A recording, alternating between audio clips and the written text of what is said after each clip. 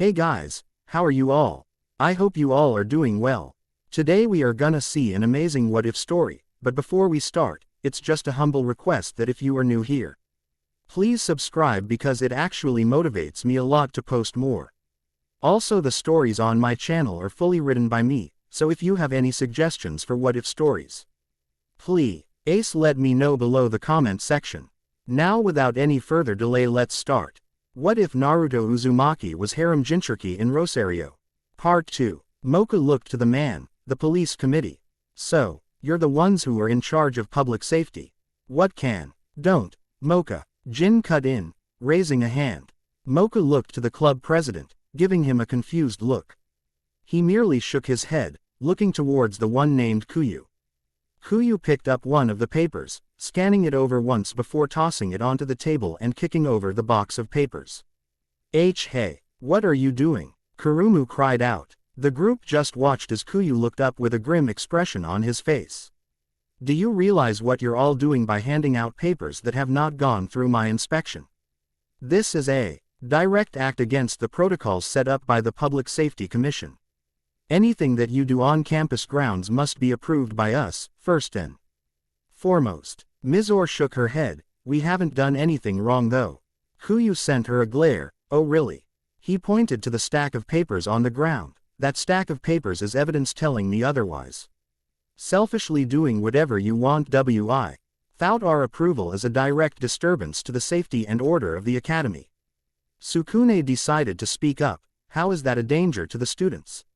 It's just a newspaper. A few of the members of the committee were now stomping on the papers that had been scattered on the ground while Kuyu spoke. Listen well, newspaper club members. We will continue to crack down on any activities that go against our. Oi, is this where the free newspapers are being handed out? All of the students looked back to the edge of the campus gates. Sukune was the first to see who had spoken out. Naruto. There stood the blonde, wearing his green academy uniform and grinning brightly. Hey, Sukune. I thought I heard right about the newspaper club making papers today, so I figured.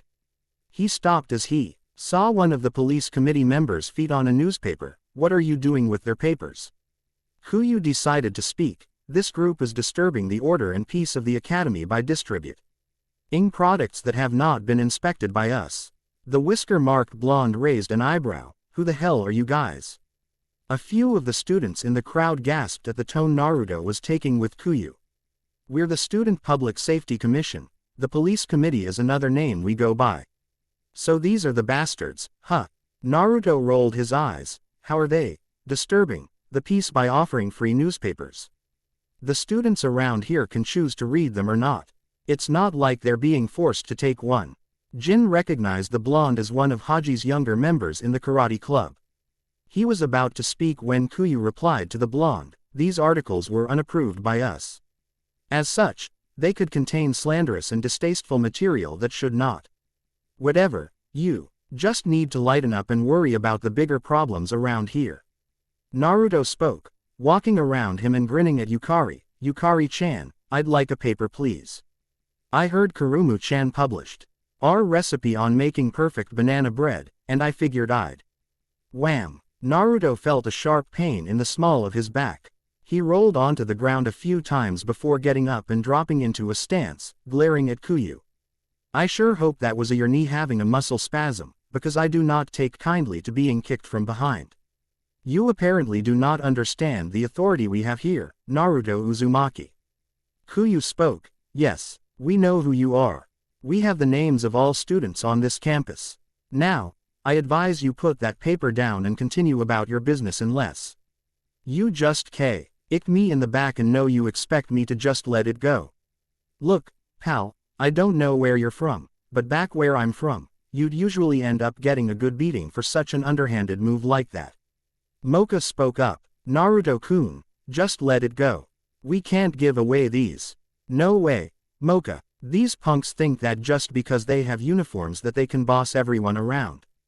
Kuyo, you gave Naruto an even look before turning on his heel. Let's go. The others in the group looked to him before he continued. We have more important matters at hand.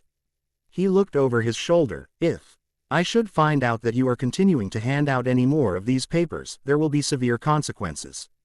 Naruto spoke up. You really like to abuse your power, don't you? Kuyu halted in his tracks. Turning around to face Naruto fully, what did you say? Naruto didn't blink. You heard me. I've met plenty of jerks like you. You think that just because you're part of some elitist group, that you can get away with crap like this? There's a limit to what you can do before you're crossing over into corrupt territory. The air seemed to become heavy for a moment, a few of the students shuddering as Kuyu and Naruto stared each other down. Naruto didn't budge, immediately adjusting himself to the killer intent that Kuyu was throwing at him. Naruto just smirked a little, but for a brief moment, Kuyu felt a sudden chill run down his spine as he looked into the boy's eyes. For barely a moment, the sapphire orbs of the blonde hand changed to a crimson red, but it was so fast he almost missed it. That won't scare me. Kuyu. Kuyu's eyes narrowed. You better keep your nose clean. Uzumaki. He looked to the newspaper club before he and the rest of the police committee left. Heed my words, newspaper club. As the police committee left, Yukari and Mizore were by Naruto's side. Are you alright? He kicked you pretty hard. Naruto just waved it off. Bah, he was a pushover. I've been hit through walls by my old schoolmate and laughed it off. That just earned a perturbed look from the two girls. Jin walked over to Naruto as well as the rest of the group. Jeesh, what were you thinking? Don't you know who you were dealing with there? Naruto snorted. Yeah, I heard of them. They're just a group that's lost their dignity and are acting like an organized gang from what I understand. Jin just gave the kid an incredulous, yet somewhat admirable, look. The kid was tough, no doubt about it. Maybe that's why Haji spoke so highly of him. Jin himself felt the strong killer intent coming from Kuyu. He was pretty sure almost all of the students did, being monsters and whatnot. For this young student to just brush off such killer intent without flinching was truly something. Hey, you know what? I think I can see why my friend Haji talks about you all the time. You're something else, Uzumaki. Naruto blinked. Thanks. The blonde took a paper, even after Ka warned him not to for fear of being reprimanded a second time by the police committee, and headed off to school. He had another hour to kill before classes started anyway, so he may as well do some light reading, he reasoned. As the rest of the students carried on with their activities, the newspaper club went about cleaning up their site, still a bit down about the ruined stack of papers. Well, most of them were cleaning anyway. Mizore seemed to be looking towards the direction Naruto had gone. Kurumu was the first to notice. What's wrong, Mizore? Mizore blinked, then turned to the succubus. Oh, nothing. What were you looking at? Kurumu asked, a knowing smile on her face, or should I say, who were you looking at? Mizore blushed while looking away from Kurumu. What are you talking about? I saw you watching Naruto-kun leave for school. You sure seem to be interested in him. She giggled playfully. It's fine. I'd go for him too if I already didn't find Sukune-kun so handsome. Mizore just crossed her arms. It's not like that. He's just good looking. I don't feel that strongly for him. Yet, Yukari added, jumping into the conversation. Mocha was beside the witch, smiling a little as well. Sukune seemed to be talking with Jin about something, so the two boys were not involved with the current conversation. Mizore sighed. I don't know. He's really nice, and sweet, and brave. He has a nice ass, too. Kurumu added while Mocha gave her a light smack on the shoulder, scolding her for not being more serious about the matter. Yukari piped up, so why don't you tell him you like him? Well, Mizore pulled out the sucker in her mouth for a moment. I also like someone else. You do? Mocha asked. Who is it? You'll laugh, Mizore said, shaking her head. We won't, we promise, Mocha said, while Yukari and Kurumu gave a nod. The Yuki Onna closed her eyes. I also like the Arashi ninja. The three girls all looked at each other before leaning in closer to Mizore. Seriously, Mizore looked to Kurumu and nodded. Why yeah. I was saved by him just the other day. I told you, remember? Well, yeah, you told us about Katsubo-sensei. It's just, I guess it was unexpected. Kurumu replied, I mean, you don't even know him. I know, Mizore groaned, slumping against a tree. It's just, he's a nice guy too. I want to get to know him better as well. The Yuki Onna rubbed her temples. Am I being shallow? No, the three girls said in unison. You're just not making a move, that's all. Kurumu said, I mean, you should try. And maybe sent hints to Naruto that you're interested in him. The Arashi ninja's cool, sure, but at least you know Naruto. She's right, Mizore. Yukari agreed, we'll help you. Mizore paled a little, help. Mocha nodded, yeah, we can try to get him to notice you more, or, maybe get you two alone. The vampire girl noticed the look on Kurumu's face. What's that grin for? Kurumu let out something between a giggle and cackle. Oh, nothing. I've just always wanted to play Cupid. Now is my chance to show my amazing matchmaking skills. Kurumu continued to laugh to herself while the other three shared uneasy looks. Surely a succubus couldn't be bad when it came to relationships, right? Kuyu sat in his office within the Public Safety Commission's headquarters, his hands folded, as he watched the flickering of a flame from the candle in front of him.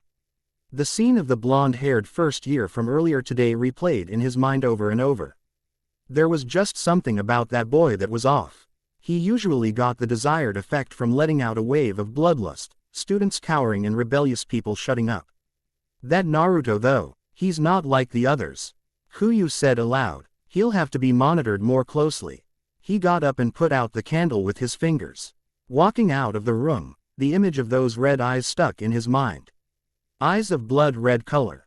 Kuyu thought, what powers does he possess? Kuyu wasn't sure at the moment, but he never was kept in the dark for too long when it came to secrets that were a danger to Yukai Academy. It was his duty to maintain the peace, after all.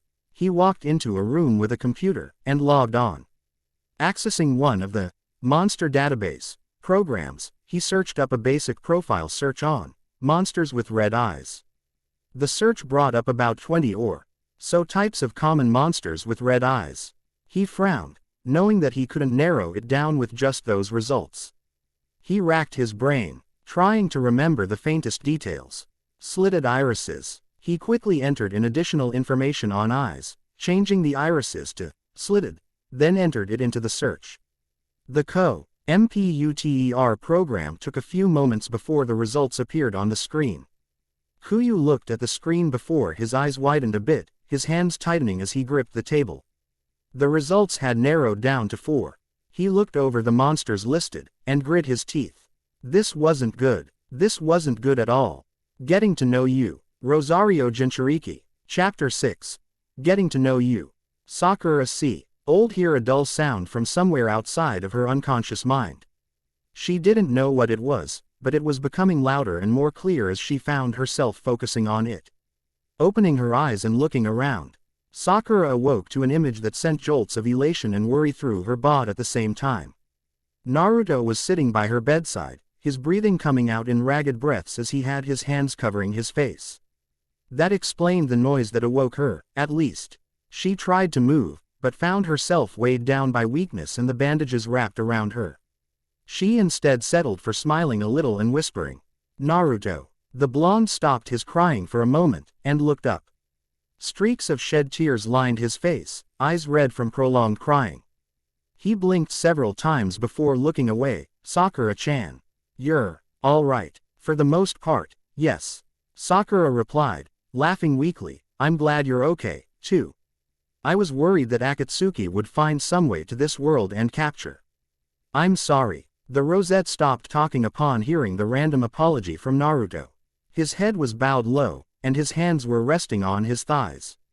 He didn't look up, nor did he say anything further. Sakura frowned. Sorry. Naruto simply nodded. The kunoichi immediately knew what he was talking about. Naruto, don't apologize for what happened. You had no way of knowing what occurred in.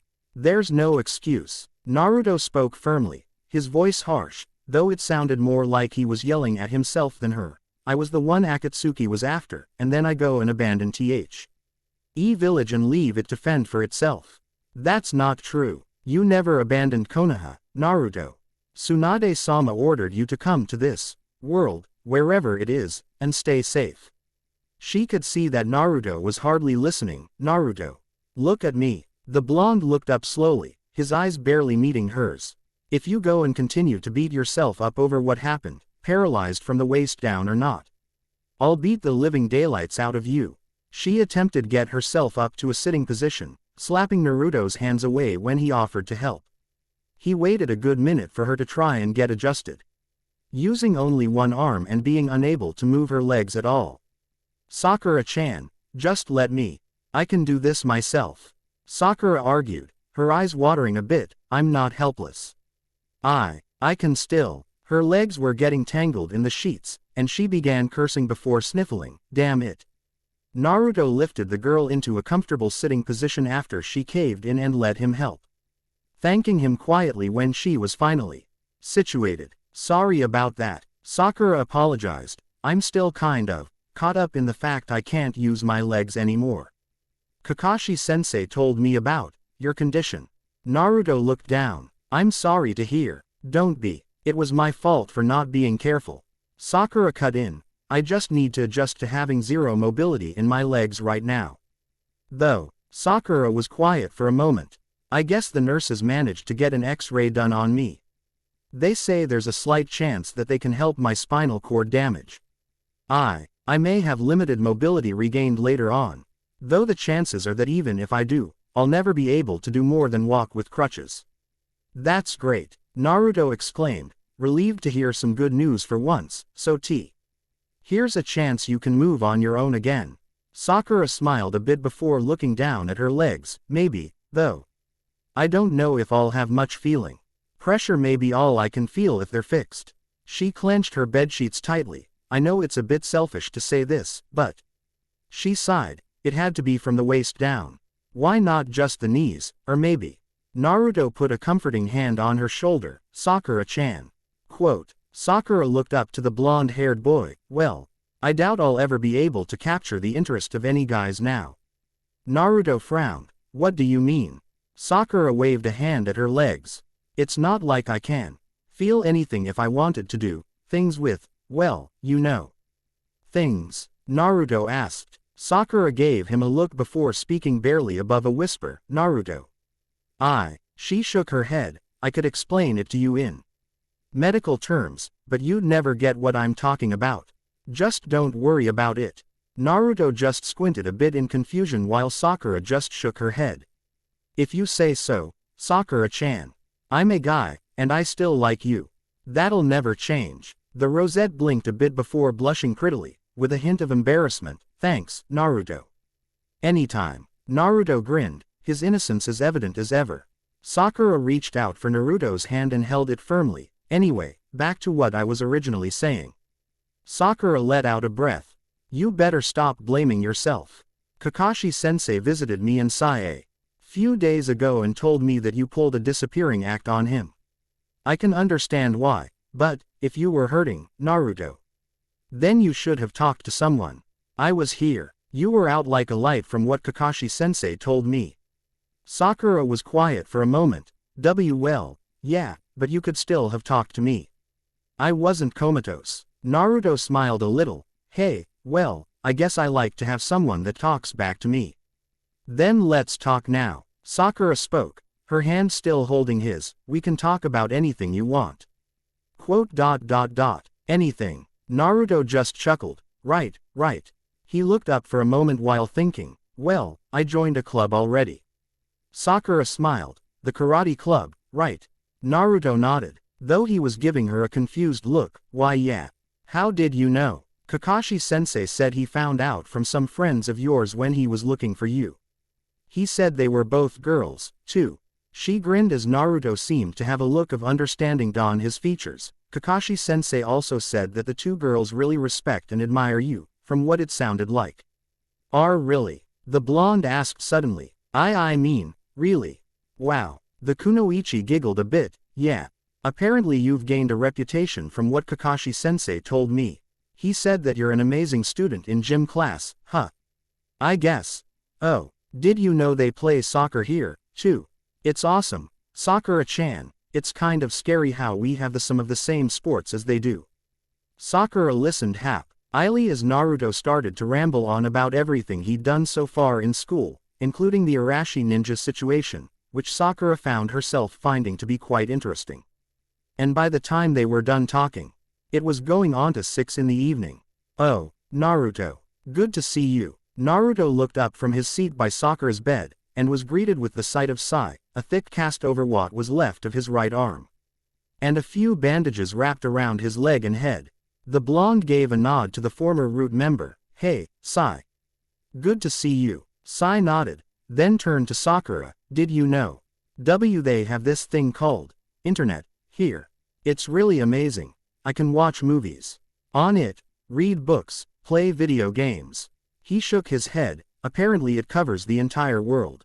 I can learn about stuff in seconds that occurred somewhere else in the world. Sakura blinked and looked to Naruto. Is that true? Naruto shook his head while laughing. Yeah, I still don't totally understand how it works. The computers here also have colored screens. You mean they show more than just black screens with green lettering? Yeah, Sakura gave a quiet wow, while leaning her head back. Kakashi-sensei was right. This world is way ahead of us. The blonde gave Sai a quick explanation of what he experienced in Yukai so far and looked at the clock on the wall to see it was now close to 7. I got to get back to my dorm room. I have some homework to do. There's an exam for my math class coming up, and I'm not really sure I have it all down yet. Sakura nodded. All right, just be sure to visit before we leave. Leave? Naruto asked. Where are you all going? Back to the elemental nations.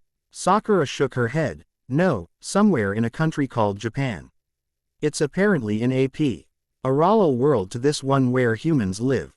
It's practically the same as here, excluding monsters making up the majority of the world's population. Sai added. Naruto gave a nod. Okay, well, at least we can keep in touch. Right, he grinned. I'm glad that you're both okay. Kakashi-sensei said you were all really hurt, so. He shook his head. Anyway, I'll stop by again when I have time, okay? That's fine, Naruto. Just make sure that your schoolwork comes first. Sakura replied. The blonde rolled his eyes. Yes, mother. That earned a pout from Sakura and a light chuckle from Sai. Ho was now lying in his bed on the other side of the room. Naruto gave the two a final wave goodbye before leaving the room. He seemed relieved. Sai commented as he looked to the door. Do you think so? The kunoichi gave a small shrug while smiling a little. I suppose he did. He's hard to read sometimes, Sai. I've found that while he's good at voicing his opinion, he doesn't always show how he really feels to those around him. Sai frowned. I read in a book that people sometimes hide how they truly feel to sometimes protect their feelings from being hurt, or to keep their friends from worrying. He looked to the window. Do you think Naruto's afraid of making us worried? Again, even after knowing him for the time that I have, he's hard to read. Though, I do believe you were right when you said he seemed relieved. Some humans got along well with certain monsters while others were less peaceful. Some cases went as far as missions to wipe out. The other, like the witch hunt, are the mobs that would storm through woods, hunting down werewolves. Another example was the Middle Ages where slaying dragons was a commonplace amongst knights of the human world. Other monsters integrated into human society fairly well. Again, the witches managed to fall into that category. The succubi were another group, as well as their male counterparts, the incubi. In fact, their species actively depended on humans for survival. Naruto sure has ended up in a strange world. Sai commented, reading a chapter on the strange cases of humans becoming monsters. Did you know that a person can become a monster if enough of certain monsters' blood is injected into them? Sakura made a gagging motion. Yuck. Seriously, who would go and inject their blood into another, especially a monster into a human, for no reason? Sai nodded. That's what I thought. Apparently some monsters have healing properties in their blood. A prime example they've mentioned several times is the vampire. Sakura paled. The vampire. They exist. Sai nodded. Yes, but apparently vampires aren't like we perceive them. They're living beings who just feed on blood for nourishment. They can eat and drink like we can, and appear to be almost like that of humans. Scholars believe that vampires gained human appearances through evolution. Vampires that appeared human-like were more capable of adjusting to man life and were able to settle down and have an immediate access to food. It's also the reason why so many vampires seek a relationship with humans, so they can have a single, trustworthy source of blood.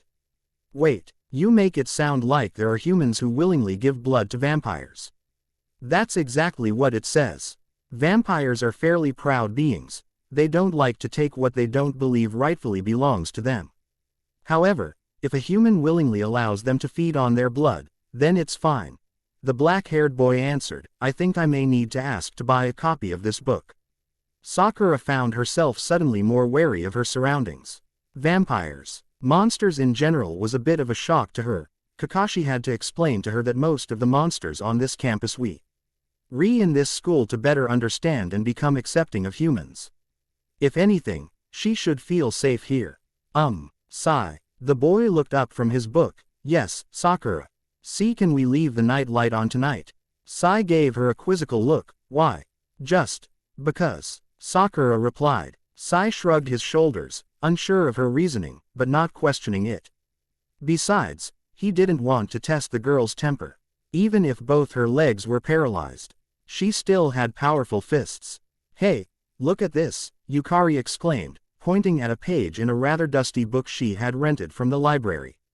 It says here that some shinobi are capable of summoning creatures to help them complete various tasks. She went over the contents. Some examples include dogs, birds of prey, predatory cats, and even frogs.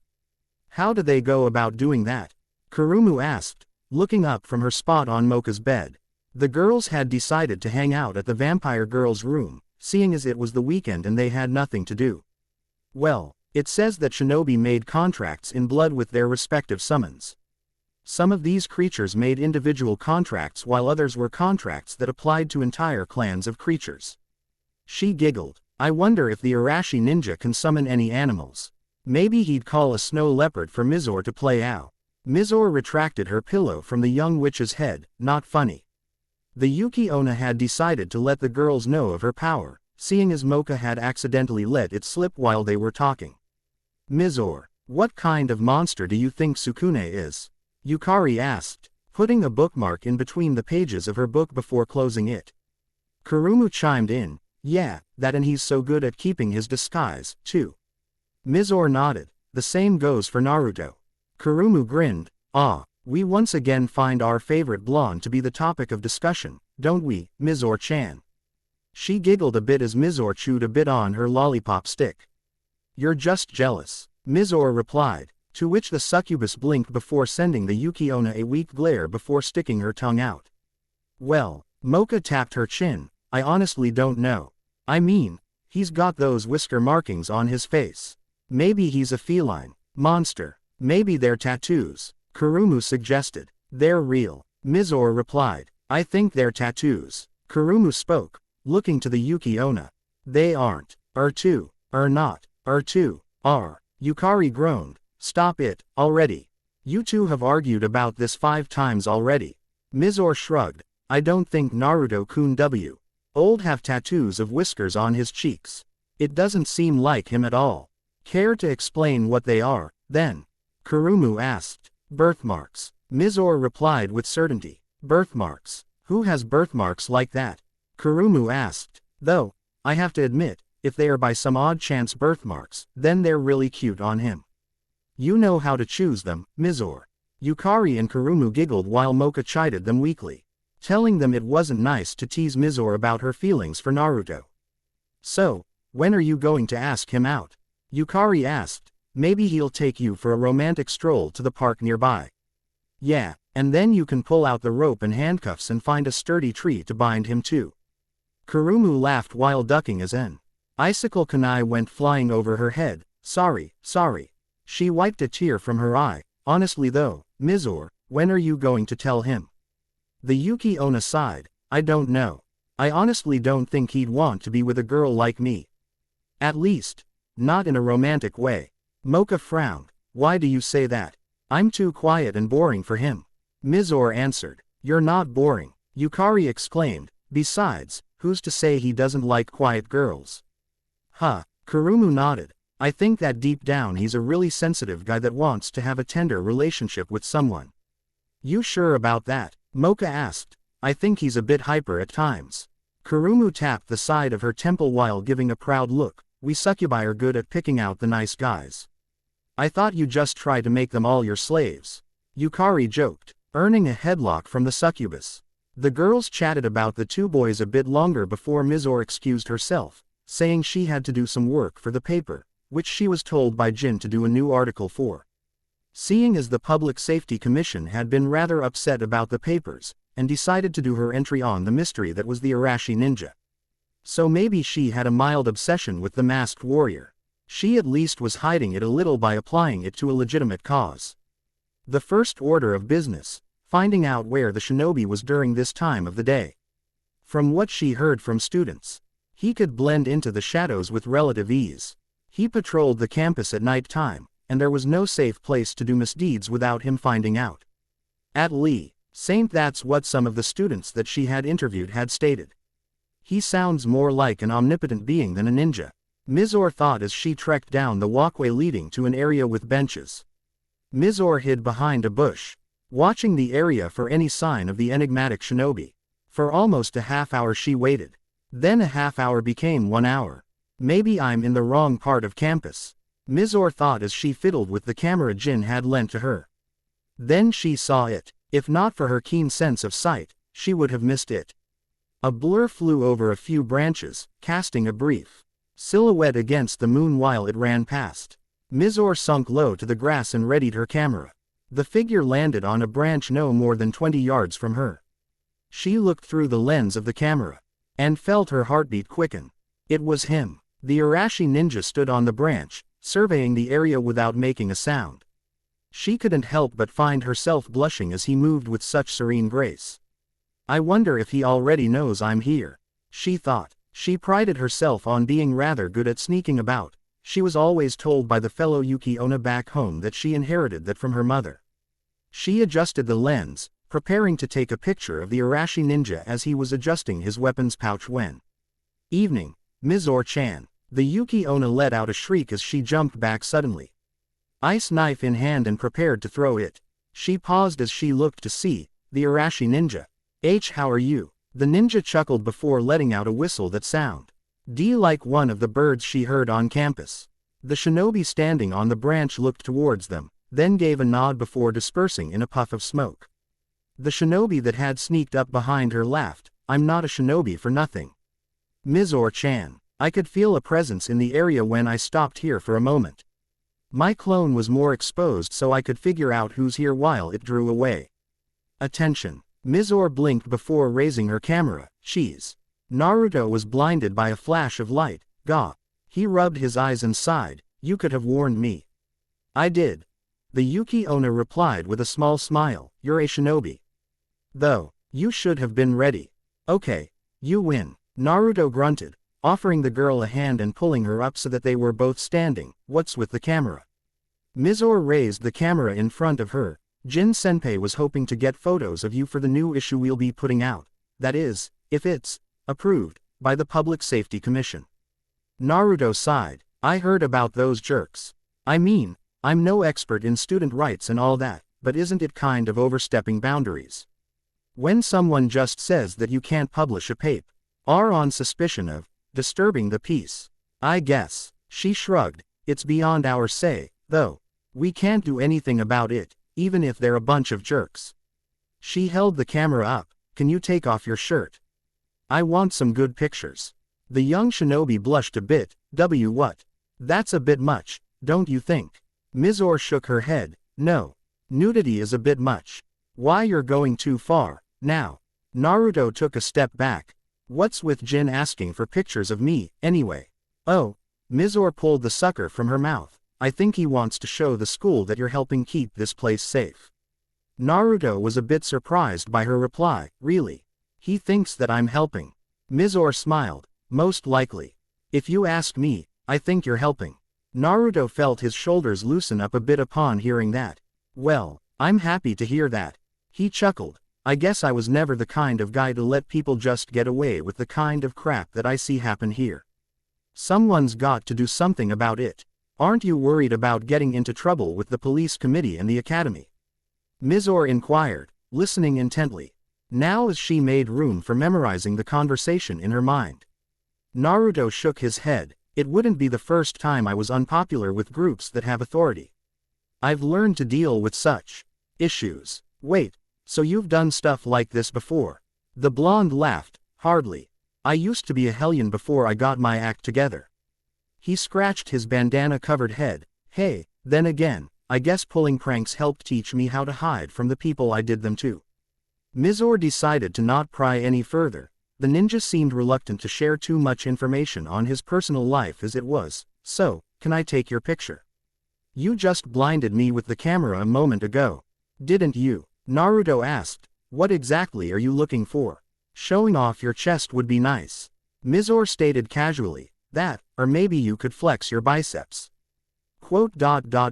You sure you're not doing this for yourself? Naruto joked. Mizore just smiled while holding the camera up. How about this? Make it look like you're just jumping around. Like I'm actually hidden from your view. It'll look better, and that way no one will go and bombard me with questions about how come you decided to let me get photos of you. Naruto pondered over it for a moment. Alright, but not too many. Mizore nodded. Deal. Mizore hummed to herself as she looked over the pictures she had taken. The camera developed them as she took them, so she didn't have to bring them to the photography club to get them done. The Arashi ninja, she realized, was a rather down-to-earth guy once you got past his weird battle cries, corny attack names, and his tendency to be cautious at all times. She'd bring the pictures she had taken to club tomorrow and Jin would have them placed in the next issue. Well, she decided to keep one for herself. It was just a picture of the ninja hanging from a tree limb with one hand holding a kunai while the other grasped the bark. I wonder if he's a student here. Mizore thought aloud. It wasn't too crazy of an idea. He appeared to be around her age. Possibly a bit younger. She had no proof, but he was definitely young-looking. Letting out a small sigh, she set the picture on her desk before plopping onto her futon mattress. She needed to get some sleep. Tomorrow was their exam for human history. Naruto groaned as he walked out of history class, relieved that he could finally escape the evil that was homeroom. If not Nekonome's bright and cheery personality, he probably would have lost it by now. Mizore smiled as he exited the class. She had finished only 2 minutes before him, and decided to wait for him to finish. How did you do? I'll be happy with a passing grade. Naruto commented, reminding himself not to gripe about sucking at the history of his own species. I think Sukune was right about the Sphinx being in that one country. Egypt. Quote. Mizore suppressed the urge to laugh. Naruto-kun, the Sphinx is a well-known wonder of the ancient world. How could you not know that? Education is important, including history. The blonde, as well as Mizore, looked to see Sukune and Mocha walking towards them. Mocha had been one of the first students to finish, and Sukune had finished only 10 minutes after her. Sukune was rubbing his neck a little, and Naruto noted the faint bite marks, a telltale sign that Mocha had gotten a quick snack in for midday. Yeah, Naruto sighed, it kind of sucks that we have nothing to do. I was hoping to play some soccer today. Mocha beamed. Well, it's still really nice out today. You can still do something outside. Sukune gave a grin. That's true. The four headed outside, and sat on some benches near the lunch area where students often ate. Sukune and Mizore were currently discussing on their idea of a joint article for the new paper, seeing as the Phi RST1 was apparently bad, and disturbing the peace. Hey, Mocha, Naruto began in a hushed tone, so, have you decided when you want to spar? I don't know what you're talking about, Naruto-kun. Mocha replied, when did I ever say anything about sparring? Quote. Naruto was quiet for a moment. You spoke to the Arashi ninja about it, didn't you? Mocha's eyes widened. I did. When? Who told you? Why yeah, Yukari told me about it.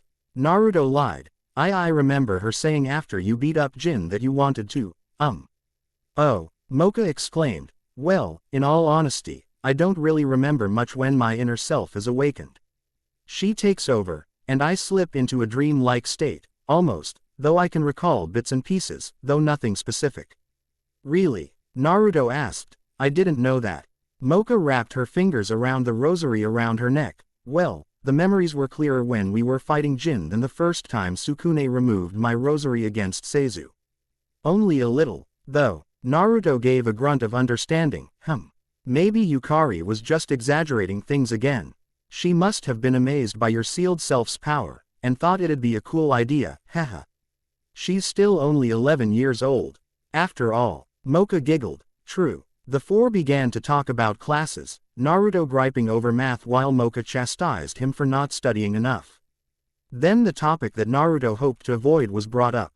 So, Naruto, what are your thoughts on the Arashi ninja? Naruto looked to Sukune. That ninja guy, I don't really know. He seems alright, but I've never seen him. Maybe if you were around us more you'd see him. Mizore stated with a smile. He's actually not that bad. Take a look. She set a few of the photos she had taken of the ninja on the table. He even posed for me. Sukune raised an eyebrow. Wow. These are awesome, Mizore. We can definitely use these for that article of yours. Naruto looked at one of the photos and couldn't help but smirk to himself. Wow. These are awesome pictures, Mizore-chan. You said he posed for you too. Mizore blushed. Yeah, he's actually a very nice guy. He doesn't act all proud and he's super strong. He just wants this place to be safe for everyone.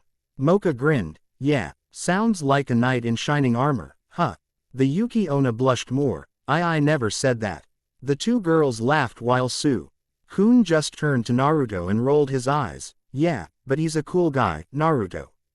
I think he might be a student here, even. Really? You don't say. Naruto laughed nervously. Why do you say that? Well, he's about the same height as you and me, and he looks like he's about the same age as us. He's got a sexy body, too. Mizore added, though she seemed to be talking more to herself. I wonder if he's dating anyone.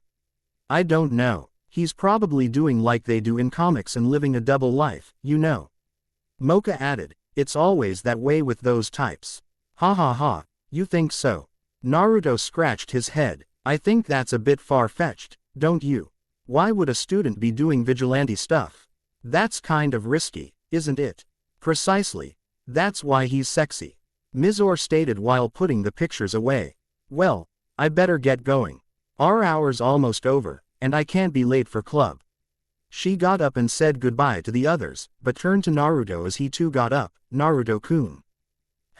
The Yuki Onna looked to the ground for a moment before looking up, her face still flushed red. Would you be willing to have an interview with me on the karate club?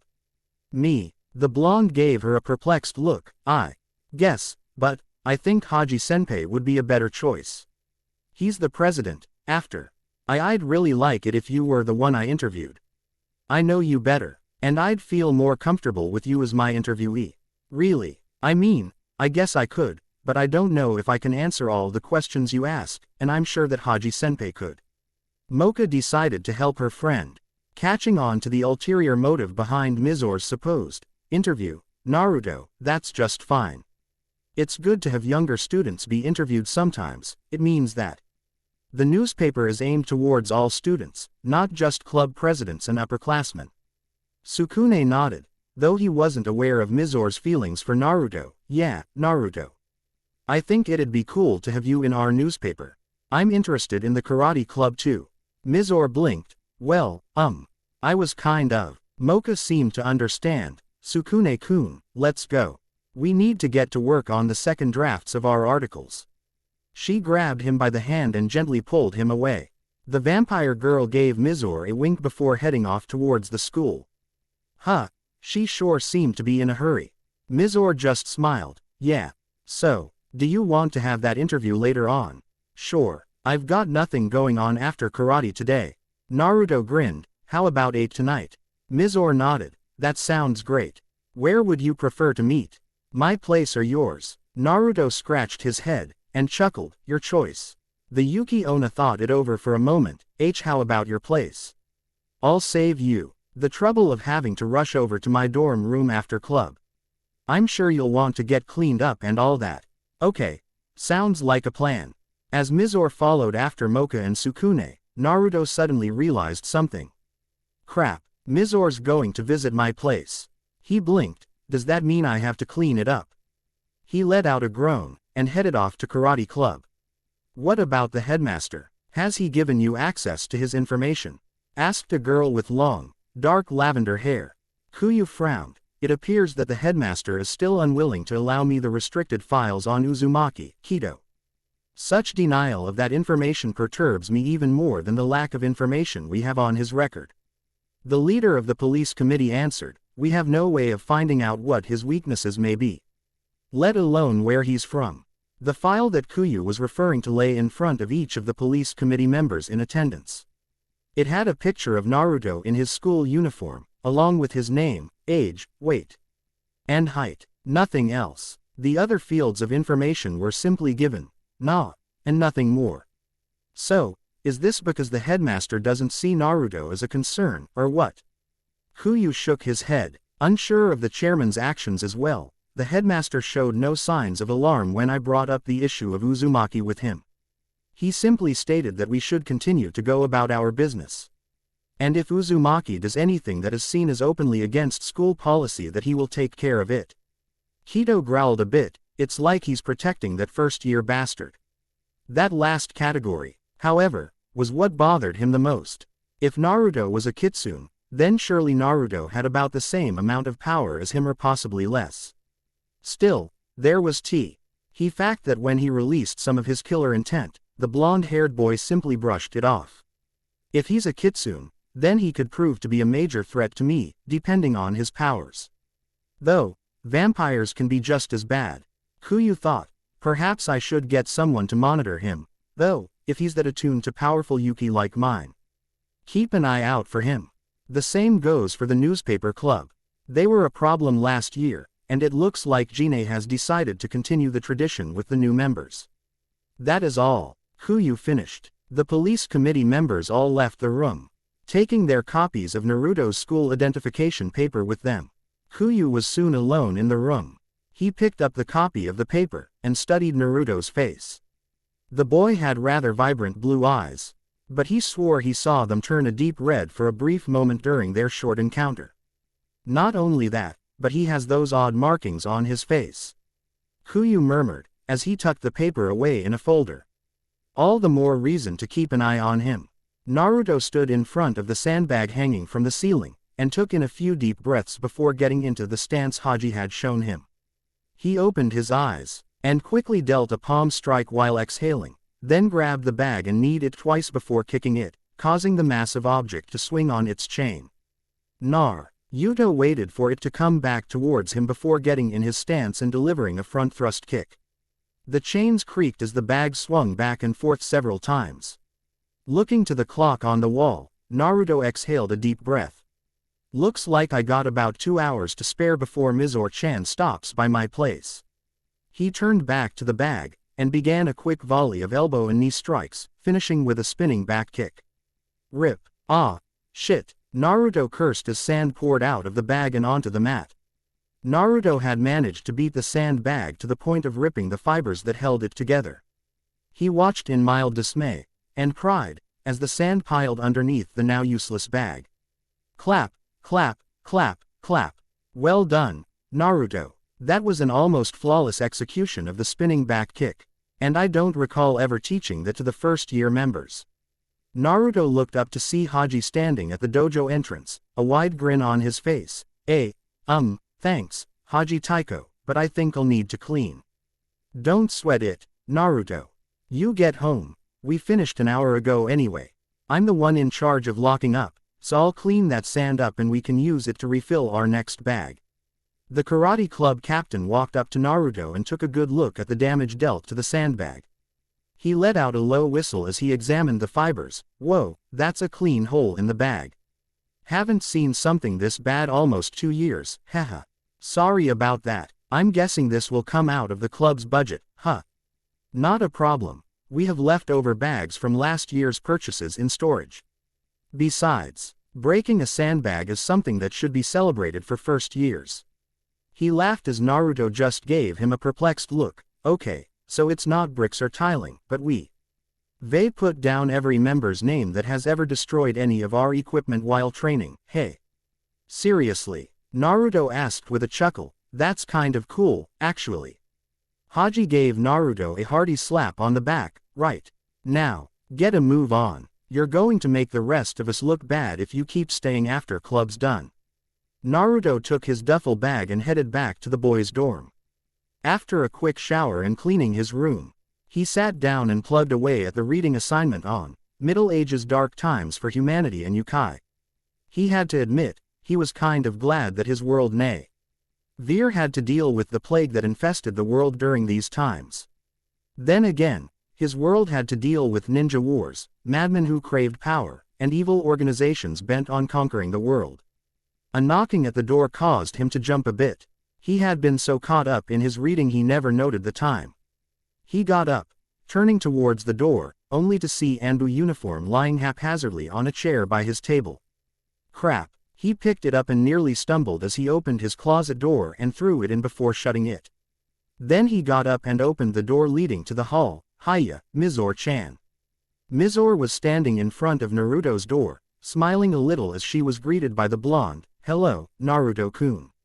Can I come in?" Naruto ushered the girl in and the two sat at his table. "Want anything to drink?" "Ice water would be fine." You sure? I got fruit juice, I can warm up some tea or ice water." Naruto laughed. "Alright, one big glass of ice water coming up."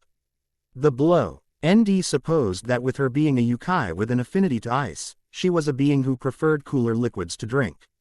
Naruto helped himself to some green tea he had made earlier, and after setting the 2 cups down, spoke, "So, you wanted an interview?" "Yes, if that's all right." Mizore replied. "Nothing formal, just a bit of information and your thoughts on karate club so far." "We're a club, yes. But we also like to promote other activities on campus as well. Give students something to look for on weekends if they have nothing else to do." "Hey, I suppose, Naruto leaned back in his chair. "Well, I suppose I could start with my interest in martial arts." It was close to 11 by the time Mizore looked at the clock again. "Oh wow, is it really 11? Naruto blinked, and laughed. "I guess so. I sort of went on a rambling session, didn't I?" Mizore shook her head. "Not at all.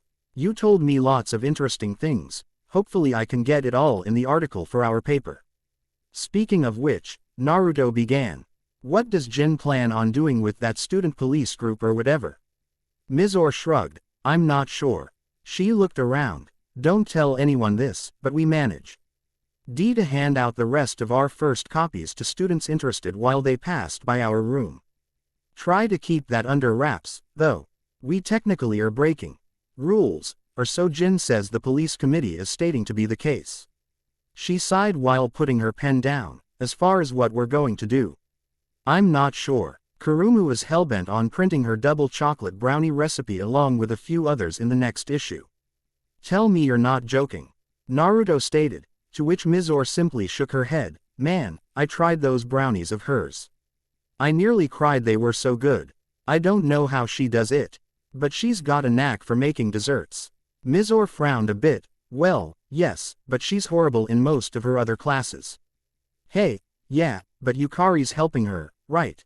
"True." Mizore spoke. "I could probably make desserts too, if I had an interest in them like she does." "Well, if you make anything, I'd happily try it." "Really?" Mizore asked. Well, I'm good at making homemade ice cream." "You can make ice cream?" Naruto asked. "I haven't had ice cream in ages." "Neither have I." Mizore pulled out her sucker and adopted a pensive look. "In fact, I think I was at a winter festival in some town with my mother a few years back when I last had ice cream." "Well, what are we waiting for? Let's make some this weekend." Naruto stated. "I've got nothing going on except for karate on Friday afternoon." "How about it? Maybe the whole gang can join us." I suppose." Mizore agreed. "I'd like that a lot, Naruto-kun." "Neat." Naruto grinned. "So, anything else you need from me for your interview?" "No, that should be good," Mizore replied, putting her notes into her bag that she had brought along. "I enjoyed talking, Naruto-kun." She paused for a few moments before speaking again. Much quieter this time. "You're the nicest guy I've met in a long time."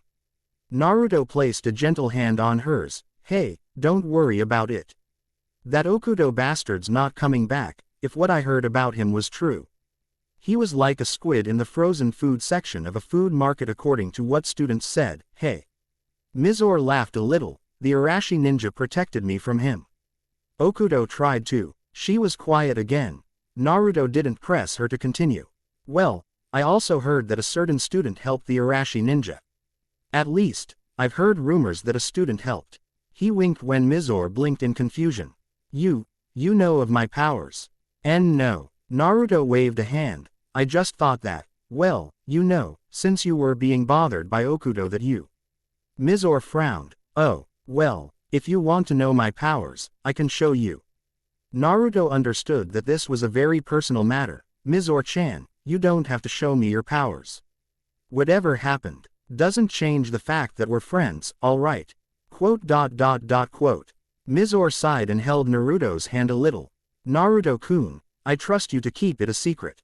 Mizore-chan. Now, Naruto wasn't worried so much as he was concerned about frost building up in his apartment. Still, this seemed to matter a lot to Mizore. He gave her a smile. Alright, Mizore-chan. Show me if you want to. Mizore let go of Naruto's hand. And in what seemed like seconds, the room cooled rapidly and Naruto was staring at Mizore in her Yuki Onna form. He felt his face heat up as he looked into Mizore's deep blue orbs. He didn't know why, but there was just something captivating about her true form that made him stare. Wow. Mizore, much to her credit, managed to stop herself from blushing too much. She could practically feel Naruto's eyes upon her. But she noticed that his eyes never really left her face. She laughed a little. Naruto-kun, if you keep staring, you might bore a hole in my head. The blonde blinked before turning a deep reed. Sorry, I was just caught by surprise. I'm a Yuki Onna, a monster of the ice and snow. Well, I have to admit, I was expecting you to have teeth and claws, maybe scales. What if I did? Mizore asked. Naruto shrugged. You'd still be my friend. Just so long as you don't decide to eat me in my room, haha. The two laughed a little before Mizore spoke. I see. I'm from a village in a place that's always covered in snow. I guess since I normally live in such a cold place, I'm used to the cold. I don't like really warm temperatures too much. Naruto nodded. So, are these made of real ice? He pointed at the icy claws on her hands, to which Mizore simply smiled. You can touch them if you want, Naruto-kun. They won't bite, Mizore teased. The blonde touched the icicle claws and, just as he thought, they were indeed icicles. While they were cold, he could also feel a sense of warmth deeper within them. Perhaps not so much a warmth in the literal say. NSE is a warmth of a living being's aura, in this case, the aura of Mizore. So, can you feel with these? They're sort of the same as my human form's fingers are. I can feel pressure, temperature, and pain with them. Mizore answered, finding her impromptu lesson on Yuki Onna to be rather enjoyable. Wow. That's so cool.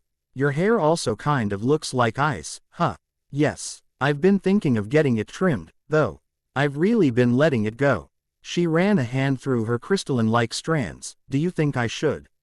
It's your hair, Mizore-chan. It'll look fine either way. Mizore rolled her eyes. She expected that kind of response from Naruto. As she reverted to her human state, she noticed Naruto was looking at her somewhat pensively. Something the matter, Naruto-kun? Blinking quickly for a second, Naruto's face evened out and he looked away from her. Well, I was just thinking, you did trust me and show me your true form. He paused for a moment before continuing, facing towards her again.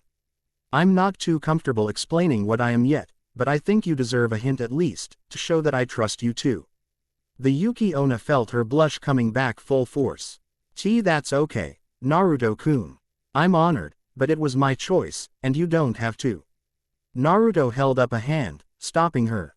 The blonde tossed her a small smile before speaking. The only other person who knows this fact is Sukune. But that's only because we were on the same bus coming to this school. Naruto looked away again, briefly, before turning to face her and looked right into her eyes. Technically, I'm a human, Mizore-chan. Mizore's mouth formed an O shape before a look of concern settled on her delicate features. It wasn't long before she started to stutter out a response. Wait, are you really? Are you okay? They say that they can kill any humans they find here, so it must be really dangerous for you. Seeing the smile on Naruto's face, She stopped talking, only to turn away slightly and mumble. I don't want anything to happen to you. Naruto's smile only grew larger as he moved one hand behind his head. I don't think anything will happen to me, Mizore-chan. The headmaster let me come to this school knowing I'm a human. Mizore appeared to calm down, but was still frowning. That may be, but there are other monsters in this school that won't care, and still try to hurt you if they find out somehow. That's what the Arashi ninja is around for, right? He'll save me. Naruto laughed, grinning, and he saw her mouth twitch upwards again, but she still didn't seem appeased. Look, Mizore-chan, I'm not completely defenseless like most humans you've learned about. I did say that I'm human, but that's not all I am. I'm not a monster, but I'm not a boundary being either. I'm something else entirely. Now Mizore simply looked confused. I didn't think there was anything else. Naruto shrugged. There is, but we're very, very rare. In fact, only 9 of my kind can possibly exist. I just happen to be one of them, I guess. So, what can you do? Mizore was leaning forward slightly, her eyes glowing. She was definitely interested in whatever he had to say. I don't really know if I trust telling anyone that, yet. I'm sorry. As Mizore started to pout, Naruto quickly held up his hands in a placating gesture, but I might be able to give you a very small sample. Mizore didn't say anything, but settled for nodding rapidly, causing her long hair to bounce around her face animatedly. Grinning once again, Naruto let out a deep breath and calmed himself. Opening his eyes, he stared at Mizore and tried to pull on a very, very minuscule amount of Kyuubi's chakra.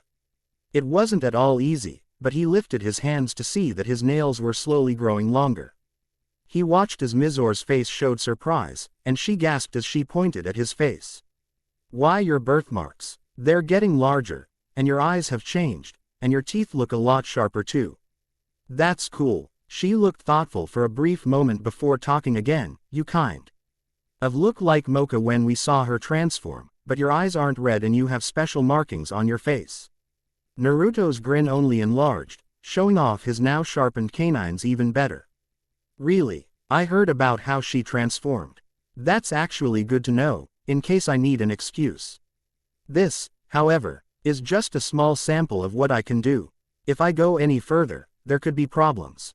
Now that he thought about it, he did see some similarities between some of the features Kyuubi gave him and what Mocha looked like when she had transformed. He figured his eyes weren't red since he was drawing on such a small amount of the vile chakra while he was calm and not angry or agitated. Problems. Naruto shook his head. Don't worry about it right now. Mizore looked like she wanted to press him further, but resisted. Instead, she gave an inquisitive look to the blonde. Are you strong? Naruto simply winked at her instead of replying, causing her to let out a small giggle, which Naruto found that he liked the sound of. He let the small amount of the Kyuubi's chakra flowing through him recede, causing his eyes to revert back to their normal pupil form and his nails to shorten. He felt his pointed canines begin to lose their sharpness as well, and eventually the tainted feel to his chakra was gone. Anyway, on the tests the headmaster performed when I got here, they all showed that I was definitely human. But when I told him what I really was, he seemed more said than anything else, and told me I'd fit right in. I think he already knew what I really was, and was just humoring me, since he knew one of my sensei from my home town. Naruto started to chuckle, and Mizore found herself joining in his laughter as she was wondering just what in the world Naruto could be. He claimed to be human, but something different than an ordinary human. It was obvious he had unique powers. But he claimed he wasn't a monster or a boundary being as she knew them to be, even if he did strongly resemble a vampire. All in all, it was very puzzling. A part of her wanted to go to Yukari, to see if maybe the brilliant witch had any ideas, but quickly put that thought out of her mind when she remembered Naruto trusted her not to tell anyone. She would not betray that trust. Especially not if. Glancing at the clock once again as she tried to stifle yet another blush she was certain was covering her face, her eyes widened when she realized it was only getting later. Well, I should get going. I still have to get some reading done for Nekonomi's-sensei to do. It's pretty short, Naruto commented. You'll finish it before it gets to be too late. Good. I don't I'd enjoy reading until 2 in the morning tonight. She picked up her bag. I'll see you tomorrow, Naruto-kun. Mizore, do you want me to walk you back to your dorm? Mizore raised an eyebrow before smiling. I'll be fine. Naruto-kun, I can take care of myself if anyone would try to do something to me in the middle of the night. Okay. Be careful though. That Arashi ninja is only one guy, haha. Naruto joked, though it was true. Oh, I'm not too worried. Besides, Mizore added, if anything would happen to me, I can always have you beat up any guys who try to do anything to me. Naruto gave her a thumbs up, you bet. Quote, Mizore left Naruto's dorm after that. She let out another long sigh as she walked down the hall. I really hope Kurumu doesn't start to get on my case about him. Knowing her, she'll probably try to make a love potion for me to give him in some cookies. Naruto, meanwhile, was sitting in his chair, trying to keep the image of Mizore in his mind. He wasn't quite sure what he was feeling, but he did know that he found her attractive, with or without her true form. Still, there was the problem with trying to keep his double life going. Being a student and a shinobi vigilante was hard enough. Dating was something he had no experience in whatsoever. Wonder if Ero Sennin's got any notes on dating. Naruto frowned. Did I seriously just consider looking at his scrolls for? Before anything further could be said, his world suddenly went black for a brief moment before the image of a clear night sky met his vision. He bolted up, and looked around. What the? Where the hell am? Naruto. Hey. Naruto turned around to the sound of a familiar voice. He was met with the image of a large, bright orange-colored toad, Gamakichi. Where am I? The son of the legendary Gamabunta smiled. You're in our world, Naruto. This is the land of Myobokuzen. Naruto's eyes widened. Jiraiya told him once that the only way to get to the land where the toads of his summoning contract lived, he would have to travel for a month on a secret route from Konoha to the mountainous region, or be reverse summoned to the lands. Did you summon me here? Nope. Fukasaku-sama did. Naruto rolled the name around in his mind, but was unable to draw a face to the name, Fukasaku. That'd be me, Naruto-chan. Naruto was a bit taken back when he looked down beside Gamakichi. To a small green toad that looked to be several eons older than both him and the larger toad, I'm Fukasaku, one of the elders who live here in Myobokuzen. Fukasaku answered, I helped train Jiraiya in the art of senjutsu. And if you want, I'd like to offer you the same opportunity.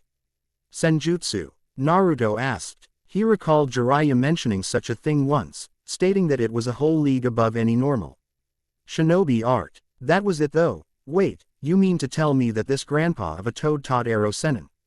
Gamakichi frowned. Oi. Watch it, Naruto. Fukasaku's one of the wisest of all toads to have ever. Ha ha ha, it's all right, Gamakichi.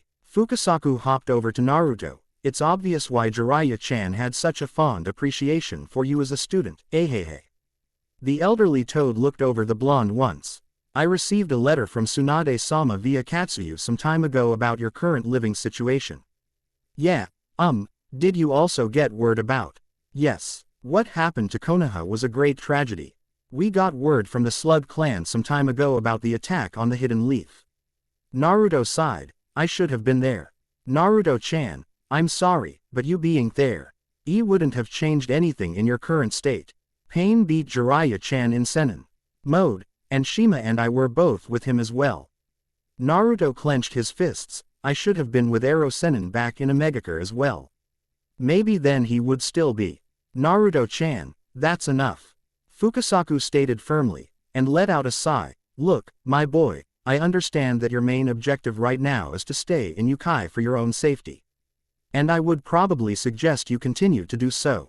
However, the elderly toad gave Naruto a small smile. Jiraiya-chan stated that you have a vast amount of potential to me on more than one occasion. Whenever you've got free time between this school you're going to, I'd like to help you learn how to use senjutsu. Okay. Naruto nodded. Fukasaku made a hand seal, and a small scroll appeared in his hands. Here, Naruto-chan, this is for you. It explains the basics of what senjutsu is. Read it over until we begin our training here. Sound good, Naru? took the scroll from Fukasaku's hands, and grinned, "Sounds fine by me. Great to hear. Now, I'll let you get back to that Yukai Academy of yours. Keep in touch with us, alright? Just summon one of us toads when you want to begin your training." Naruto would have said to just train him now, but he didn't want to have Kakashi, Sakura, Sai, and his other friends go into a panic at his sudden disappearance. So he just gave a nod to the two toads. "Roger that. I'm pretty sure that I'll have time to start training sooner rather than later." "Good. I look forward to when we can get started on your training then, Naruto-chan." Naruto's world disappeared again for a moment before he found himself back in his room. He looked to his clock, and laughed. No more than 10 minutes had gone by since he had been summoned. He was soon in his bed, yawning deeply. Tonight, he would lay off the Arashi ninja duties. He just hoped he would find the time to begin his training with the toads soon. While school supposedly came first for him right now, he was still a ninja, and Akatsuki was still around if he was guessing right. "Well, tomorrow's another day to worry about that," Naruto stated with another yawn. Closing his eyes, he eventually drifted off to a sound sleep, the cool breeze of the night air blowing gently through his window as he slept. A sage, not just a shinobi anymore, no. Naruto was going to train to become a true sage. Drip. Naruto opened his eyes and blinked away the sleep. Taking a look at his surroundings, he cursed. Pipes on walls, dim lighting, water on the floor. Damn fox, what's he up to? Naruto walked down the corridors that he always seemed to know how to navigate despite not having any real mental map of the place in his mind. He turned a corner and found D himself within the chamber where the giant cage was. "Alright, you damned fox, what's this all about? I'm trying to sleep." There was a deep rumbling sound that sounded like a growl emanating from behind the bars. Naruto didn't flinch as two bloodshot, red irises opened behind the cage bars, as well as a set of large, wickedly sharp teeth. "Naruto. It's been too long, you whelp. Cut the crap. What do you want? Did you call me here because of the chakra I drew upon earlier?" The Kyuubi roared in laughter. "Ha ha ha. This has nothing to do with that negligible amount of chakra of mine that you drew upon." The demon fox looked upon Naruto for a moment before continuing, its blazing red eyes not leaving his. "You've grown even more of a backbone since we last spoke, eh?" The fox neared the cage. Tendrils of reddish-orange chakra leaking out from behind the bars. "I was just curious as to why you didn't crush that fool. Who challenged you earlier when those obnoxious little friends of yours were selling those papers? Who are you talking about? Kuyu. Yes, I suppose that's the name he used." Naruto frowned. "He wasn't worth my time. I had to get to class, anyway." "What's it to you? You mean to tell me you couldn't sense it from him?" The Kyuubi questioned. "HMPH, I should have guessed as much from a pathetic mortal like yourself." "Sense what?" Naruto asked. "You mean his killer intent. That was weak. I've felt worse from Tsunade Bachan. So you couldn't sense it?" The demon fox stated, though it seemed to be mostly to itself. "Forget it, you'll surely learn soon enough. Now leave." Naruto grit his teeth. "What the hell is that supposed to mean? Sense what, you damn wad of furry?" The world around Naruto went white, and the blonde blinked before everything went dark again. He opened his eyes to find himself lying on his bed, the early morning sunlight peeking through the window. Naruto grimaced. "Damn it. The fox must have just wanted to ruin my sleep." Stretching, Naruto sat up on his bed and groaned as he looked at the clock. 4:55. He still had several hours worth of sleep he could get before he needed to get ready for school. Slumping back into his bed, he sighed. If the Kyuubi was communicating with him openly, that meant one of two things. Either Naruto was unconsciously drawing more on the fox's powers, or the seal was weakening. As Naruto had been avoiding the chakra of the Kyuubi for quite some time, that left him with option 2. If the seal was weakening, then it needed to be fixed, and Naruto hadn't the faintest of ideas on what to do to solve such a calamity. The seal was the only thing holding the Kyuubi within him. If it got weak and decided to for whatever reason to fail at doing what it was designed to, so he, along with wherever he would possibly be at the time, would be screwed royally. Rolling over, he pushed the thought back for now. He was still tired, and wanted all the sleep he could get. Still, The fact that he had an almost casual conversation with the Kyuubi was weighing down upon him. Would it get worse for him? Was it just a normal thing for him to experience? He had no clue, but he was going to find out. More on our blonde-haired protagonists, and Mizor's attempting to get closer to Naruto as well. Oh, the drama. On a side note, this isn't going to be a Narusaku fic. I know it may have seemed like there was romantic stuff going on earlier, but this won't be as such. I just see Naruto and Sakura as very close friends, especially now with what's happened to them in this fic. She'll likely become more a big sister figure for him. So, no need to pull hair out over it, lol. One more thing, I'd like to give a huge thanks to Paradox Jast for helping me mold out this chapter and Makin. It better than what I had started with. Well, as always, thanks for reading, and keep your eyes peeled for Chapter 7. Later, interlude. Paper and pen may better show what's going on outside of the main action within the chapters. Enjoy. Rosario Jinchuriki interlude. Paper and pen mother. Hello, it's been a while since I've had the chance to write to you. I hope everyone is doing well back home. Things are going fairly well for me in Yukai. The classes are a bit boring at times, but I have made a few good friends, so I'm dealing with the boredom. On that note, there is a very important thing I want to ask your advice on. It's about a boy I met during the beginning of the school year. His name is Naruto Uzumaki, and he is an amazingly nice boy. I honestly mean it, too. He always listens to what I and our friends have to talk about, and always tries to give his thoughts and help us. Mother, I don't know what I truly feel right now for him, but I do care about him.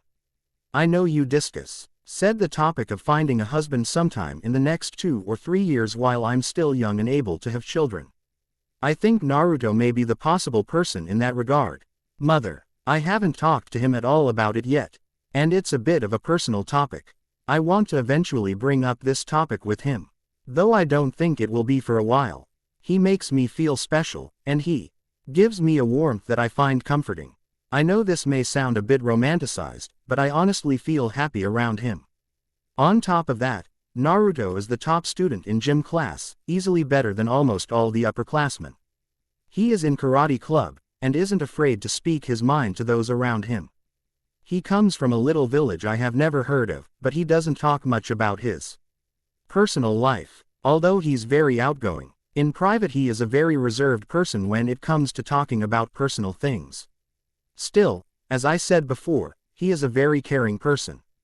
I want your thoughts on this if possible. I'm a bit afraid, but I want to tell Naruto how I feel. Kurumu, Yukari, and Mocha, 3 of my good friends, are trying to help, but it's a bit hard if I'm uncertain of what to do myself. Thank you, Mother. Love, Mizor. P.S. I mailed a picture of Naruto to you, just so you can get an idea of what he looks like. He's the blonde in our group, right next to me. We caught him walking out of the gym after his club meeting, so that's why he's in his karate uniform. Mocha is the girl with the pink hair, Yukari is the youngest on the far right, Sukune is the boy next to Mocha, and K. Yurumu is the girl in the yellow sweater between Naruto and Sukune. Our newspaper club president, Jin, was taking our picture, so he's not in it. Mizor. Hello, dear. I'm happy to hear that everything is going well with you since we last talked. I remember when I was your age and in school. I send you my deepest sympathies as far as dealing with classes, but stay strong. Believe it or not, some what you'll learn will come in handy later in life. As for the main topic of your last letter, first off, I was overjoyed to hear that you found a boy that you like. The most important thing you do right now is just go about this at a comfortable pace. There are no real directions I can give as far as telling someone that you care, it simply happens in many cases. When you feel comfortable enough to tell him your feelings, tell him. From what it sounds like, I'm certain he'd probably at the very least give a relationship with you a chance. The worst that could happen is that he says he's not interested, and even then, having a friendship between the two of you is a good thing. The picture of him is very nice, by the way. He has a strong build to him, so he looks like he gets plenty of exercise in. I must admit, I'm jealous that you found such a nice catch so easily. The blonde hair and blue eyes really stand out. Mizor, I want you to know that while it's important that you remember that you only have a few years to bear children, when you find a person that you care about, it's important to take the time to figure out how you feel. Everything will work out in the end, good or bad. Anyway, I wish you the best of luck with the rest of school. Keep up the hard work, and I'll see you soon at the school festival. Be sure to introduce me to Naruto. Love you always, Mother. Hello Mother and Father. How are you both doing back home? I've been rather busy with school, so I apologize for not being able to talk with you for such a long time. Classes are going all right, though they're really difficult at times. I'm getting help from my friends though, so it's good. I've made many friends here at Yukai. There's one girl I've met named Mocha. She's a really great person, and one of my best friends here. She helps me with my homework, and she always seems happy to spend time with me. There's also Naruto, a friend I met who was on the same bus as me on our way to the academy during the beginning of the school year. He's pretty cool, and is in the school's karate club. Kurumu, Yukari, and Mizor are 3 other girls I've made friends with, and they're in the newspaper club with me. Jin, our club president, is a bit of a jerk sometimes, but overall he's alright for the most part. Not much else to say aside from that. I hope to speak again with you both soon. Take care, and I'll write again when I can. Sukune. Naruto. Yo, just wanted to send you a letter for the sake of being able to. Still not completely up to par with this whole mail system, apparently they don't have courier ninja to take letters and get them to you, and unfortunately none of the birds in the school's aviary are trained to carry mail. One of them even tried to bite me, although it was about twice my size now that I think about it. Hope you're doing well in classes and training, as well as taking care of yourself. I want to talk to you about something of importance within the coming week if possible. I've already talked with both Sai and Sakura, and both of them are happy with my idea. I'd write it down on this letter, but I feel it's a more personal matter that I want to speak to you about face to face. Other than that, I've been trying out that internet thing that Sai showed me the other day. I looked up some stuff on this Japan place, and found out it's actually very nice. They got a really big city that would dwarf Konohagakure tenfold. It's called Tokyo. Try to imagine the Hokage Tower, and multiply the size by at least 10 times in height. That's the size of some of their buildings. I couldn't believe it. I was also wondering. I only managed to carry one copy of Ika Ika on my person when I warped here with Sakura and Sai, and it's my favorite. Still, I was hoping you might be able to help me with the situation and lend me a copy of one of the other 2 volumes. I can understand if you want to hold on to them for sentimental reasons, and I totally understand that. Still, I respected Jiraiya-sama's work, and I'd really like to read over one of the other 2 volumes if possible. Well, stop on by if you ever have time. Otherwise I'll possibly stop by your place. The nurses say I should be able to move on my own within the next week. Until we meet, Kakashi. Kakashi-sensei, you pervert, you just sent me a letter so you could get a hold of one of Ero Sennin's smut novels. Fine, I'll give one to you. I think Ero Sennin packed a scroll full of 10 of every single release of Ika Ika anyway, so I can part with one for you. Maybe we can even try to publish the books in that other world where humans live and help the 3 of you pay for expenses until you're all able to get jobs. I imagine that if they sold well enough in our world, they probably will do as well in this place where Japan is. Just don't let Sakura-chan know. Naruto. Naruto. Thanks, and don't worry, Sakura won't know a thing about this.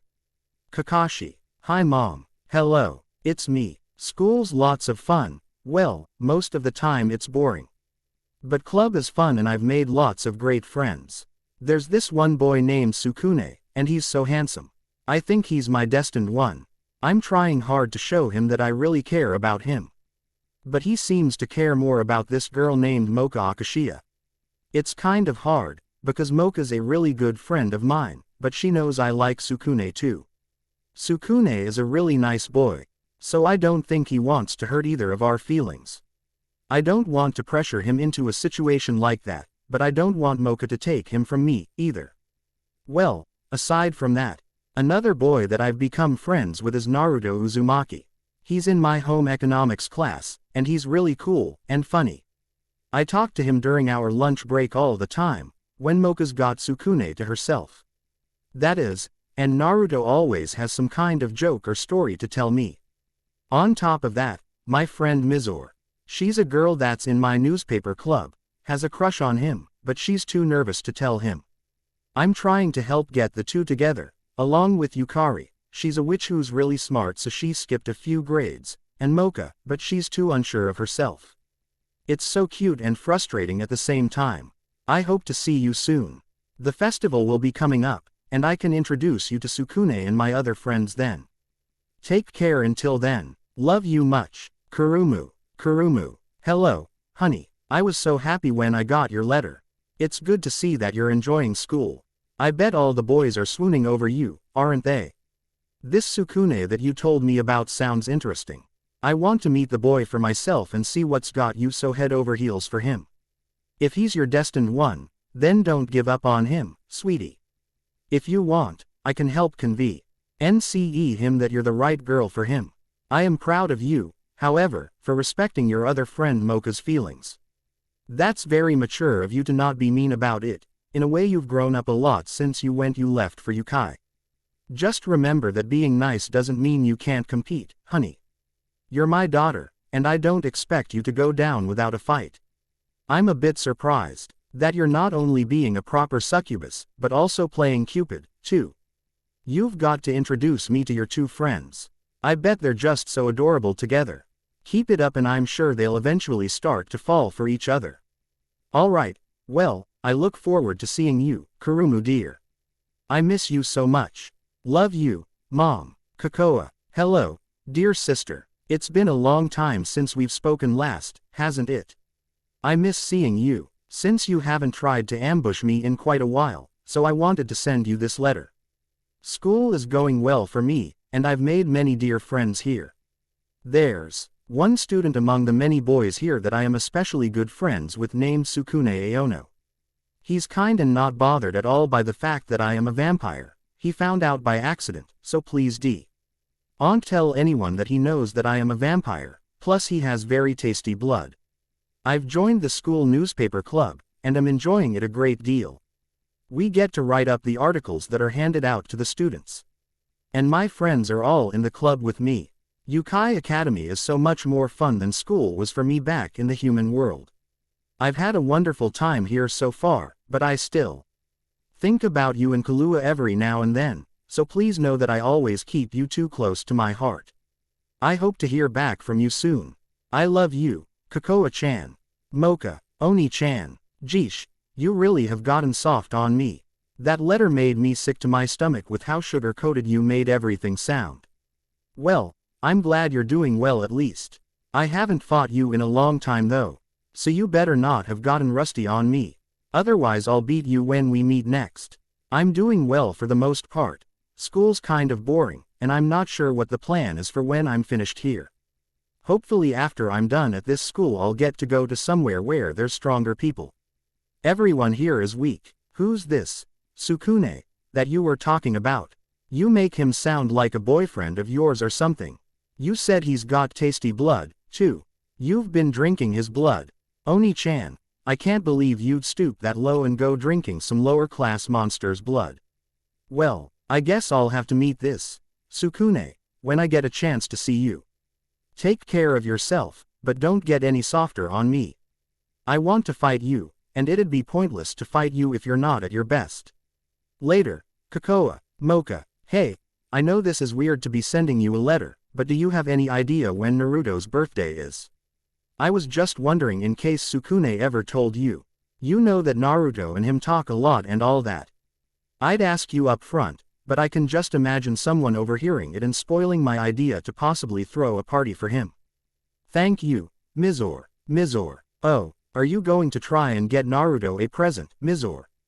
That's so sweet of you. I agree though, Naruto should have a birthday. I think Sukune's got one coming up soon, but he hasn't been saying anything. It's been almost 2 months since we started school, and I think I remember him saying in passing to me that he'll be turning 16 soon. Maybe I can get Sukune to ask Naruto. Sama time. I think Naruto's trying to hide information from us on purpose, don't you think? If anything, I'm sure Kurumu can get the answer out of him. She's pretty good at getting Naruto to talk when she wants him to. Alright, I'll see what I can do, Mizore. Mocha, Naruto Baka, I found out that Kakashi-sensei asked you to borrow your copies of Ika Ika. Now, I know you're probably surprised that I'm both earing to write you instead of talking to you directly about it. It might be a little embarrassing for us to talk about it face to face, not to mention that I might be sorely tempted to hit you. However, you're saved from having to experience that for two reasons. First, Kakashi-sensei doesn't know that I overheard him talking to Sai about the whole thing while I was pretending to sleep. He still doesn't know how to control the volume of his annoying giggling, and it woke me up. I was able to vent to him the next time I saw him. Secondly, your idea of using the money made from the sales to help us get situated until we could make money on our own, it was very sweet of you. There might have been more to your letter, but since Sai didn't seem to understand what Kakashi-sensei was talking about he got bored and they moved on to another topic. I would like to make one small request. I want to review the content of the Ika Ika series since I am currently bedridden, and it will give me something to do. Not only that, but it will allow me to make sure nothing completely inappropriate is being published in those books. If they degrade women too much, I will not tolerate seeing them published in their current form, got it? Don't look too much into it, either. I simply want to review them, that's all. Love, Sakura, P.S. Yes, I signed it with love, but don't look into that too much either. It's not like that, Naruto. I guess Sakura overheard me talking to Sai about our idea for republishing Ika Ika. Luckily, it seems like she's not going to take out her utter disgust in our pervertedness on you. As she so well put it. Unfortunately, I had to take the brunt of that. The doctors say I may need another week to recover from her bout of anger. Just to let you know, she managed to compensate her lack of mobility by throwing anything and everything within her reach, including the side table by her bed. On the bright side, if we do manage to get the series republished, it will be well worth the effort. I was thinking that maybe you can even ghostwrite more additions to the series if it does well. Later, Kakashi-sensei, Ero Senin actually gave me some advice, writing his series if I wished to continue it for him later on down the road. He has it in one of the numerous scrolls he gave me. I never gave that idea much thought, but it's possible, I guess. So, RRY to hear about what happened with you and Sakura-chan, though I suppose you kind of deserved it for being so careless around her. See you later, Naruto. Headmaster, in concern towards the student named Naruto Uzumaki, I believe that in the benefit of the school's own safety that I be given access to Uzumaki's personal files. Twice you have denied the student police committee access to said files. And while we shall always respect your decisions, we have not been given any reason. Please take our request into consideration.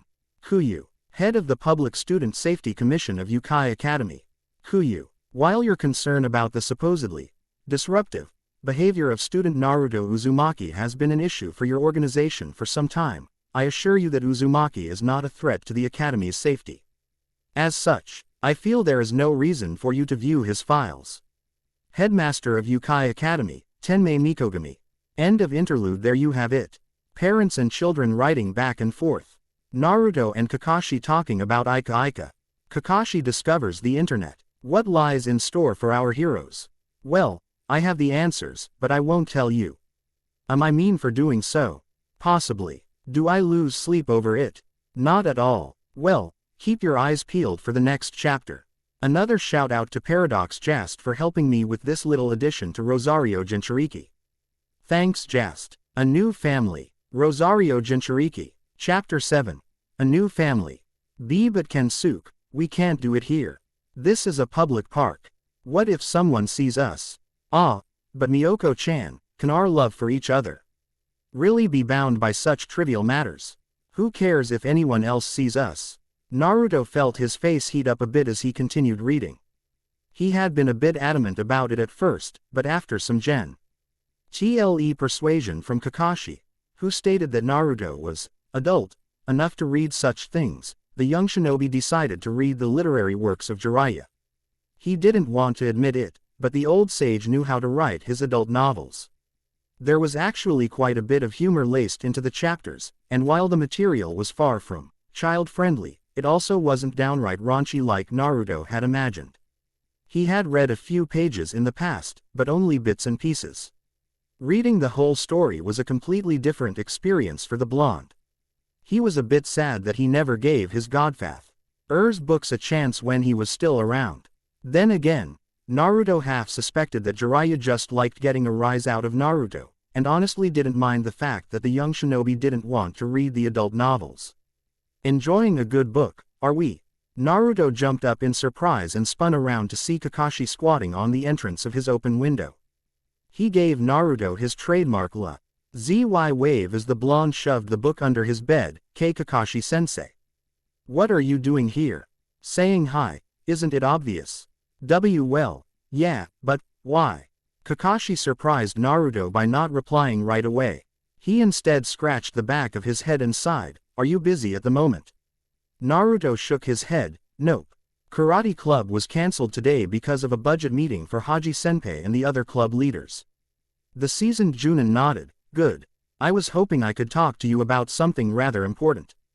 Is about Konoha, Sakura-chan and Sai. Money. I have plenty of money. From Arrow Sennin and my saved up money in my scrolls if you guys need. Kakashi held up a hand, "Easy, Naruto.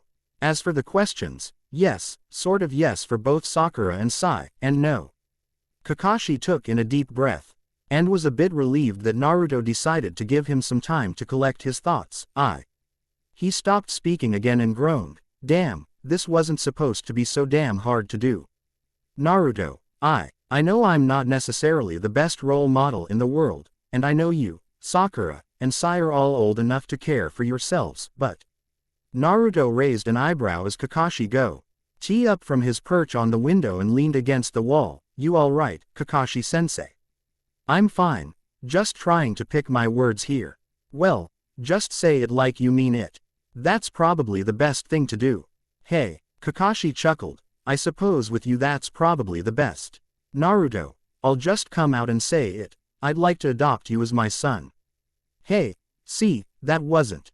Naruto stopped in mid-sentence and blinked. "Wait. What? I would like to adopt you, Naruto.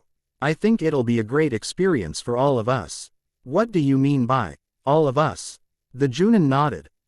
Right. I already talked with Sakura and Sai, and they're both accepting of the idea. You're the only one I haven't talked to yet." A look of realization dawned on Naruto. "So that's what you were talking about in the letter you sent." The blonde looked to the floor, his expression rather neutral. "Don't feel that you're obligated to just because Sai and Sakura are okay with it. You're old enough to make your own choices. I just thought it'd help us all stick together, and I can provide for you more easily if I'm your legal guardian." The headmaster said that's the way things tend to work in this world, at least. Naruto smiled. "Kakashi-sensei, I don't want you to feel like you owe me anything for. That's besides the point on whether or not I'm indebted to you, Naruto. This is just a personal choice I wanted to make. I have no family of my own, and you three are the closest I have to the real thing. May as well make it official for this world. Why, though? I mean, I don't want you to pay for my expenses and..." Kakashi stopped Naruto by placing a firm hand on his shoulder. "Naruto, I want to do this. All right, no one's pressuring me to do this." The one visible eye on Kakashi's face closed as he smiled. "I honestly don't want to think of what it'd be like living without you kids in my life. You may be my students, but your family as well." Naruto took in a deep breath before looking up. His eyes moist around the corners. If you really think I should be a part of your family, then, I guess I'd like that. A lot." "Wait," Naruto began, "so I'm the youngest?" "Yep," Naruto grumbled. "Damn it. That means I'll get teased the most." "I think that's already true for you, Naruto." Kakashi laughed. "You're already the strongest of the three, and it'll be your job to chase away any boys that try to flirt with Sakura." Naruto snorted in laughter. "I don't think she'll need the help." Kakashi left shortly after that, but not without telling Naruto to get his algebra done, leaving the blonde to mull over what had just transpired. Naruto had just gained a family that was official in all but blood. Well, he had already saw them all as family, even Sakura as of late. He was slowly losing that boyhood crush he had on her. Now they truly were related to him. I just hope Sakura-chan doesn't start to become the overprotective big sister. Naruto thought aloud, but then it dawned upon him. Wait, she already sort of is overprotective. It was going on to the middle of the first trimester, and soon the various classes would be cramming assignments down the students' throats. At least that's what Kurumu had lamented in the middle of lunch on Friday. I can't keep up with all the classes. I wake up every day before most of the students to get my homework done that I didn't finish last night. And it's getting to be too much. Naruto rolled his eyes as Yukari laughed, his senses alerting him to the ensuing fight. Maybe if you didn't spend all your time worrying out chasing Sukune-kun, you'd be able to do your homework. At least I have a chance at attracting his attention, you flat-chested.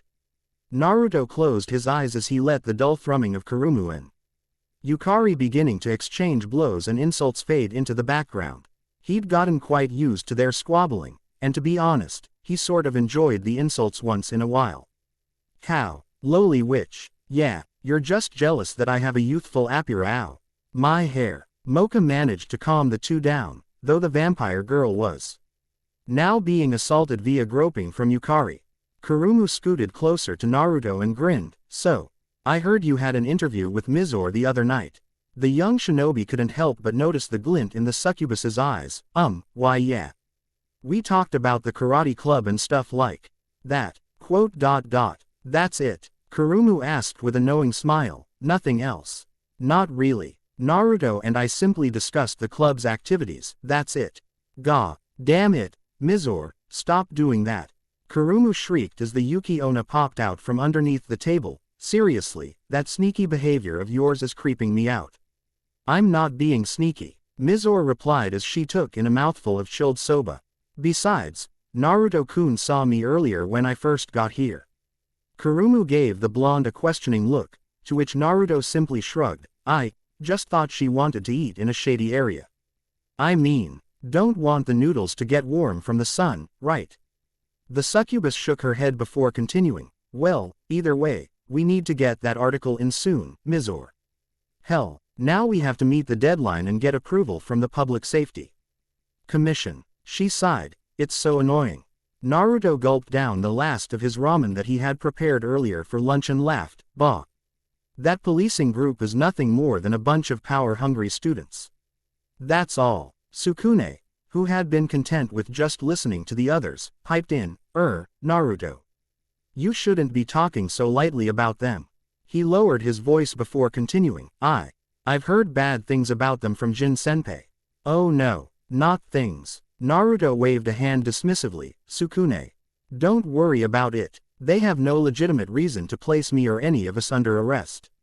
Besides, even if they tried to, I'd kick their asses for doing so.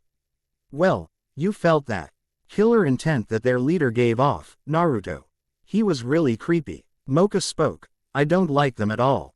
Naruto was half tempted to say that her sealed personality was much scarier in comparison, but bit his tongue.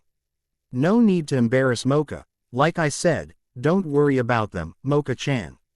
I can take care of myself, and I know my rights as a student. That's pretty brave, Naruto-kun. Mizore spoke from under the table. I'd say a bit overconfident too, but you seemed pretty sure of yourself the other day when that Kuyu and you talked. I've dealt with worse jerks than him and lived. Naruto chugged his milk down and sighed. Well, I got to go. I need to speak with Nekonomiya-sensei about that midterm paper before lunch is over.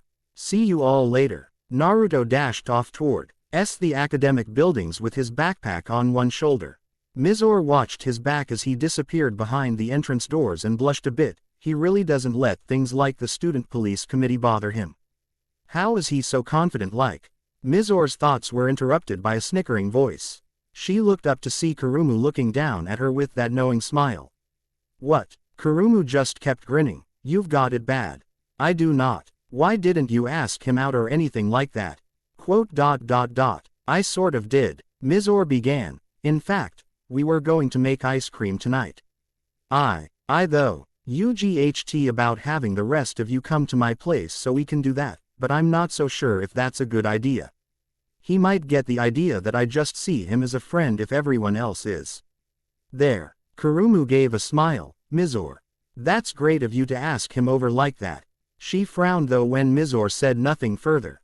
Well, I guess if you want my opinion, I think the two of you just by yourselves wouldn't be taking it too quickly.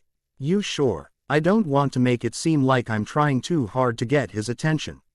Haha, I don't think you'll have to try too hard if that's what you're going for. Yukari added, having ducked under the table, I think you and Naruto would be a cute couple. Maybe I could even get in on. No, Yukari pouted, you're no fun. Mizore just shook her head, that's beside point. Naruto seems like a really reserved person in terms of having a relationship with anyone. Hey, I have an idea, spoke Mocha. I recall Naruto telling me that he recently got adopted by a teacher of his. He said that one of his old childhood friends and him are sort of like brother and sister now because of it. It was kind of confusing, but I guess he's part of a family made up of friends. Sukune. I forget, do you remember his sister's name? Sukune rubbed his chin. Wasn't it like Sakura or something like that? Something about cherry blossoms and spring. Oh, Mocha beamed. Sakura Haruno. Yeah, and she apparently has known Naruto for a long time. I bet she'd be a great resource for information on Naruto. Mizore frowned a little. How come Naruto never told me? Sukune laughed. Well, it was kind of by pure chance we found out. I saw Naruto talking to a pink-haired girl near the hospital wing. She was in a wheelchair and they seemed to be really close. I asked him later when Mocha and I were talking to him after homeroom, and he told us a bit about his new family. Yukari smiled. So he has a family now. That's great. More than anyone else, she was happy to hear that her blonde-haired friend was no longer an orphan. So, we should see about getting that Sakura to tell a bit about Naruto, right? Yeah, but what should I ask her? Will she even like the idea of someone trying to get personal information on? Kurumu waved a hand. I swear, Mizore, you worry too much about things like that. She winked as Mizore blushed. Who's to say that this Sakura girl won't like you, either? Maybe she'll be happy to hear that someone's interested in that lovable knucklehead. The Yuki Onna gave a weak glare to Kurumu. He's not a knucklehead. You're so cute when you defend him like that. Kurumu noted before putting her hands up defensively. All right, sorry. I meant it in an endearing manner anyway. Naruto's not the smartest, Mizore. Otherwise he would have made the moves on you already, teehee. The young witch ducked as an icicle kunai missed her head. 74, 75, 76. Excuse me. Sakura paused with the barbell over her torso. She blinked as she met the eyes of a girl with purple hair and ice blue eyes. She set the weights which were close to 150 pounds. DS total on the rack before hoisting herself up into a sitting position on the weight bench. Hello, can I help you? The girl, who looked to be a bit younger than her, looked down for a moment before speaking. Are you by any chance Sakura Haruno? Sakura smiled. That's me. So you're Naruto's new big sister. Mizore looked up and gave a small smile of her own. I'm Mizore Shirayuki, a friend and classmate of Naruto's. The rosette beamed at the Yuki Onna. Oh. So you're Mizore. Naruto's told me about you. She extended a hand. It's a pleasure to meet you, Mizore-san. Mizore's fine. Sakura grinned. Then call me Sakura. A friend of Naruto's is a friend of mine. The kunoichi stretched her arms a bit before continuing. What can I help you with? Well, Mizore began. I was Saint wondering if you by any chance would be able to tell me anything about Naruto. I would ask him. But he seems to be rather evasive when I bring up anything that relates to personal life. Sakura gave the girl a neutral, if not somewhat cautious look. Naruto's got his reasons, I'm sure. I know a bit about him, and even he probably has secrets that he's kept from me. Mizore gave a light gasp. Oh, I didn't mean it in a manner of you sharing with me stuff that he'd rather keep secret. I honestly respect his privacy, but, well. The Yuki Onna looked away again. And Sakura could tell, by the light blush adorning her face, that she was being sincere. It's all right. She pointed towards the wheelchair near her weight bench. Would you mind bringing that to me? Mizore gave a nod before wheeling over the chair to Sakura. The kunoichi skillfully maneuvered herself into the seat with her upper body strength alone, and gave a grin. Walk with me. I'll tell you a little about Naruto. Mizore ended up following the pink-haired girl around the campus area, listening as Sakura recalled a few stories about Naruto from her memory. Naruto was apparently quite the prankster back in their elementary days. Ever since she had known him, he lived alone in a rather small and humble abode. He had a close relationship with the mayor of their hometown, almost like that of a grandfather and grandson, and had a knack for making himself known to those around him, one way or another. Oh, and there was the first time we met Kakashi-sensei. You met him, right? Yes, Hataki-san. He seems like a good man. Sakura gave a nod as she looked up to the sky. Well, Kakashi-sensei was sort of a personal friend as well as our teacher. Anyway, the day we were to meet Kakashi-sensei, Naruto got impatient waiting for him. Then again, Kakashi-sensei was several hours late, so he had it coming. Mizore's eyes widened. Several hours. Sakura shrugged. Our little village has a rather laid-back academic program, apparently. Well, as I was saying, Naruto decided to teach Kakashi-sensei a lesson by placing an eraser between the door frame and the door. When Kakashi-sensei finally arrived, the eraser fell right on his head, covering him in chalk dust. Sakura let out a quiet laugh. At the time, I thought it was really immature. Now that I look back on it, I really enjoyed those memories. There was a faint tone of melancholy in Sakura's voice as she spoke. Mizore would have asked about it, but decided not to. So, what about Naruto's hobbies? Does he have any favorite things? Sakura turned to face Mizore fully. A sly grin on her face. You plan on giving him a present or something? Mizore looked away again, blushing slightly. Sakura just continued smiling as she continued onward. Naruto, in case you didn't already notice, has an unnatural love for ramen, especially miso ramen. He loves the color orange, but I half suspect that he just likes it because it makes him stand out. Orange, Mizore repeated, a bit surprised. I always suspected him as more of a blue or darker color. Oh, trust me, he loves orange. He gripes to me whenever he can about how boring the school uniforms are. Sakura shook her head, that and the lack of ramen. He's living off of his stock that he brought with him from home right now, and he's been running dangerously low as of late. He's been complaining about that whenever he eats the cafeteria food. An unfortunate side effect of eating that stuff for most of his life. It's like a drug to him. Hey. Sakura sighed. Mizore, I really don't think it's my place to be speaking for him, but I trust you. The kunoichi was quiet for a moment as she stopped pushing her wheelchair forward. Naruto, he had a father-like figure not too long ago. He was Naruto's godfather, Jiraiya. I never heard him talk about his godfather. Mizore stated. Were they close? Very. Jiraiya was actually a sort of mentor to Naruto's father. The kunoichi sighed. I know this only because Naruto told me recently. Anyway, Jiraiya died some time ago, and it hit Naruto really hard. He went into a deep depression and he has just started to show signs of recovery. At least that's what Kakashi-sensei told me. Mizore began to understand the reasons behind Naruto and his aloof behavior at times. How he distanced himself from others, but was still there if you needed him. He's a really selfless person, Sakura. Isn't he, though? Sakura replied. You know, I'm pretty sure had things gone a bit different Naruto and we'd be dating, possibly. Dating, Mizore repeated. I thought that you were sort of like a big sister to him. Sakura giggled. I am, but at the same time, Naruto had the biggest crush on me. Unfortunately, as a stubborn brat for the longest time and didn't get it through my thick forehead just how great of a person he was. Then when I just started to see him for what he truly is, he left for 2 years with his godfather. Why did he leave? Mizore questioned. The kunoichi came up with an answer on the fly. Cultural experience, from what I understand. Jiraiya was a rather famous person in our region. And he had lots of friends and familiars. He wanted to get Naruto into the family business, so to speak. What was the family business?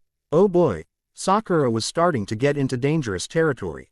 What did Naruto say to you should anyone ask about him and his past? Writing novels. Sort of. I guess. Naruto never really explained much to me, he didn't have that big of an interest at the time. Though I think he may pick it with his godfather having passed away. Sakura gave a hum. Not really, but he's planning something out. He's keeping it all real hush hush though. Only Kakashi Sensei knows anything about it aside from Naruto. I volunteered to help edit his work, and Naruto stated that he thought it was a great idea. She waved an arm around. It's all just a side project right now. Naruto's more concerned about his education. I think I'd like to read his work if he ever gets it started. Something tells me it'd be really good, the Yuki Onna stated. Hey, maybe. Sakura laughed. She wasn't too sure about the girl and her tastes, but stating that Naruto was working on creating an adult novel series just didn't seem like a good idea. The two were soon heading towards the campus park area, and Mizore took note of the sun's current location. It was probably close to 4 in the afternoon. Wow, it's gotten pretty late. Sakura looked to the horizon as well. You know, Mizore, I'm curious. What do you see in Naruto? Sakura turned to the purple-haired teen. It's okay. Be honest. Mizore kept her gaze on Sakura. Icy blue meeting emerald green. I care for Naruto-kun. Deeply. I don't know if it's really love, but he means a lot to me. If anything, he's a very important friend that I hope that can possibly become something more. Sakura gave a nod, then turned back to the sunset. Naruto's important to me as well, Mizore. I may not love him in the romantic sense, but he's one of the most important people in my life. While he may be 16 years in age, at heart, he's still a kid. Mizore was a bit startled when Sakura's eyes were a bit moist. Sakura. Sorry. Just thinking back on some not so good memories. What? Sakura closed her eyes. Mizore. Like you said, Naruto's a very selfless person. He'll hide his pain from people if it means they'll be happy. Just remember that. Naruto's been through a lot of hard times. And he tries to hide that hurt behind a grin. That's one thing about him that I don't think will ever fully change. She sensed the seriousness behind Sakura's soft tone. I understand. Thank you. Sakura spoke. Mizore was a bit unsure if she should speak. Sorry. Sakura spoke. Like I said, reminiscing on the past. I get a somber sometimes when I do that. She held her hand out to Mizore. I think I'll go out on a limb here and say that you plan to ask Naruto if he wishes to date you, right? Mizore didn't try to hide her blush this time. Yes. Haha. Be ready, Mizore. He's a real handful when he's excited about something. She wheeled herself around to face towards the academic building. Mizore followed her, letting the silence fall between them again. Sakura. Do you know what day Naruto's birthday is? The kunoichi looked up in thought as she continued on down the path. If I recall correctly, it's... She mumbled to herself a bit before letting out an, and nodding. The 10th of October. Really? That's a few months from now. Thinking of throwing a surprise party for him. Sakura winked while Mizore just looked everywhere but at the rosette. He likes simple things.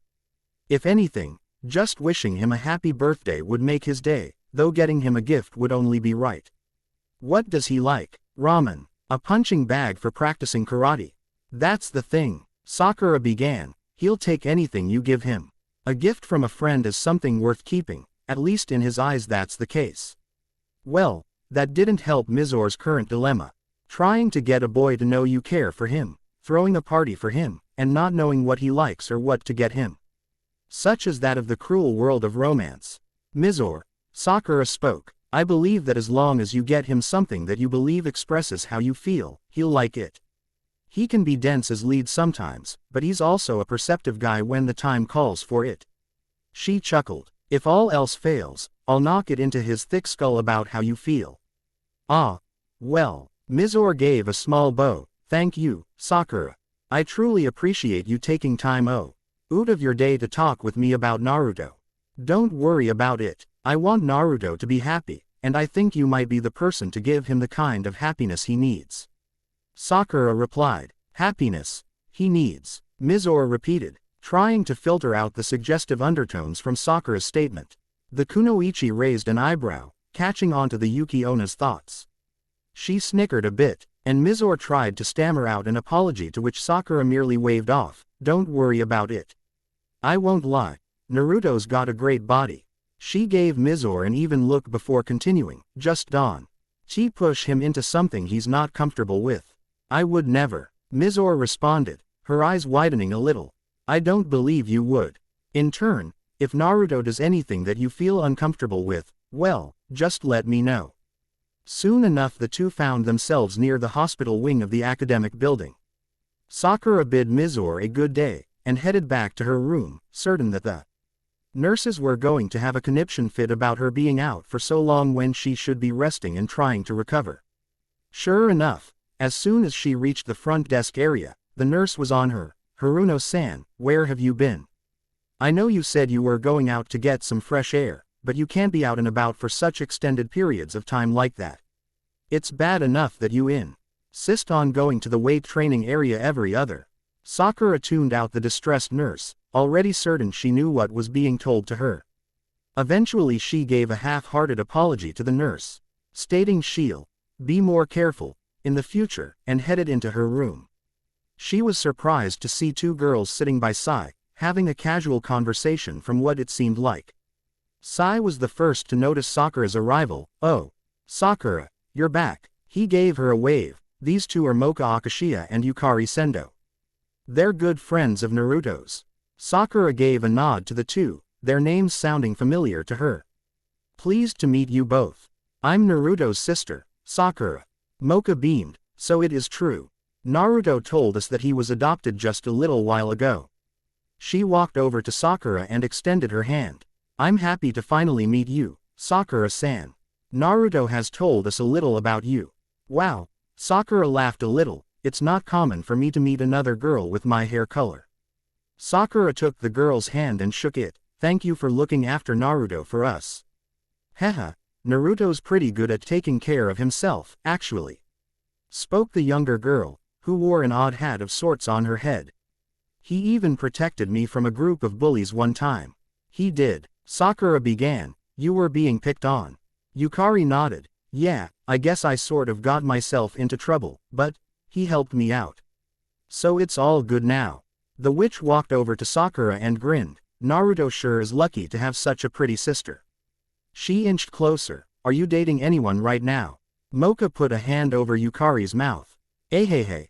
Yukari has a habit of acting silly at times. Please forgive her. She gave the 11-year-old a warning glance, to which Yukari simply stuck her tongue out in response. Sakura gave a confused look to the witch, who just continued grinning while giggling a bit. She looked to Sai, who simply shrugged his shoulders. Deciding to not delve further on the matter, Sakura instead looked to Mocha.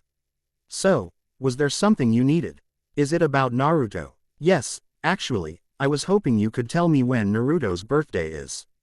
Sakura raised an eyebrow. The second person to ask about her teammate's birthday, also a girl at that. Yeah, it's the 10th of October. Really? Great. That's more than enough time to plan a party for him. Mocha said with a bit of relief in her voice. My friend Mizore was actually the one who originally was wondering about his birthday, but I figured we could throw a party for him. Mizore, as in Mizore Shirayuki? Sakura questioned. Yep, that's her. Yukari replied. How do you know her? Well, I actually spent a few hours talking with her. She seems to be good friends with Naruto as well. You have no idea. The witch giggled. Again receiving a warning look from Mocha. I see. Sakura turned to Sai. Any idea where Naruto's been? I haven't seen him since a few days ago when Kakashi-sensei had him sign the adoption papers. Sai gave a thoughtful expression before sighing. I don't know, but I also haven't seen Kakashi-sensei anywhere. Perhaps he's with Naruto. Kakashi-sensei. Yukari repeated. Is he someone who teaches here? No, he's actually a teacher that Sakura and Naruto had. Sai replied. He's a bit odd at times, but you get used to it the longer you hang around him. He's not odd, just aloof. Sakura corrected. I think that makes him odd, though. Odd and aloof don't go hand in hand, Sai. I know, but in Kakashi-sensei's case I think it does. Sakura frowned. Hey, Don. Chigo calling our adoptive father such things.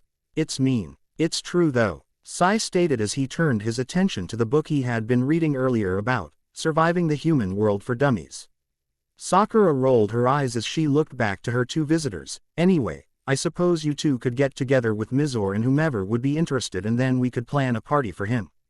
Well, we actually have another party coming up soon. Mocha stated quietly. Our friend Sukune's going to be turning 16 this year, and we thought we could get him a present at least. Yeah, Mocha's got a gift picked out. But she's not telling anyone what it is. That's because it's a real personal gift, Yukari. Mocha replied, sounding mildly flustered. Anyway, would you be able to let Naruto know? Absolutely. The Rosette replied. I don't know for sure if the two of us and Kakashi-sensei will be able to join you. We'll be leaving in a few days for our new home in Japan. Oh, that's too bad. Yukari commented with a pout. Sakura waved a hand. Don't worry though, we'll make a few visits here now and then to see Naruto. Mocha and Yukari seemed a bit happier upon hearing this. That's wonderful. Mocha clapped her hands together. Well, I hate to leave so quickly, but I do have to be somewhere soon. Yukari leaned close to Sakura and whispered, she's working on Sukune's surprise gift. Yukari, shish, Mocha chided, dragging the girl with her. Well, Sakura-san, Sai-san, it was nice meeting the both of you. I hope we get to speak again before you leave. The two left, leaving Sakura and Sai once again to themselves in their hospital room. Sai looked up from his book and smiled. I bet you can guess what that Yukari girl is just by looking at her. Sakura rolled her eyes. A witch. That was a dead giveaway. Can you guess what Mocha is? Sakura tapped her chin in thought. A naga. Nope. Fairy. Not even close. Well, I give up. I'm not the one who reads the monster books around here all day. Sai smiled. You sure you want to know? Sakura didn't like the way Sai asked. His facial expression had that typical fake smile, though she saw the way he seemed to be restraining the desire to laugh. She sighed. Yeah, go ahead and tell me. She's a vampire. That's not funny, Sai. Sai's smile lessened. No, seriously. Yukari randomly told me after I mentioned something about vampires in this book I was reading it. She must have let it slip, because she apologized to Mocha afterward. Mocha didn't seem too upset, and confirmed that she is indeed a vampire. Sakura blinked once and shook her head. No way. She was too nice to be a vampire. She didn't try to suck my blood or anything. Sai let out a grunt and placed his bookmark in between pages of his book before tossing it to Sakura. Read the pages on vampires. They're not as bad as everyone says they are. Many of them live among humans their entire lives. They often live normal lives. And even have children with other humans. But she wasn't anything like the vampires I've seen in, again, human inaccuracies. Sai stated. Sakura gave the book a look before cracking open the page that held the table of contents. Sai nodded as though a thought came to mind. That book was actually co-written by several authors. That particular chapter was written by a vampire who gives both sides of the human-vampire relationship issue. What's the issue? Read for yourself, Sai said as he got up from his bed. I'm going to get something to eat. Are you hungry? Sakura shook her head. I'm good for now, Sai. Sai gave his new adoptive sister a nod before heading out of the room. The kunoichi looked once more to the book in her hands, and with a little trepidation began to read the pages on vampires. Kurigakure no Jutsu. Naruto cursed a bit as his opponent disappeared in a thick shroud of mist. Drawing a single kunai into his hands, the blonde closed his eyes and steadied his breathing. Steady, Naruto. He's a pro at being silent. If you let him get by your detection, then it's all over. Just keep your senses open and, crap. Naruto spun around and blocked Kakashi's kunai with his own. Kakashi smirked underneath his mask as he looked into the fierce blue eyes of his former student. That was fairly good perception, Naruto. You managed to keep a tab on where I was despite the mist. Now, let's see how you fare against this. The Junin went at Naruto once more, a flash of steel coming from either of the two. Naruto and Kakashi were soon at a stalemate with their kunai clashing against one another, both having looks of determination in their eyes. Naruto's eyes suddenly widened. How did? Kakashi gave what Naruto could only guess was a rather smug look. Experience. Naruto pushed back and spun around once more, only to block another kunai from Kakashi, a shadow clone of Kakashi to be exact, and then pulled out 3 shuriken and chucked them into the air behind him, intercepting another clone that was trying to attack from the blonde's blind spot. The real Kakashi engaged Naruto with his clone, and now the young shinobi was forced to combat against Junin-level shinobi at once. "Don't tell me this is too much for you, Naruto," Kakashi calmly taunted. If Naruto didn't know any better, Kakashi was actually enjoying himself. The blonde grinned, "I'm just getting warmed up." Naruto gave the clone a hard push back and followed up with a spinning roundhouse to the neck. The clone burst into smoke upon contact, leaving the original Kakashi left. Perhaps 2 clones wasn't enough, the silver-haired ninja thought. Ah well, I'll chalk that up to a learning experience then. Kakashi dashed towards Naruto once more, but this time Naruto was prepared. Naruto blocked a knee before ducking underneath Kakashi's kunai, then flipping back as the Junin attempted to elbow him in the head. Naruto put a few feet of distance behind him as Kakashi suddenly dispelled the mist jutsu. "Hey, I haven't shown you the half of what I've learned, Kakashi-sensei." Getting into a new fighting stance, Naruto faced Kakashi fully, knees slightly bent, and elbows bent with hands forward and slightly open. The one visible eye of Kakashi's widened a little, showing surprise. "Karate, Let me see if I remember anything from the little bit that I studied." Naruto watched with some curiosity as his former teacher got into a stance where his knees were bent while his feet were facing a 30 and 45-degree angle. He corrected his footing a little as well as his elbows and nodded to himself. "Wow, it's been a while since I've done anything with karate." Naruto, for his credit, just grinned. "Haha, wow, you know karate." Kakashi shrugged. "I picked up a little back when I was a young blood Junin. Somewhere out in the southern archipelagos of water country. I probably don't have as much knowledge in it compared to you, though." Quote, "Haji Taiko says I'm possibly the best first-year student the club's had since it first started." Naruto bent his knees a bit more. "Ready. Whenever you are." The two were quiet for several moments as the late evening wind blew through the trees. The two stared each other down, daring each other to make the first move. Naruto took a step to the side, and Kakashi mirrored his movements while in his stance. The two circled one another in Naruto's small training ground for several moments before they both stopped. The wind blew a bit longer before it suddenly stopped. As it calmed down, Naruto's muscles tensed for a brief second. Suddenly he was upon Kakashi, elbow going to the older shinobi's chest. Kakashi blocked and attempted to palm strike the boy to the head. Naruto, instead of blocking, moved his head to the side before lunging forward with a fist. Kakashi once more blocked, but this time pulled Naruto towards him and successfully kneed him in the gut. Naruto let out a gasp of air before reeling back for a moment and getting into his stance. "Crap, you had me there." The Junin waved a finger. "That'll teach you to be so headstrong on offense. I'm no master of karate, but I can improvise." Kakashi dashed forward, startling the blonde and forcing him on the defense this time. Kakashi soon proved his words to be true. He would deliver stiff elbows to Naruto that were blocked, only to switch up his stance a little and give him a rising knee strike to the gut or a spinning backhand to the head. By the time Naruto was finally able to catch on to his old sensei's movements and tactics, he was sporting a few bruises and a sore gut. Not letting his injuries get to him, Naruto approached Kakashi with a cautious offensive barrage of punches and kicks. The older shinobi Ed once more that he was a skilled taijutsu user, and was blocking the boy's strikes. "Damn it, you're better than you had me thinking," Naruto grumbled as he backed up a bit, giving the two a short break to breath. "Being a shinobi at my age isn't just coincidence, Naruto," Kakashi stated. "I spent years learning how to fight with opponents who could negate my ninjutsu and genjutsu. While those two fields of ninja techniques are indeed valuable, a shinobi may not have the ability to access his or her chakra in battle." "Yeah, I know. Even when a shinobi doesn't have ninjutsu and genjutsu, they will always have taijutsu," Naruto stated, repeating the words Kakashi had spoken during their first bell test years ago. "Look, I'm still working on my technique." Kakashi chuckled upon seeing Naruto get frazzled. Easy. I'm not criticizing you so much as reminding you of the basics." If you want the truth, you're almost a natural at the style from what I can see.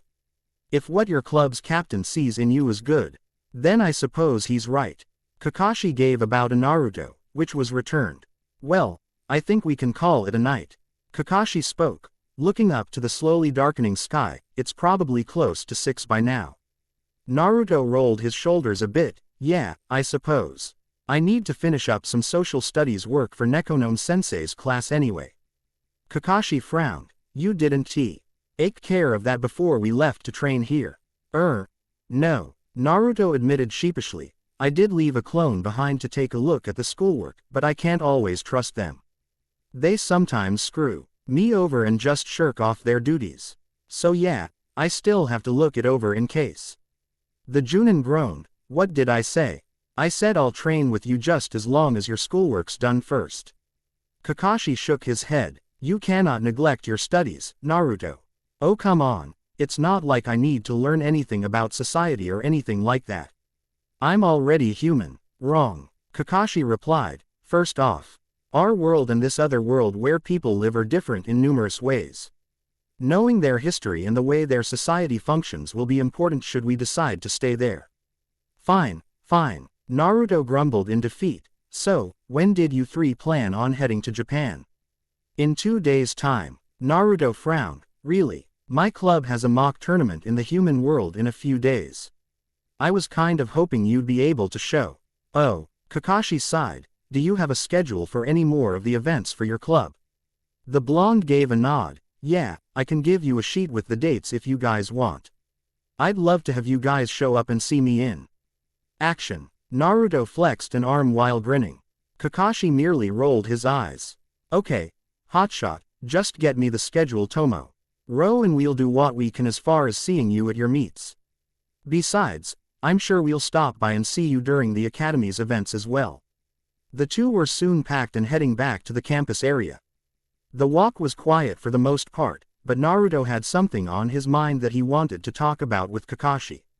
A few things actually, but he decided to bring out the one that was most important to him at the moment forth. Hey, Kakashi-sensei, will we ever return to the elemental countries? Kakashi continued walking alongside his former student, looking down to him a bit before looking up to the night sky. I hope that we can do so sooner than later. I myself want to see if there are any survivors from the attack. I know for a fact that Yamato was out of the village with Anko. And I don't think Guy's team was in the village either. The Junin sighed. It's hard to give an accurate time frame on when we can possibly return. You mentioned that you already have some IAL training with the Toads that you're going to undertake in between semesters, right? Yeah, they're going to train me to be a sage. Kakashi whistled a bit. Wow. Naruto, you'll probably end up passing your father and Jiraiya-sama before you hit your 20s with the rate you're going.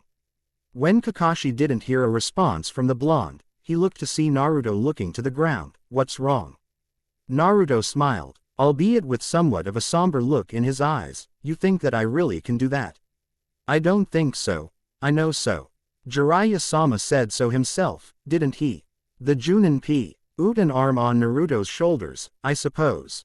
Kakashi nodded. See, the man was a master of being a shinobi. He was able to peg people usually right off the bat. He saw something in you from the start, even if you were a bit of a dolt in the beginning. Ouch, my pride. Naruto chuckled. You've grown up though, and shown an exponential growth in your strength since you first started. You think more before you act now when you're in combat, and you acknowledge your weaknesses as well as your areas of prowess. That's a sign of a true shinobi. Kakashi waited a moment for Naruto to take in what he was saying before continuing. The day you bested me in the Rasengan was the day I believed you would someday surpass Minato-sensei. So far, you have yet to prove me otherwise. The Junin then shrugged. Who knows? Perhaps someday I'll be calling you Naruto-sama. The blonde rolled his eyes and let out a bark of laughter. Thanks, Kakashi-sensei. The Junin chuckled a bit while ruffling the blonde's head. Bah. Learn to take a compliment with a bit more enthusiasm. Kakashi tapped his chin before a thought crossed his mind. You're also probably going to surpass your father in the ladies' department as well. 2 girls I met, Mizore and Kurumu I believe, told me that you're a pretty nice guy. Naruto blushed a bit. They're just friends. Sure. Kakashi spoke in his deadpan voice, hiding the smirk behind his mask. Your father told me the same thing before he started courting your mother. Naruto went quiet again for a moment. He seemed to be mulling over something, and just when Kakashi was about to question him, he spoke. What were my parents like, Kakashi-sensei? A bit surprised, Kakashi blinked before settling into a grin. They were both wonderful people. Jira, Iya-sama commented on how you remind him of your father, and Tsunade-sama always said that you took after your mother. What do you think? The Junin shrugged. I personally think your mother's more a part of you in behavior. But you definitely take after your father in the physical features department, which is good at your age if you're after the attention of the opposite sex. I'm more like my mom. Naruto asked, ignoring the further teasing from Kakashi. How so? Recall not seeing a smile on her face. Her grin was contagious, even for me, which is saying a lot. Kakashi sighed. She also liked calling me Kaka-chan. Kaka-chan. Kakashi realized too late the mistake he made with reminiscing his past. That stays between us. Oh, I don't know, I think Sakura and Sai would love to hear about that one. Naruto. Yes, Kaka-chan. Kakashi leaned close to the blonde and spoke in his serious voice. Don't make me give you a review of the Senengarashi. Naruto paled, gave a quiet apology, and didn't speak another word after that. Sukune was having a hard time doing his readings for tomorrow. He had gone to see Mocha earlier after school. She was taking art classes of sorts. In exchange for modeling for the art teacher, Hitomi Ishigami, the young vampire was receiving art lessons. Sukune had been curious as to what kinds of lessons she was taking, but the pink red beauty suddenly got flustered and told him to leave. He did without argument, but now he was having a hard time concentrating on his work. She had been avoiding him quite a bit as of late. She was always talking with the girls. And whenever he approached her she would stop talking and make an excuse before leaving. Maybe she's annoyed with me. Sukune thought dismally. It wouldn't be that big of a surprise. He wasn't that special. He was just a plain old human. He had no super strength, vast amounts of intelligence, special powers, or anything like that. Sighing, he dog-eared the page he was on before getting up and getting himself a glass of water. In a few days it would be his 16th birthday.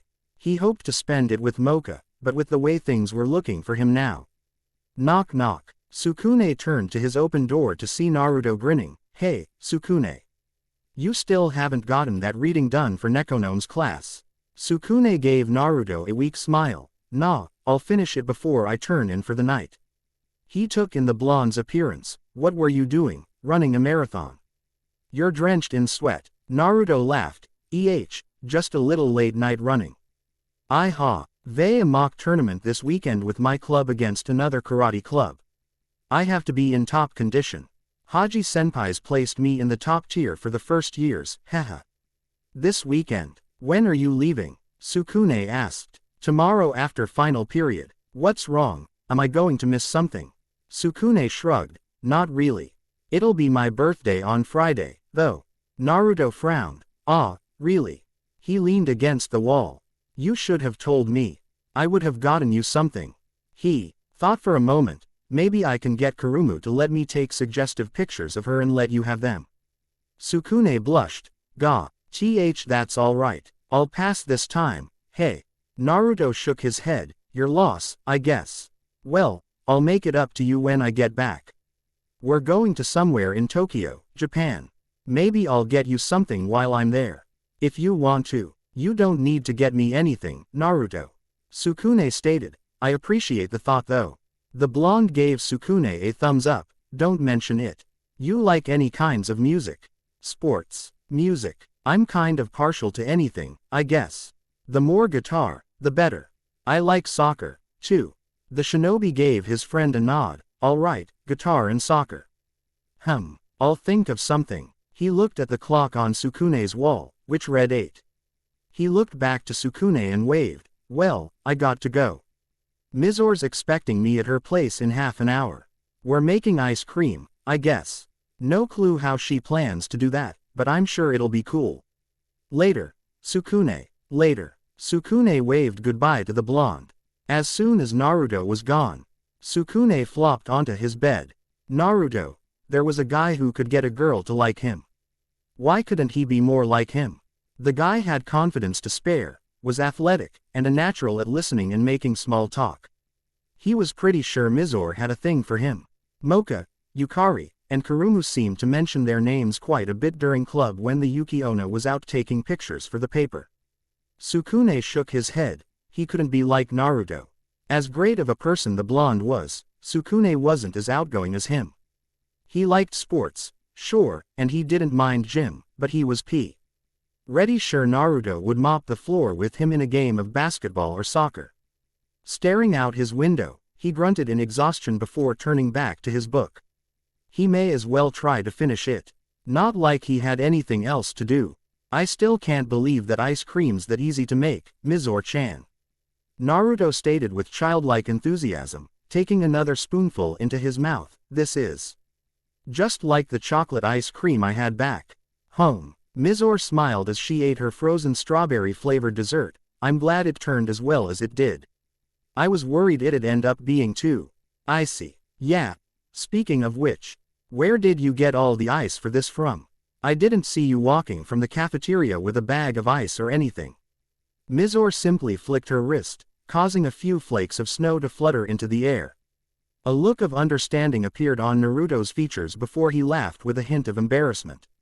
Of course she'd use her own powers for this. So, you have an EV. And with your club tomorrow in the human world, huh?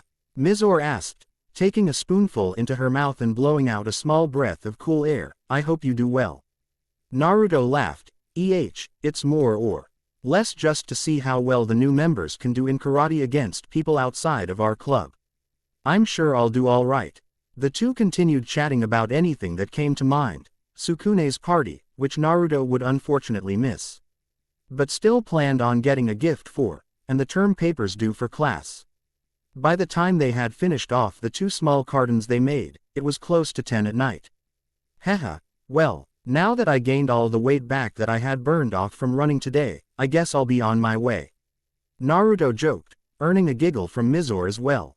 I don't think you need to worry about your body too much as far as staying fit goes, Naruto. She blushed a bit as he blinked. I mean, you're in great shape and you're amazing at sports. Haha, you sure know how to flatter a guy. Naruto scratched his head, his cheeks turning a bit rosy. Thanks again for the ice cream, Mizore-chan. Mizore got up and walked Naruto to the short distance that was between her table and her door. Yeah. Next time you can make something for us to eat. Naruto opened his mouth to speak. Not ramen. Naruto closed his mouth and grumbled under his breath while the Yuki Onna just smiled. What's wrong with ramen? Quote, nothing. You just eat too much of it. I hardly eat it more than 3 times a week.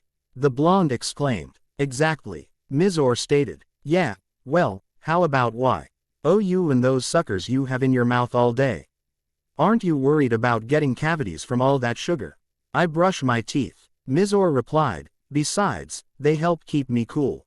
They do. Yes. Mizore replied as she opened the door for Naruto. I'm a Yuki Onna. I need to stay cool otherwise the heat's too much for me.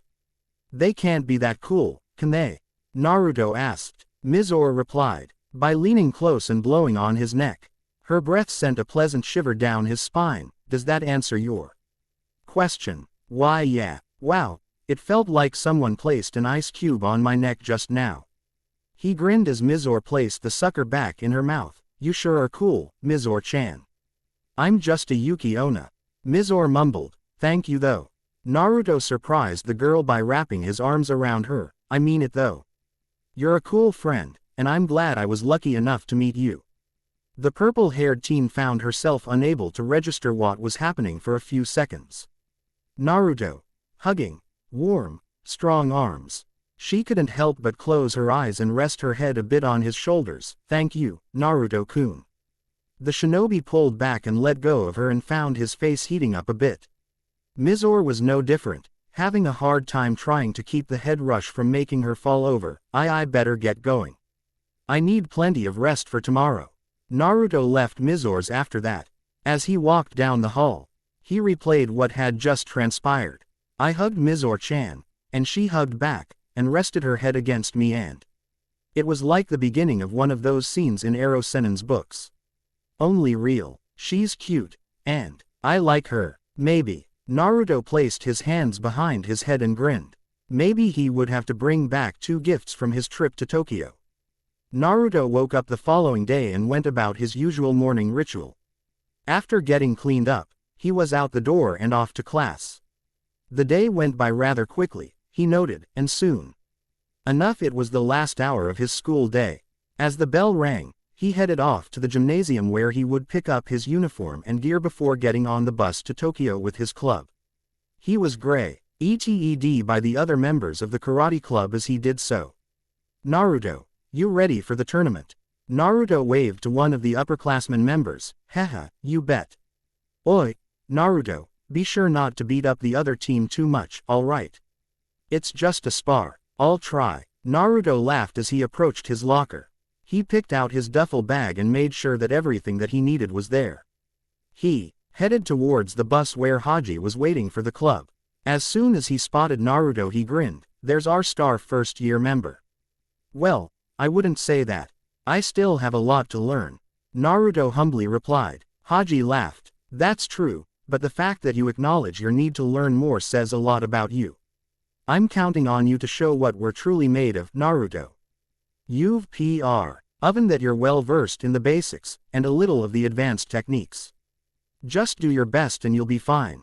Haji gave Naruto a slap on the shoulder as he entered the bus. Naruto walked past the driver's seat, but was stopped as a familiar voice caught his attention. Haha, I was wondering when I'd see you again. Naruto froze in place and turned his head to face the very same bus driver who had driven him to Yukai months ago, bus driver San. Wow. Hi. Naruto took a step back, the rather eerie glow from the mysterious man's eyes perturbing him a bit. So you're driving us to this Tokyo, or whatever, huh? Quote, yes I am. Now go take a seat, the bus will be leaving shortly. The man replied, tipping his brimmed hat down. Naruto did as he was told, taking one of the seats further back and avoiding looking into the rear view mirror used by the driver. Oh well, this beat doing algebra homework by far in his opinion. He looked to Yukai Academy for a few moments. It would be a whole weekend without him to patrol its grounds. The Arashi ninja, who some had come to see as an icon of protection and safety in Yukai, wouldn't be able to protect the school. Naruto got up suddenly and ran to the front of the bus. Something wrong, young man? Asked the bus driver. I'll be back. Just give me a few minutes. Naruto replied as he dashed out the bus entrance. Fair enough. The bus won't be leaving until all of the members are on anyway, haha. Naruto dashed to the wooded area a little ways off from where the bus was waiting. He jumped through the branches of several trees before landing on the ground. He looked around to make sure no one was nearby or watching him and put his hand in a familiar seal. 50 clones popped into existence right in front of him, all looking to him expectantly. Naruto then pulled out from his pocket about 100 seals tied together. These are the durability seals Ero Sennin helped us make back when we were training. I don't know how well they'll work, but at least you'll all be able to endure more than a single well-placed punch or kick. Naruto pointed to the nearest clone. You'll be the head guy while I'm gone. If anything happens, I'm leaving you in charge, got it? If I lose any clones, make more. I've put more than enough chakra into you guys, so you should be able to spare a little to make at least a weak shadow clone. You got it, boss. Replied the designated leader of the Naruto clones. Anything else? Keep an eye on the student police committee. I haven't heard anything on them lately, and it's a bit unnerving. Do the regular patrols at night while I'm gone. I'll dispel you guys when I've returned. I want one of you to dispel every 10 hours while I'm gone so I've got an idea of what's going on. He pulled the Arashi ninja outfit scroll from his pocket and placed it on the ground. He placed a seal on the clothing before running through a few seals and pressing his right index and middle fingers on the slip of paper. The seal glowed before a giant plume of smoke filled the area. That should do it, Naruto stated as he looked up 100 outfits like the original. Taking his outfit and resealing it, he pointed to the pile of Anbu attire. That'll be your wardrobe while I'm gone. The durability seal was placed on those as well, so they'll be able to endure. It'll save you guys the trouble of wasting chakra with a henge. The clones all gave a nod and began to pick up their clothes. The extras were taken by a few of the clones and placed in sealing scrolls that had come with the replicated suits. Hey. Question over here. Naruto turned to one of his clones. Yeah. Do we get breaks? The clone asked. A few of the clones gave grunts of agreement while some groaned in annoyance at the stupid question. One near the clone smacked him in the back of the head, causing him to dispel before he could place the durability seal on himself. Naruto gave the clone that hit the dispelled one a flat look. The other clone just rubbed his cheek. Haha, oops. Naruto put his hands together and made a single clone to replace the lost one. The clone joined the ranks and Naruto cleared his throat. As for breaks, don't spend too much time relaxing. You're in charge of keeping Yukai safe while I'm gone. Alright. There were a few grumbles. Other gave a simple, alright, while others saluted. Naruto gave one last look to the group before waving them off. Later guys. Keep Yukai safe for me. The clones gave their creator a farewell while placing the durability CLS on themselves before scattering to put on their Anbu gear and begin patrol. Naruto was soon back on the bus. He felt a bit more secure with his clones patrolling the area. They may not have the same amount of chakra as he did, but they had his strength and his knowledge. They would be able to at the very least be able to help with minor problems, and provide backup should Sukune and the girls run into trouble. About another 5 minutes found the bus with all of the karate club members seated and ready to go. Haji gave a quick roll call to make sure all were present that should be. After confirming with the bus driver that all was good, the vehicle's engine roared before the bus got into gear and took off for the mysterious tunnel leading to the human world. I think we're clear. Move. Several shadows dashed through a thicket of trees, making no sound as they hopped from branch to branch. The leader of the group landed ahead of the others and put his hand up in the air while forming a closed fist. The others behind him stopped in place. The leader then held up 3 fingers and 3 of the people closest to him moved forward. What's up, Yamato? Asked a man with long blonde hair that was tied into a ponytail. Yamato was far from what he was a few months ago. What was once a proud Anbu of Konoha was now a weary man with matted brown hair and eyes showing his exhaustion. The former Anbu looked onward while pointing to a clearing no more than several hundred yards away, a bandit campsite, from the looks of it. We could get some supplies from there, maybe even food. The man to his right gave a nod. Yosh, we can kill 2 birds with 1 stone. Clean up this ragtag group of ruffians and get food to fuel our bodies. I have no objections. Yamato smirked a bit. GL. Add to see that guy was able to keep high spirits despite their situation. The woman to his left gave a toothy grin. Yamato was thankful to have 2 experienced shinobi to help lead his group, and soon. Inuzuka's tracking abilities were among the best in the elemental nations. Well, what do you think? Give the pups a chance to burn off some energy. Sume questioned, turning back to the others behind her. Inoichi Yamanaka, another seasoned Junin, gave a hum of thought. Sume, I don't know if that's the best idea right now. We're all rather tired. Among the group of survivors from Pain's INV, Asian that were with the 4 were Neji Hyuga, Rock Lee, Tenten, Ino Yamanaka, Kiba and Hana Inuzuka, and Anko Mitarashi. As far as they knew, the 11 of them were the only surviving shinobi of Konoha. They had managed to run into each other by pure chance. Yamato and Anko had been scouting out for Kabuto Yakushi, who was told to be roaming around the lands of the shinobi world some time ago and had gained Orochimaru's abilities. They were in the forest when the massive attack had been launched against Konoha, and by the time they were close enough to see what was going on, the village had been leveled by some unknown power. The 4 members of Team Guy were also outside of the village at the time of the attack by one of Akatsuki's most powerful members. They arrived moments after the village was destroyed, and had decided to remain hidden, despite the initial objections from Lee. The Inuzuka family members were alive purely based on luck as far as they were concerned.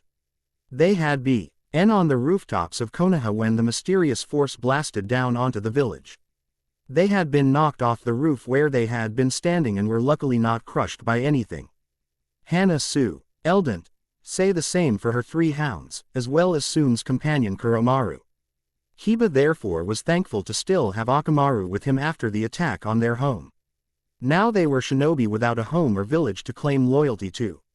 They were still shinobi of the Hidden Leaf according to their Hitai-ite, but said village was nothing but a crater in the earth now. They knew nothing about Ot. Her possible survivors aside from Neji mentioning that he last heard that Hiashi and Hanabi were somewhere within Fire Country prior to the attack. He stated that there was a place the Hyuga could go if something would ever happen to Konoha. The location was a tight-lipped secret though, and Neji would need to contact the 2 Hyuga first by messenger bird to verify if they were residing in the designated safe haven. Returning his attention to the others, Yamato spoke as he looked to the others back further, asked them if any of them want to help. I'd rather not risk their safety, but if they feel up to it, the more help, the better. I'm guessing there's about 30 to 40 bandits in the camp, including those patrolling the surrounding area. If we can surprise the majority of them in the campground, we'll be able to secure the area and clear the place of them as well. Inoichi shook his head, to think we've fallen to such a level. Yamato frowned. I'm not a fan of pillaging, even if it's a bandit camp. Still, we're low on food and weapons. We don't have many options. After a few minutes, it was decided that Guy, Tsune, Yamato, Enko, Kiba and Akamaru, and Neji would lead the initial assault while Lee, Inoichi, Hana and Tenten would hang back for support in the trees. As soon as Yamato gave the signal, the 6 shinobi and 1 ninhound attacked. The bandits were caught completely off guard, and few were able to counter the ambush. Those that did were unable to do little more than pull out their blades before receiving a shuriken or kunai to the throat from one of the 5 hanging back in the tree line. In little more than 10 minutes, the bandits were all killed or incapacitated, though the former seemed to be the state for most of them. Yamato grumbled as he rummaged through the tents. There's nothing more than salted pork, stale bread and some dried fruit. Anyone have more luck than me? I found some decent knives we can use. Tenten called out. Hey or nothing I'd call combat worthy against shinobi, but they'll suffice. A few pounds of dried beans over here. Neji replied, holding up a large bag. There's a few bags of rice as well. I found some wire we can use for fishing at the creek south of here. Enko stated as she walked out of a tent. It's not the best, but it can do the job if we need to gather up some extra food. Yamato smiled. It was a better turnout than he had expected. Some food and a few resources to get them by for a few days' time, good. Let's return back to camp and figure out who will be in charge of fishing this time. Ino groaned. I am not fishing again. Scaling fish leaves a smell on clothes that last for days. Blech. Tenten snorted. It's not like there's anyone you have to impress here, Ino. The platinum blonde frowned a bit. Yeah. Don't remind me. Guy felt the sudden drop in the team's morale, and struck a pose. Come on now. Let's make a contest out of it. First one to catch 10 fish doesn't have to do patrol tonight. Lee, as expected, let out a whoop of joy. Yosh. A wonderful idea, Guy-sensei. I shall be the first to catch 10 fish, or I shall do 30 laps around Kono, ha. Lee was soon quiet as well. The group made the trek back to the little campsite by the said creek, silence hovering over the group. Hana, Enko, Inoichi, Neji, Guy, and Tenten had decided to decide to be in charge of bringing in the trout for dinner tonight. Meanwhile, the others did what little they could to keep themselves occupied.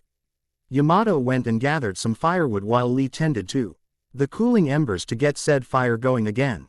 Soon got water for the one kettle they had managed to find on a previous ransacking of a bandit campsite north of them, and Kiba and Ino were left with preparing the few vegetables they had for dinner. Kiba, the Inuzuka boy, looked up from slicing a small carrot to the blonde by his side. What's up, Ino? Ino was quiet for a few moments, unable to think of what to say. Eventually Kiba lost his patience and nudged her. She blinked before shaking her head. Sorry. I was just thinking. I can see that, he replied with a weak grin. What's eating you? Do you think that we'll ever see anyone else from Konoha again? Kiba opened his mouth to speak, but was surprised to find himself short on words. It had been quite some time since they had run into any other ninja, Konoha or otherwise. As far as they knew, The odds of such a thing happening looked grim. I don't know, Ino. Ino gave a shuddering breath before continuing. I know it's not right as a kunoichi to try and hold on to such stupid hopes, but, well, it's just that I find it hard to believe that we're all that's left. She shook her head. There were some people that we have no proof of being dead or not. At least we found Shikamaru and Choji's bodies. Shikamaru and Choji's deaths had been a devastating blow to the young kunoichi. The two were among the few stable pillars to her life. And when she had seen the two young shunen's bodies buried in the rubble, she had simply let the floodgates open and bawled her eyes out. Kiba placed what he hoped was a comforting hand on her shoulder. He wasn't feeling much better himself. Hinata had been killed. He saw her lifeless body near the Hyuga estate's ruins. Shino had been found as well among the numerous bodies that he recognized. Kurenai had died too. That had been an especially tragic death for the group with the fact that she was expecting a baby. Ino and Kiba had lost their entire team. They were at least thankful to still have some of their family left.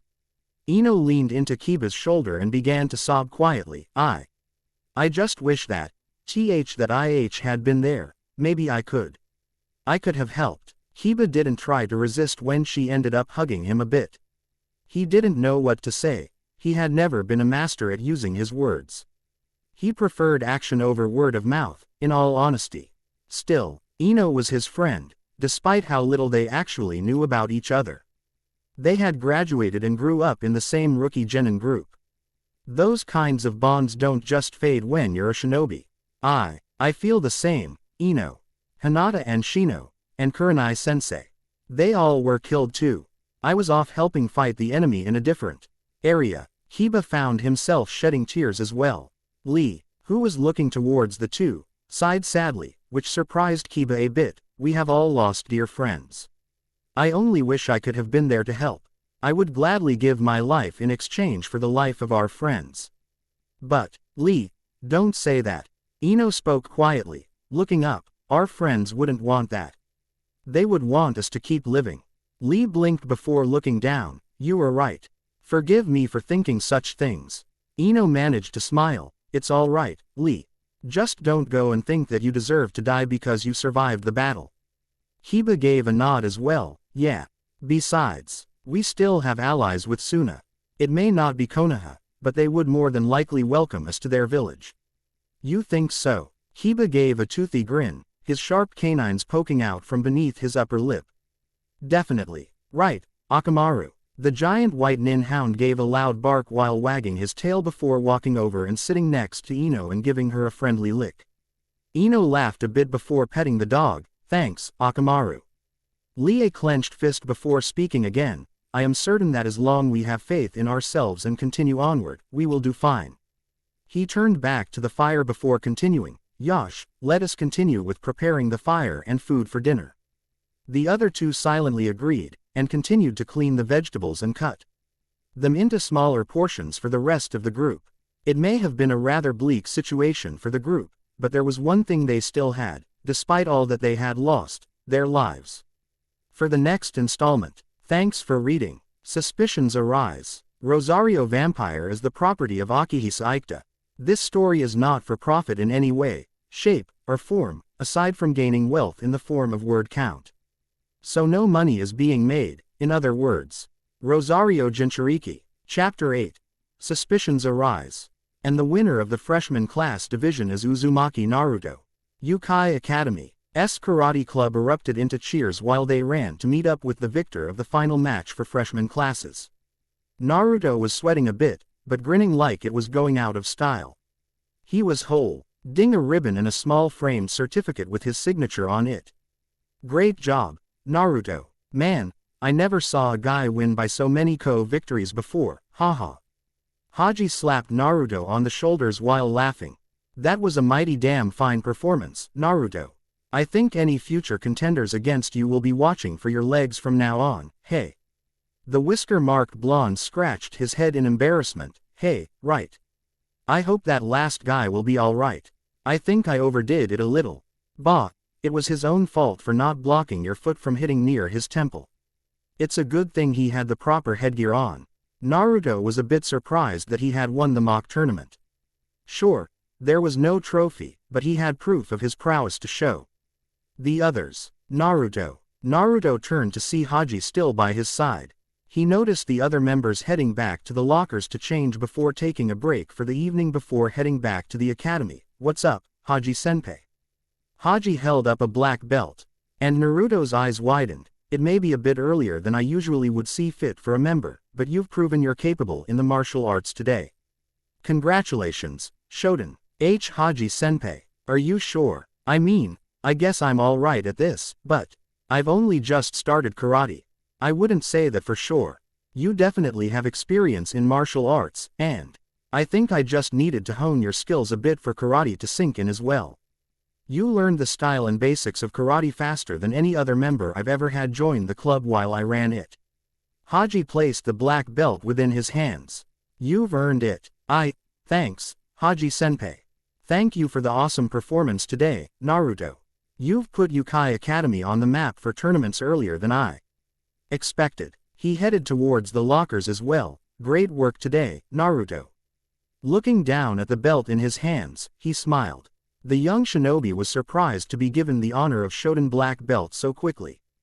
Kakashi said he knew karate as well, yet stated Naruto was probably better than him. Truthfully, Naruto was pretty sure in order to be a Junin instructor one had to have knowledge in unarmed combat that was equivalent to a Sandan. Though if it were just karate, Naruto guessed that Kakashi was probably about equal to Naruto, even if he said otherwise.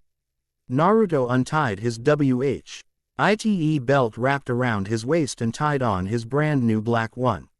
He picked up his backpack and headed towards the lockers to change. Naruto walked up and down the small strip mall in the town where the mock tournament had been held. He was looking through the windows of the various stores, trying to pick out if there was anything worth buying for Sukune. He eventually found a small CD shop nestled within the mall and went inside. It was a dimly lit store, yet provided a nice, comforting atmosphere. Hello. Anything I can help you with? Naruto looked to the front desk where a young G-man probably only a few years older than him was sitting. He had a piercing on his eyebrow, and wore a shirt with some weird skull with wings and several doves flying in the background. Naruto quirked an eyebrow, but managed to keep himself from commenting. He instead looked around for a moment. Yeah, I was wondering if you had any music with, lots of guitar. The employee blinked a few times before laughing. Dude, you're going to have to be a bit more specific than that. What genre? Classic rock, metal, death metal, pop rock. We got a bit of everything here, and then some. Naruto sighed. Dang, I was hoping for his to be easy. The blonde looked around at the first aisle of CDs and raised an eyebrow. Wow, they can write those kinds of things on music. Hey, music is art. Why censor it? Then again, there's also edited versions. The employee explained. So, any idea what you may be looking for? Not really. My friend's birthday is coming up, and I asked if he had any particular taste in music. He said something with guitar. That's it. That's a bit vague, considering a lot of music has guitar. Is he into anything particular? Naruto pondered for a moment on the question. He kind of likes working in the newspaper club.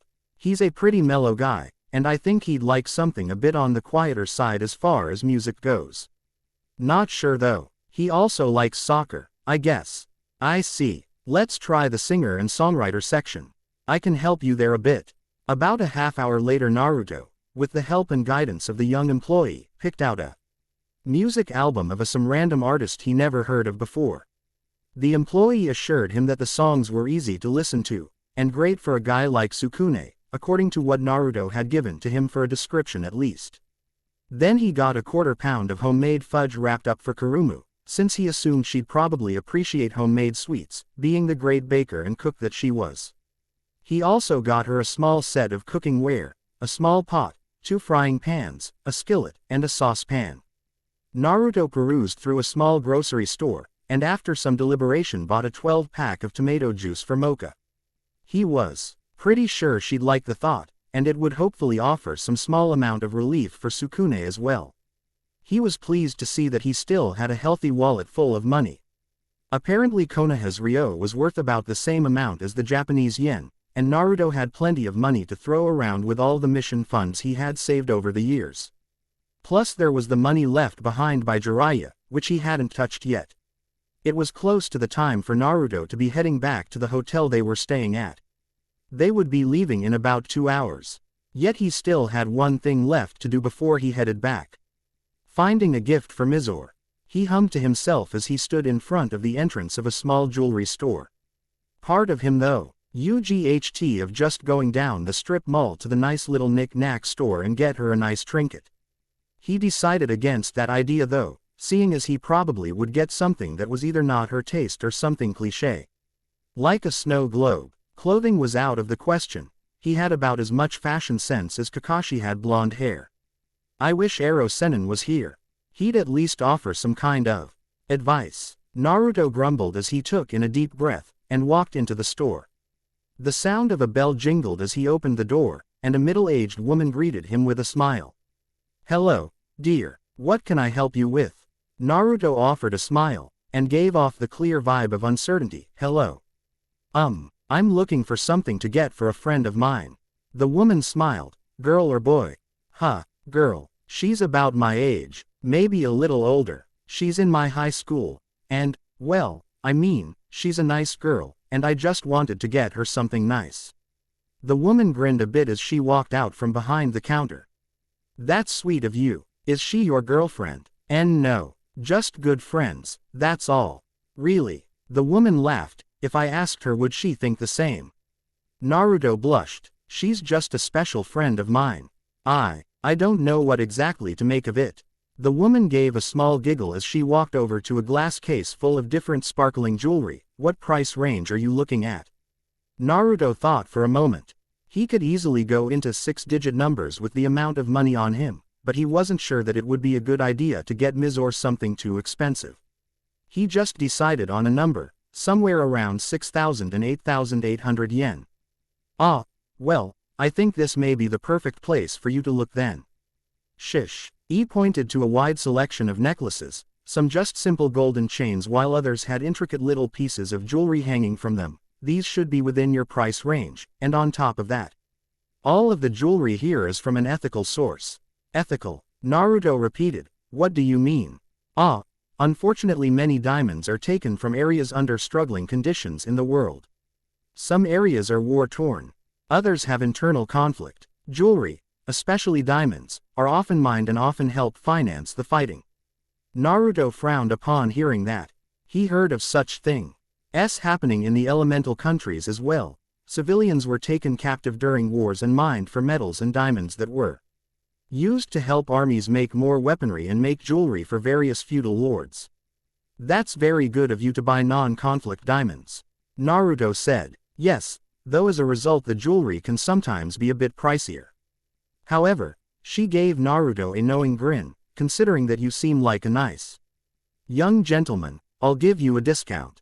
"Sound good." "Haha, awesome. Thanks, miss." Naruto began to look through the various pieces of shimmering stone and gold.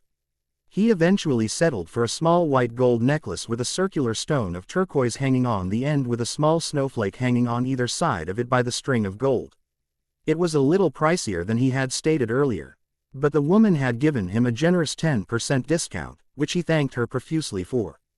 With gifts for all his friends, Naruto made his way back to the hotel, a small spring in his step. The bus arrived around late afternoon, and the karate club members piled out, heading towards the boys' dorms. When Naruto arrived to his dorm room, he dumped his doof fell bag onto the floor and stretched a bit. Cracking his neck and back a little, he headed down the hall to see if Sukune was around so he could wish him a happy birthday and give him his CD and soccer ball. He knocked on Sukune's door, but received no answer. Wonder if he's at the newspaper club room.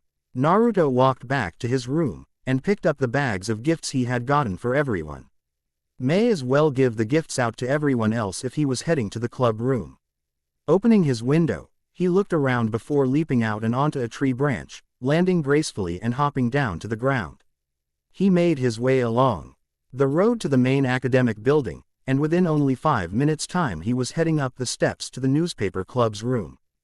He looked in only to find the room empty. Much to his disappointment. Well, where the heck are they then? Naruto thought aloud. Leaving the room, he headed to Nekonome's office down the hall. He reached it and knocked. "Come in," came Nekonome's voice through the door. Naruto opened it and was greeted by the smiling teacher. "Naruto, hello.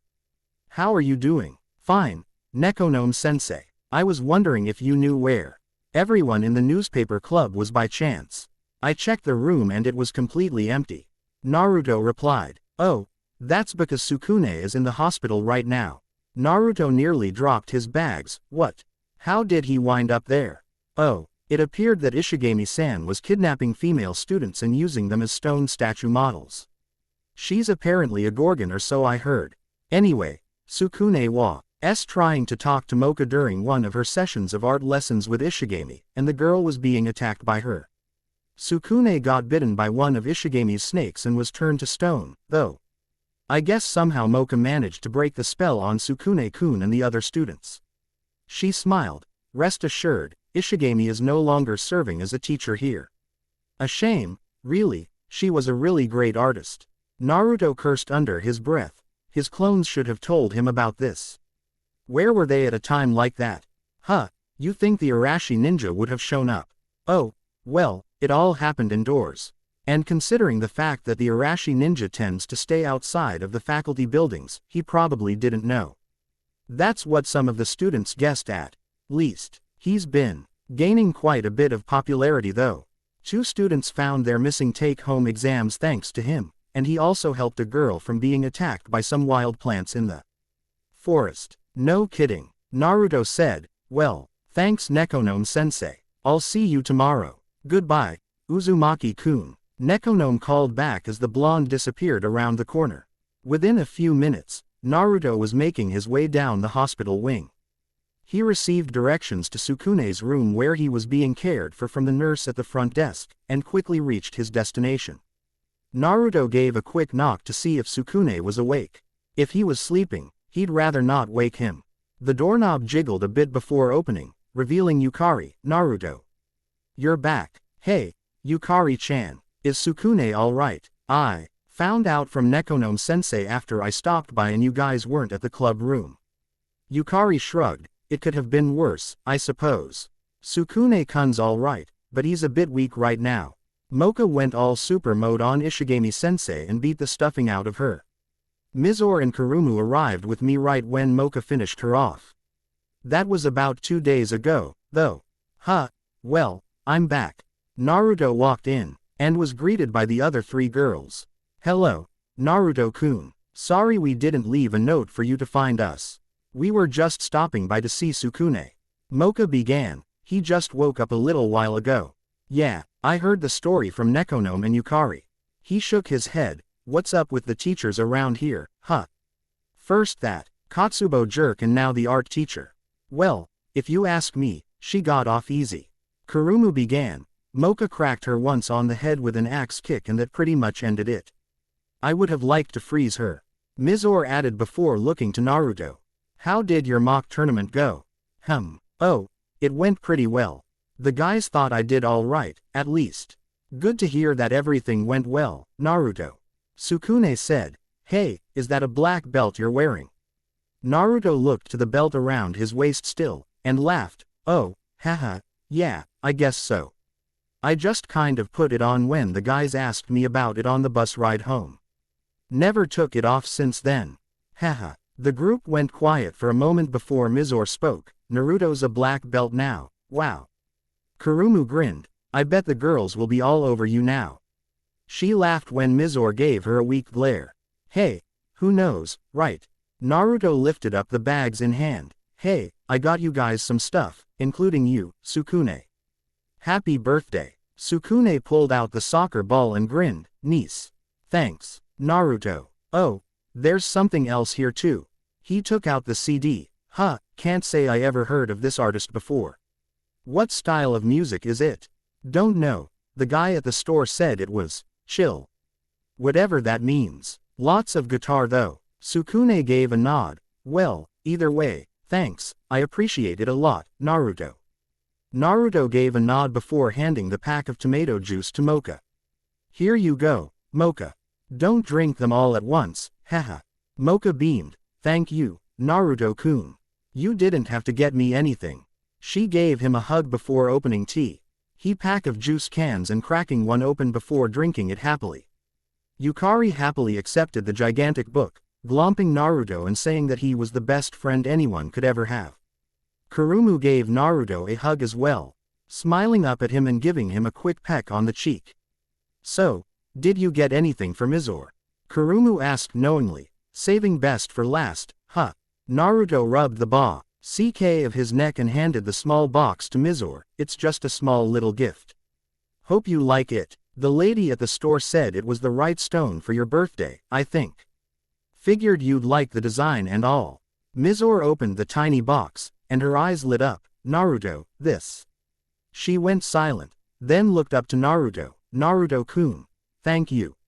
She walked closer to Naruto and gave him a chaste kiss on the cheek before slipping it around her neck over her other necklace that she had on. It's beautiful. Naruto and Mizore, sitting in a tree, kissi. Kurumu, that hurt. Yukari spoke, snapping Naruto and Mizore out of their own little world. They both blushed while Kurumu just smiled, holding Yukari in a headlock. Well, I better get going. Naruto said, just thought I'd stop by and make sure everything is alright. The other all bid Naruto farewell. As soon as the blonde left, Kurumu was by Mizore's side. Oh wow, that's a beautiful necklace, white gold, it looks like oh, that's so cute. Look at the little snowflakes. Mizore was blushing a deep red. I'm kind of embarrassed. He didn't have to get that for me. I think Naruto's just the kind of son who would do something though for someone he cares for. While he did get all of us gifts. Mocha began, pointing at her necklace, he clearly put a lot of thought into yours. Does this mean that he wants to go out with me? Mizore said just above a whisper. What if I'm not taking this the right way? If it's just a gift.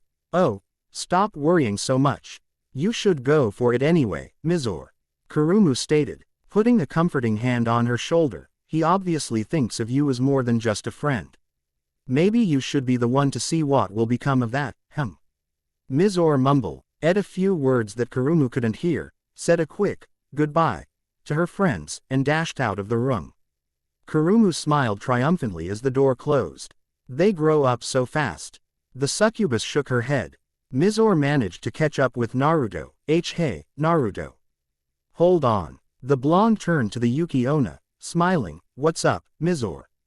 Mizore fidgeted for a moment before speaking. Well, if you have nothing going on this coming weekend, do you want to go have a picnic with me? I'm not that good at baking or anything, but I can make some things for us to bring. Naruto gave a thumbs up. A picnic. That sounds great. Mizore-chan. I'm all for that, haha. I'm sure the others would like it, too.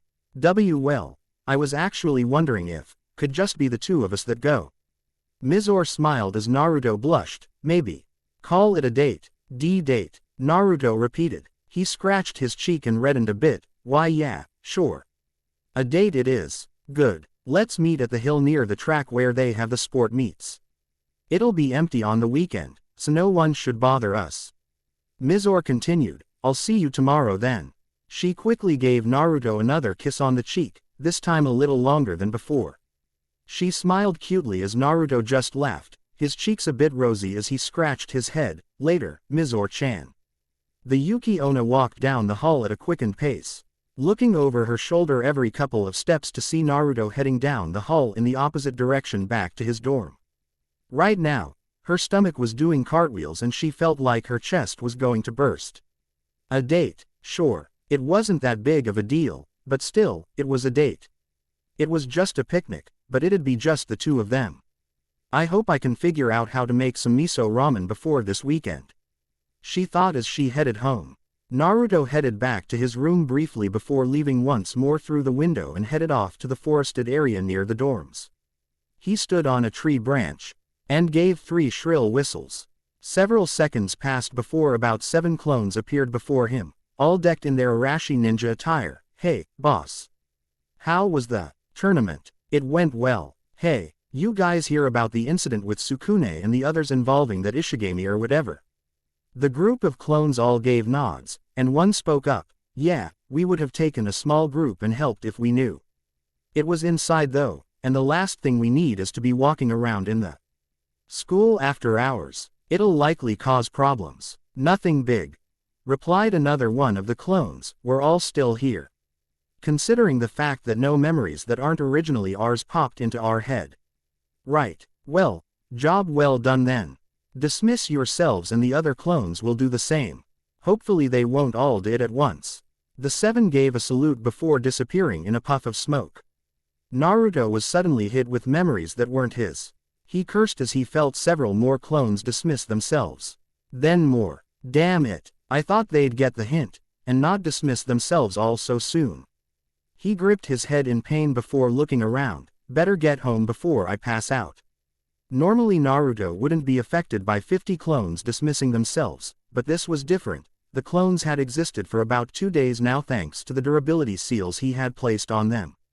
Groaning in pain while holding his head with a hand, Naruto walked through the woods, hoping that the pain would subside. He stopped and leaned against a tree for a moment, rubbing his temples as he did so. Whoosh! Naruto instinctively jumped away from the tree, and rolled several times while taking a look at the tree.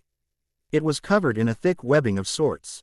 He looked around, and wished he hadn't been so careless to not bring any weapons in a sleeve or pocket when he went to see Sukune and the others. Alright, show yourself. I can sense your Yuki, even if it's barely traceable. Naruto called out. Haha, to think that all this time that you were associating with the Arashi ninja, spoke a voice. A figure slowly descended down from the canopy, holding on to a string of what appeared to be the same sticky webbing on the tree where Naruto had been standing. I am Kido, a member of the police committee of Yukai Academy. Naruto Uzumaki, I'm placing you under arrest for violation of school rules.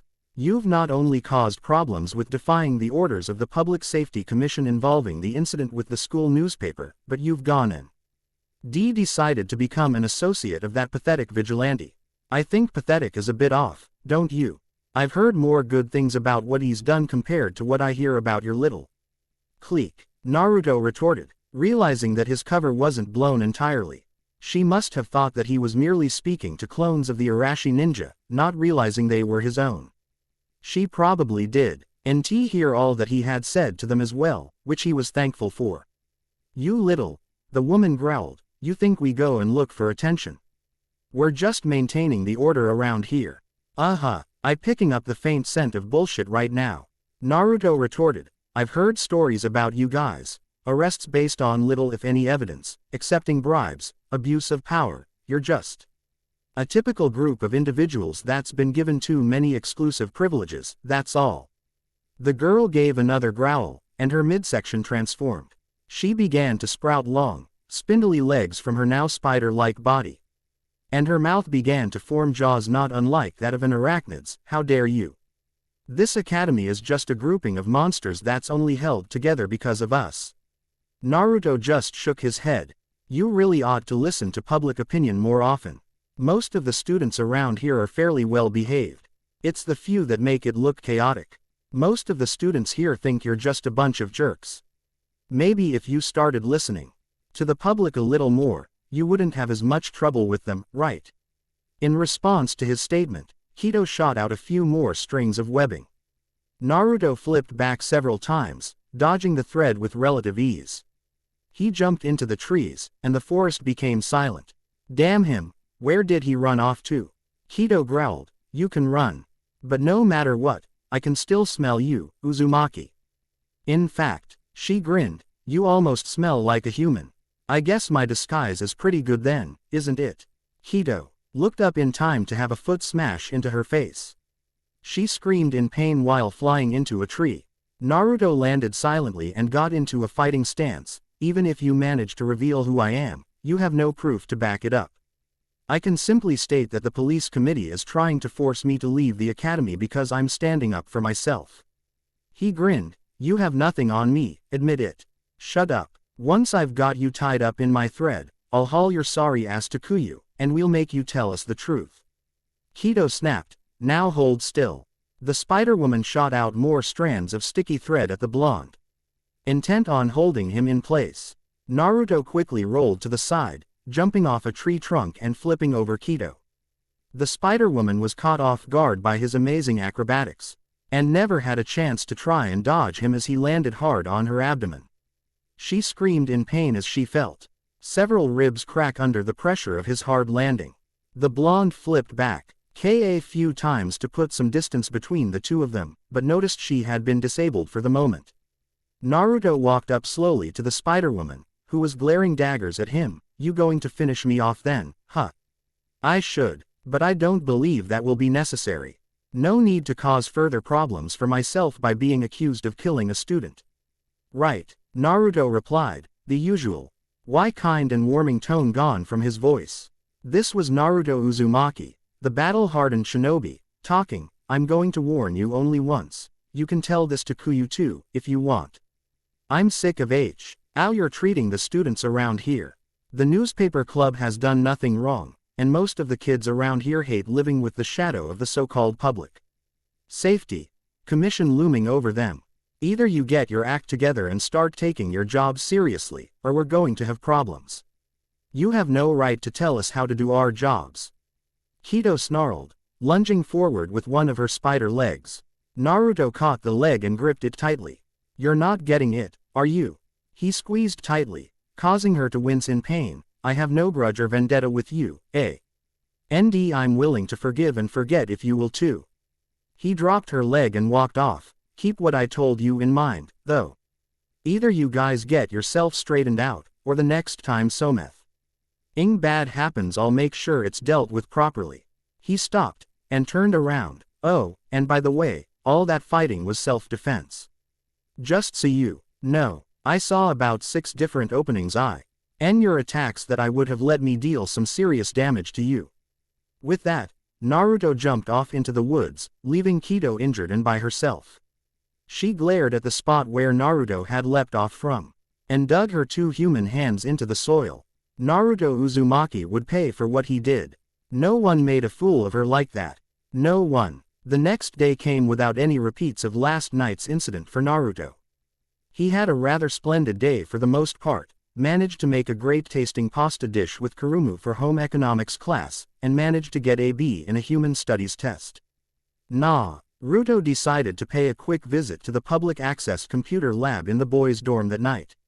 He had a paper he needed to research for and type up, much to his chagrin, since he was horrible at typing, and decided to get a head start on it. He managed to log on to his student account, and when he got online, noticed a little icon was lit up in the upper right corner of his window.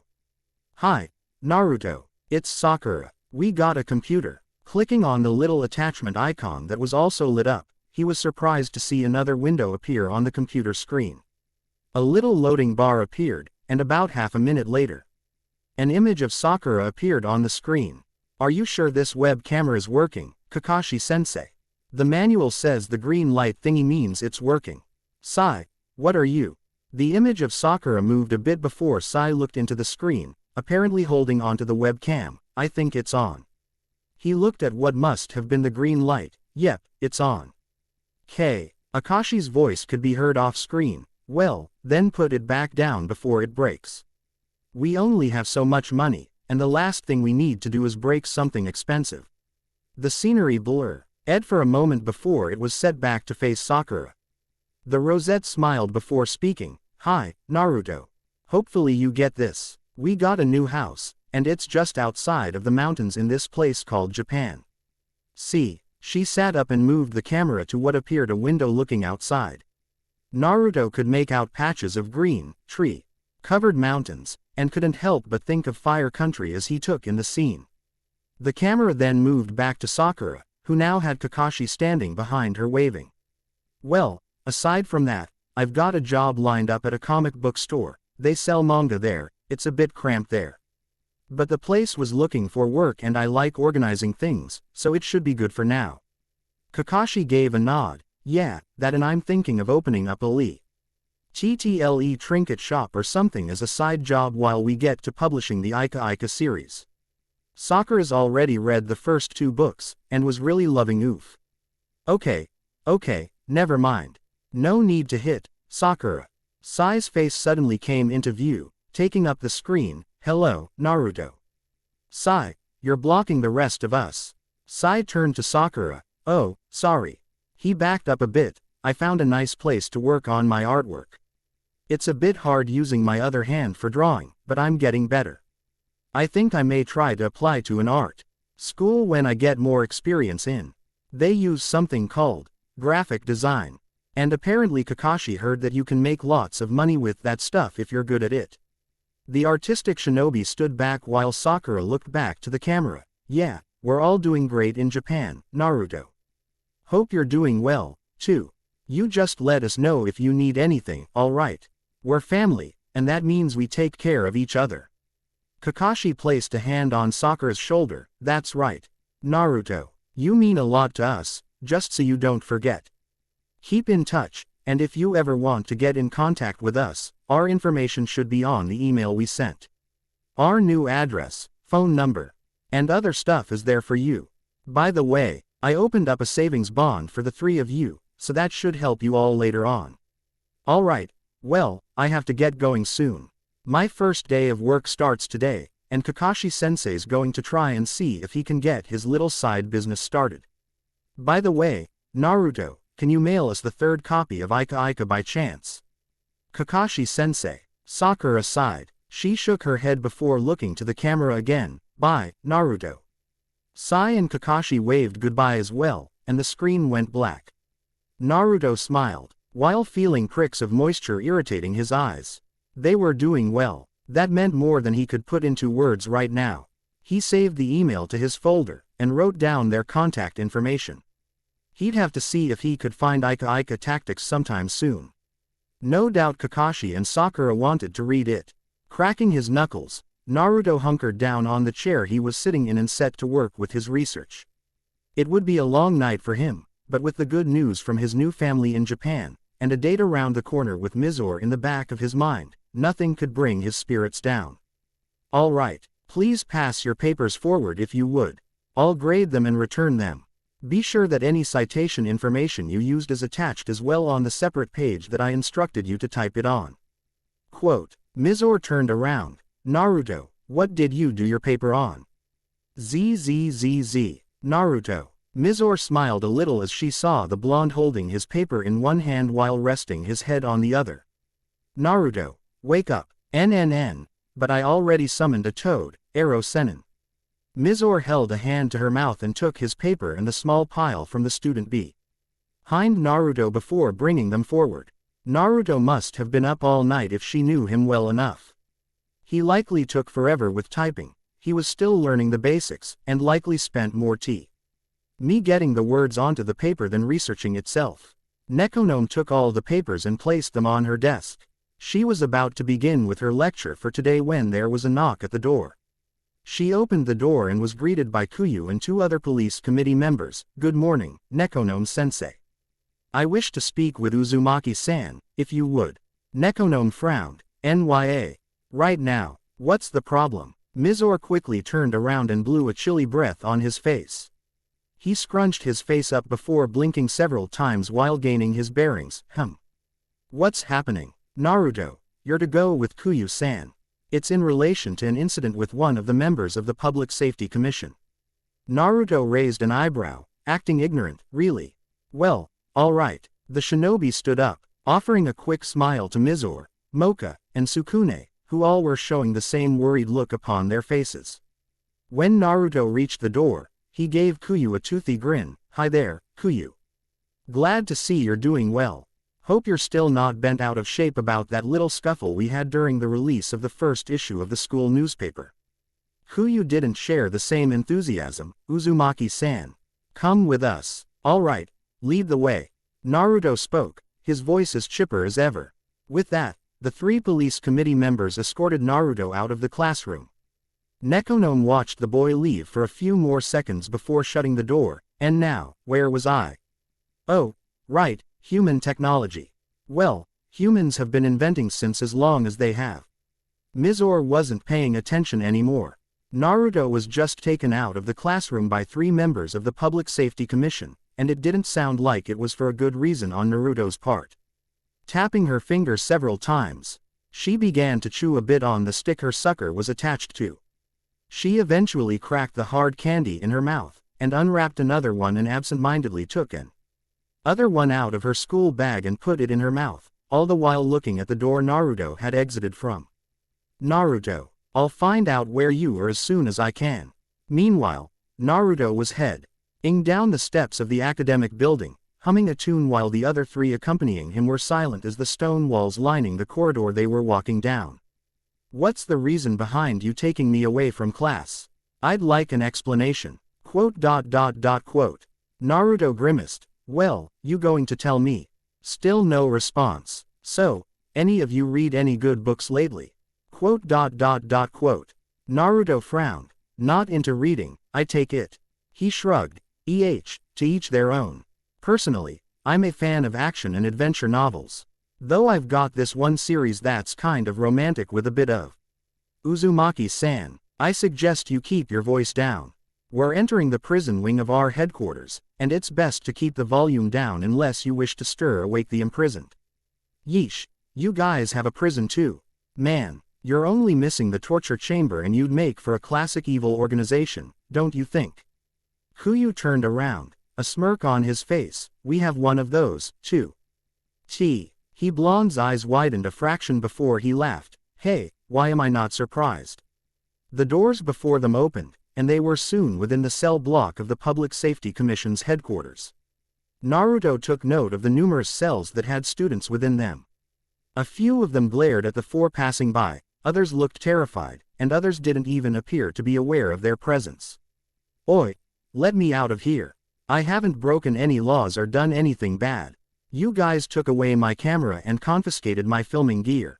I'm a member of the photography club and I demand that.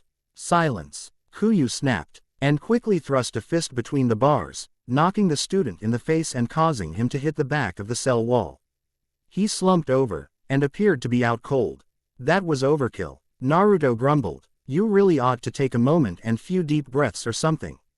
He looked around, and noticed a few of the imprisoned students looking up. Stressing yourself out over things like that isn't good for you. Kuyu glared at the blonde, his calm features gone. Either you keep that mouth shut or we'll force you to. The blonde felt like testing that challenge. Then tell me. The prisoners began to erupt into cheers, a few even calling his name upon seeing his face. Naruto looked to Kuyu, who remained in place and unwavering, despite the two being taken down. Now, as I was saying, Kuyu. Before those two interrupted, tell me why I'm being taken down here.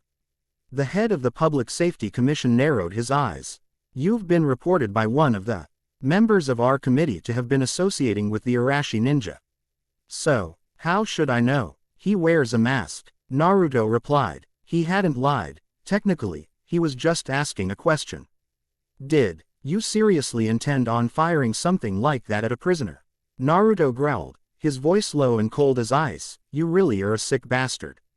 Kuyu's blonde hair seemed to wave around briefly before he closed his eyes. Regaining his composure, it would be in your best interests if you cooperate with us, Uzumaki.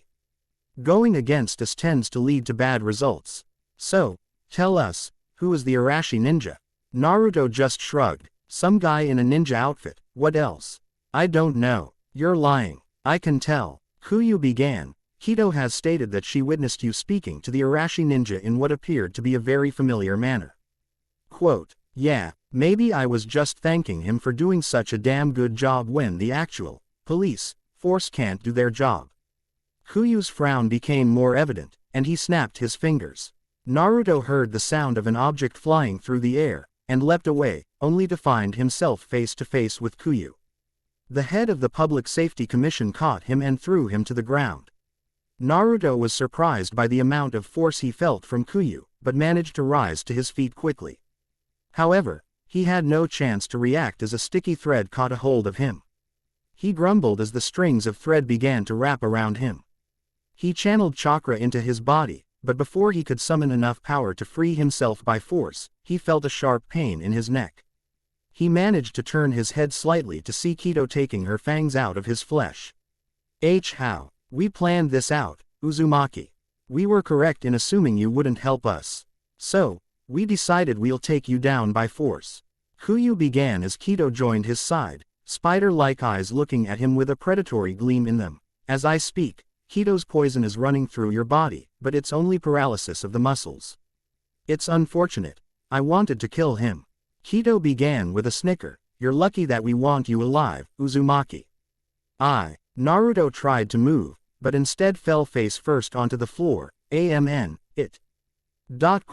Soon only Naruto's eyes and diaphragm were moving, the occasional breath being exhaled. He glared at the two as Kido picked him up, laughing at his vulnerability. Throw him in the interrogation chamber. We'll get him to speak, one way or another. Kuyu spoke, his taunting smile returning to his features. You'll regret having not cooperated with us, Uzumaki. There was a wave of jeers from the imprisoned, shouting to release Naruto, but Kuyu simply ignored them. He continued behind Kido towards the interrogation chamber, thinking of how to get Naruto to confess the truth without killing him. It'd be difficult, but he'd find a way. I want to know where Naruto Uzumaki is.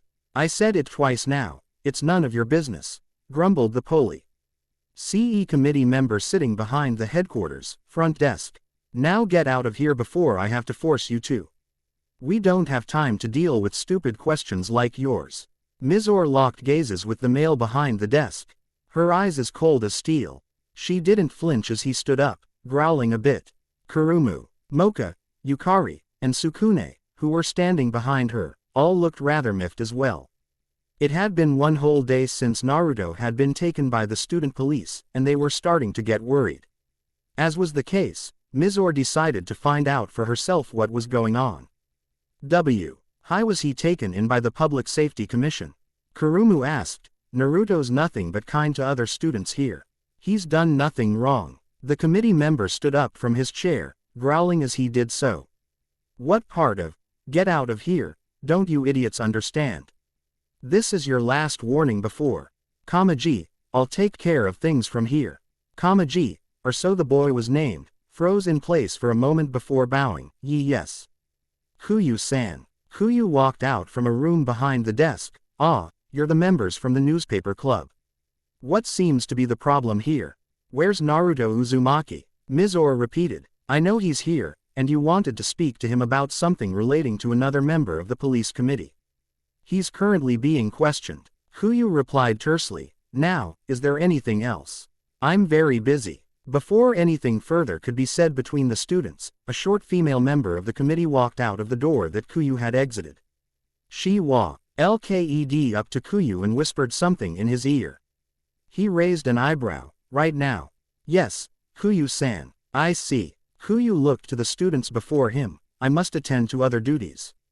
I suggest why. You leave if you have no further business. Here. The sucker stick in Mizore's mouth snapped as she turned on her heel, quietly leaving the headquarters. Yukari looked to the Yuki Onna, then to the other three. We should go. Naruto's still in there though. Kurumu protested. Well, it's not like they'll let us through there either way. Sukune grumbled. We'll just have to wait. He looked rather upset as he spoke. But he was right. There were no other options that wouldn't make their situation worse aside from enduring for now. Kuyu stood in front of a chair that Naruto was tied to. He was sporting a few bruises, a swollen eye, and a few burn marks on his arms and torso. He had a defiant look in his eyes as he glanced up at Kuyu, who was bearing down on him with a look that could kill. Uzumaki, I have a question for you. Really? I thought you were just appeasing your sadist needs with me. Naruto replied. Let me hear it. I may actually pretend to give you a straight answer instead of ignoring you. Kuyu made no indication of being offended. Is it true that Sukune Aono is a human? Naruto managed to school his features into a look of annoyance. Sukune Aono. The guy in my homeroom class.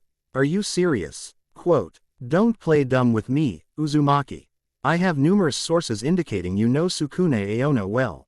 He was on the same bus that arrived here with you, and you live in the same dorm, on the same floor. In the same wing. That and you're friends with all the other members of the newspaper club. Kuyu stated, your charade won't work on me. You're no fun anymore. Naruto replied with a smirk. He was given a swift kick in the gut before his chair fell on its side. The blonde let out a pained laugh. Damn, that one smarts. Haha, you're getting better, Kuyu. You hit a bruised spot that time. Haha.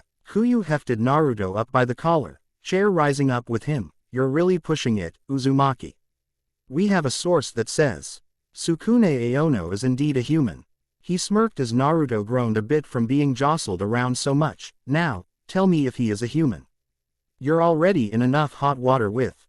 Naruto spit a gob of blood at Kuyu. The stoic blonde closed his eyes and exhaled. I see. Very well. If you won't help us, we'll just put you in solitary confinement. 3 student police officers walked out from the back of the room and took a hold of Naruto. They snapped restraints around his arms before cutting the ropes that bound him to the chair. He was then dragged off without another word.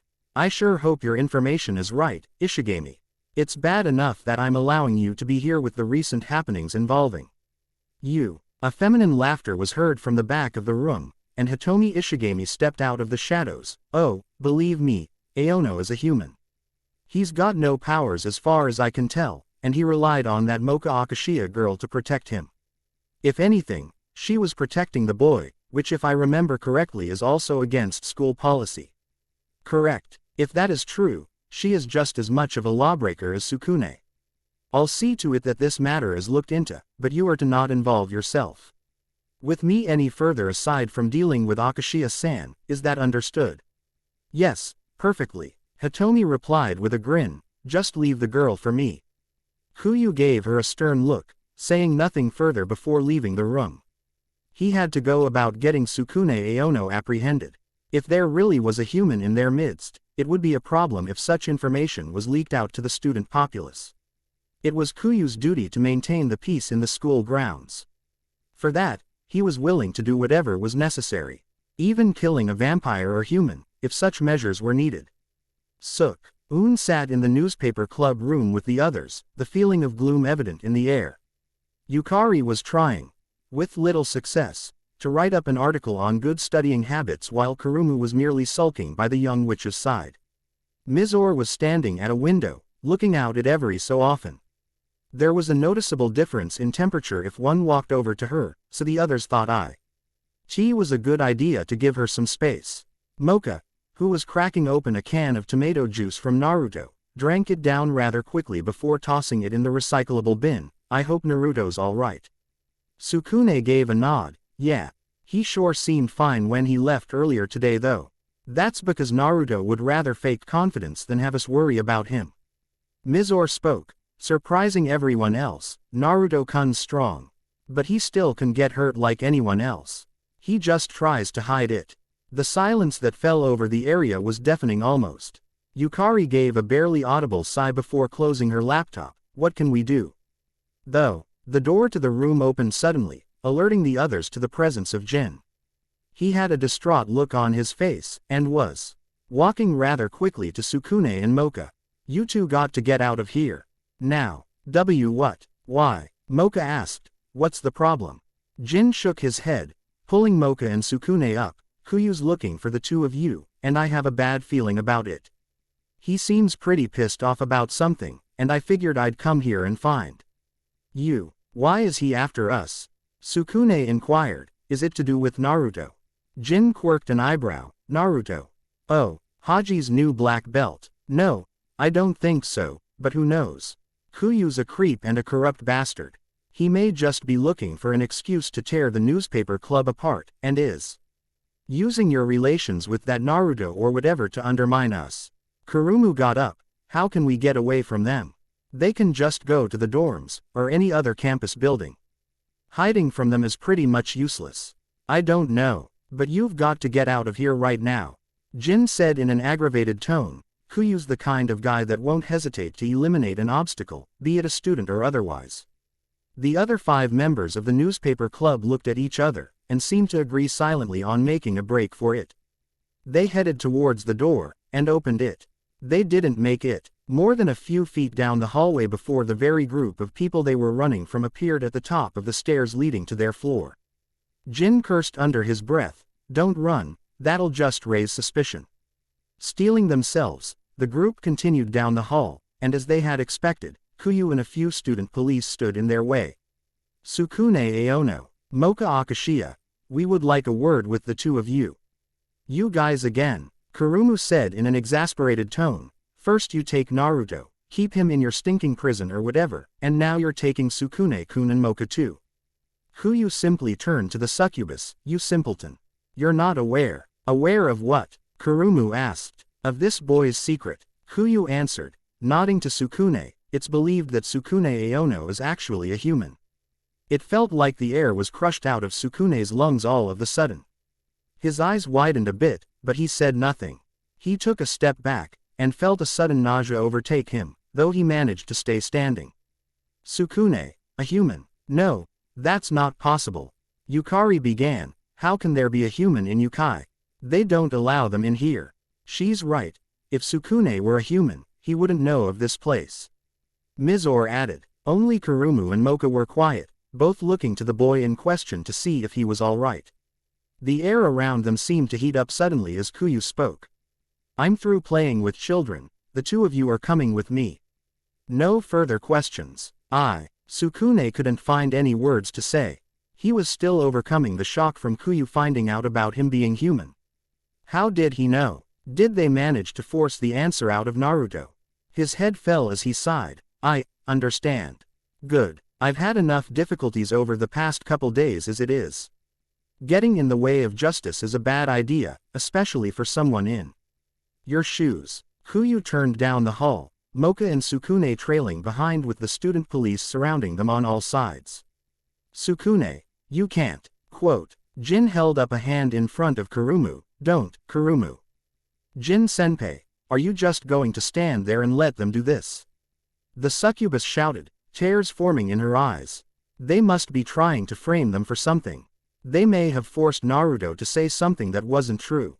I wouldn't doubt it for a second, but the fact remains that we don't have much of a say in the matter.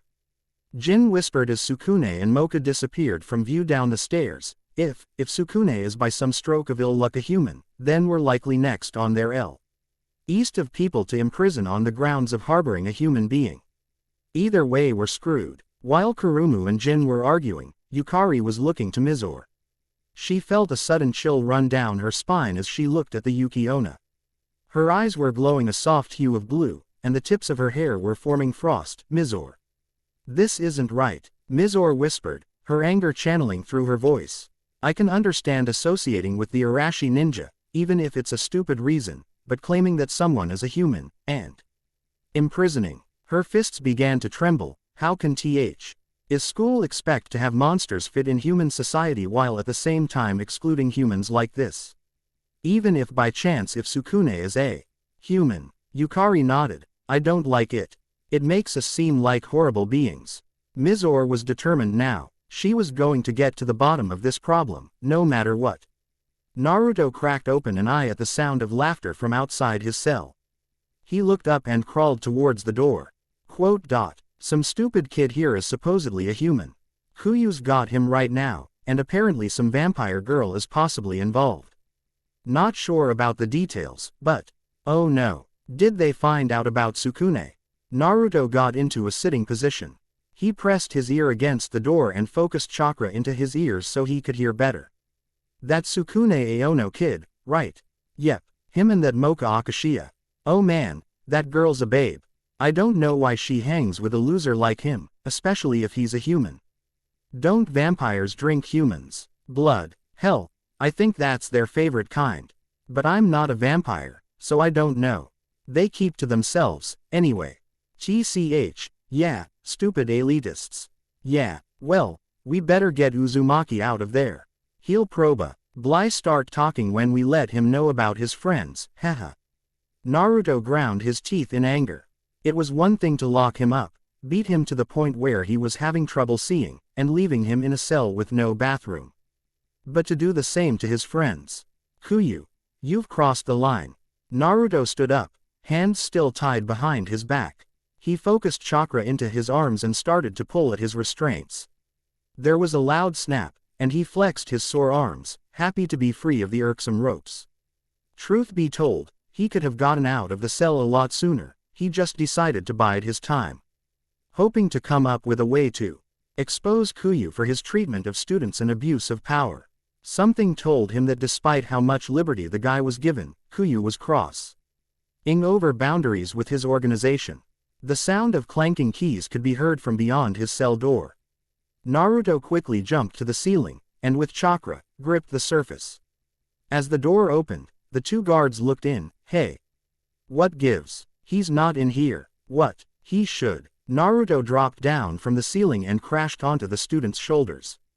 The surprised student let out a startled cry, but with quick application of a finger to a pressure point between the shoulders and neck, he was out cold.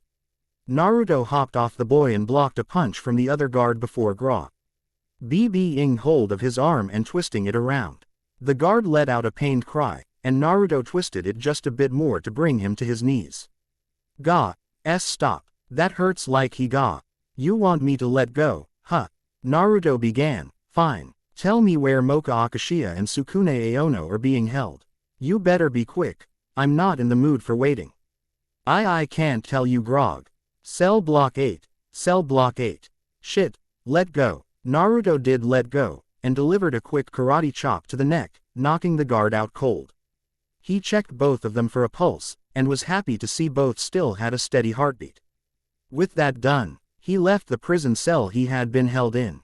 Looking down the halls revealed to Naruto that he was the lone prisoner in this section. He quickly ran through a few seals, and quietly summoned a small toad. Naruto. What's up? Gamakichi said you were. Now is not the time. Look, can you go to my dorm room and get me my Anbu uniform scroll?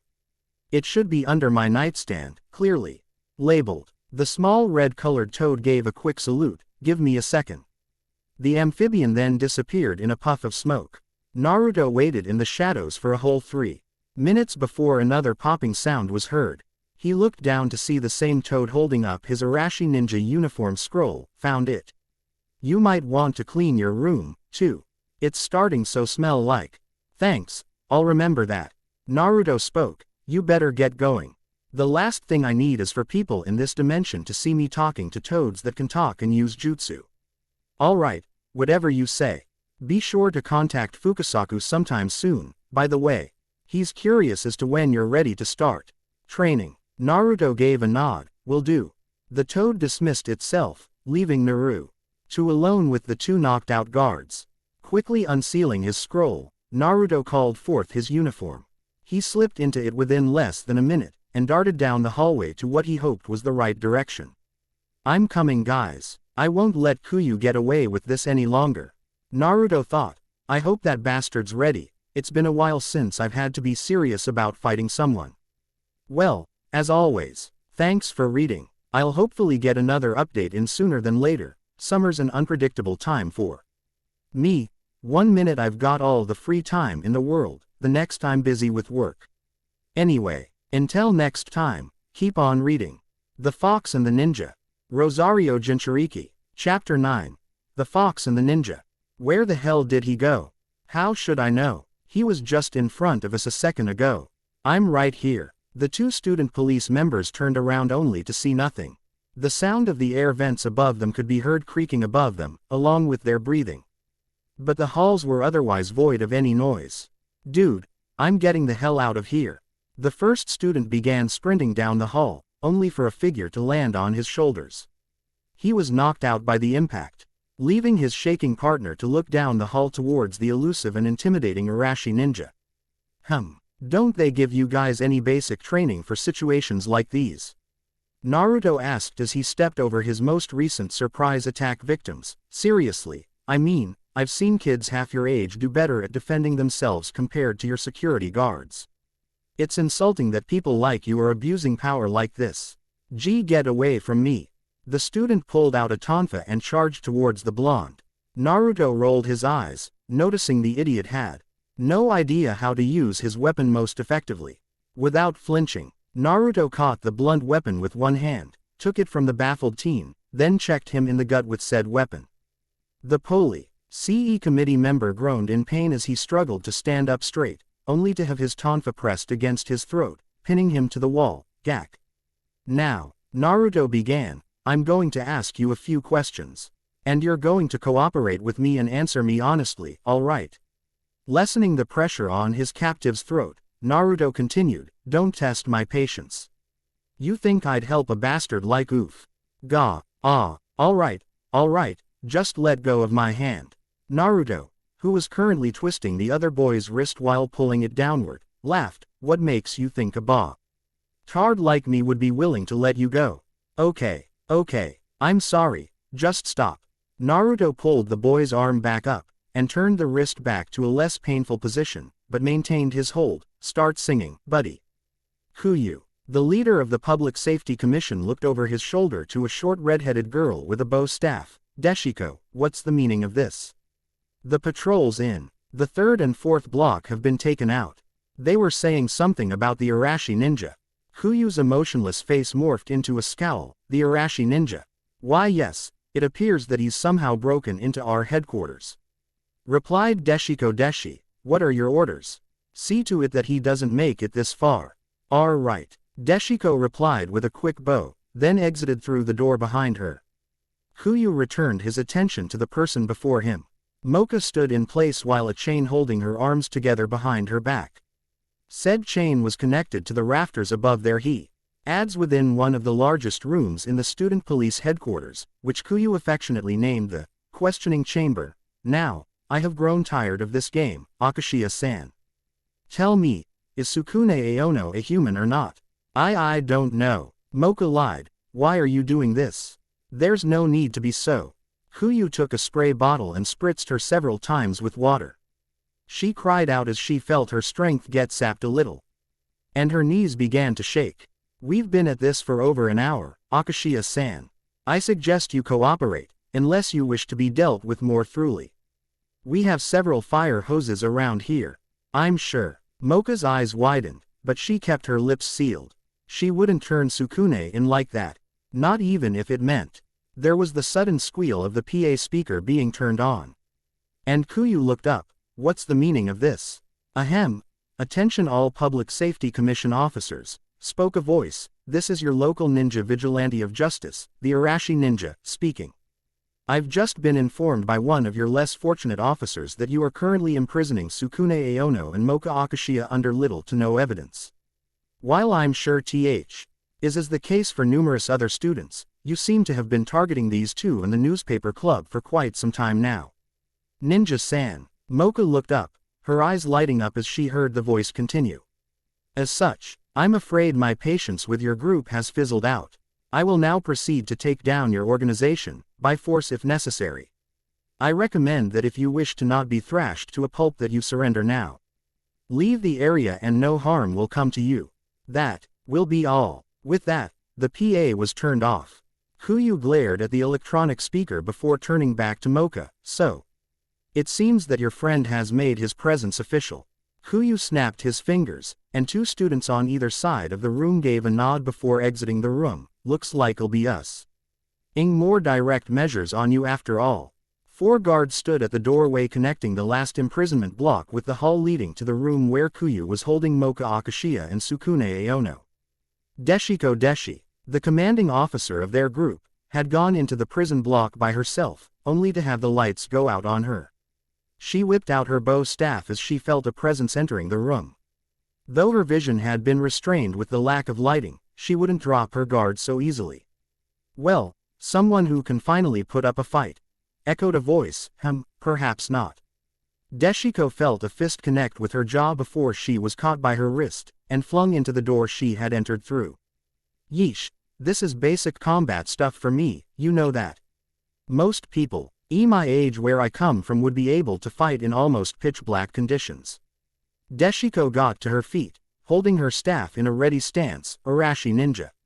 Figures that you'd show up here eventually. What purpose do you have in breaking into our headquarters? I'm here to clean up this corrupt group. The student committee is blatantly violating student rights with the imprisonment. Yeah, they may be monsters. But I know for a fact that more than half of these prisoners have done nothing violating student code of conduct. Naruto gave a chuckle. Seriously, for an organized group who is meant to uphold the order in this place, you sure suck at making a good example of yourselves. Deshiko grit her teeth before charging towards the sound of the ninja's voice. She'd take down this bastard. And Kuyu would be able to get rid of the human with no more problems. Then maybe she'd get promoted to a higher-ranked officer. 3 minutes had passed when the door opened. The 2 guards Kuyu had sent off were now hauling in a struggling Sukune, who appeared to have been through an hour-long interrogation of his own. He had several bruises on his face, and his overall appearance was rather disheveled.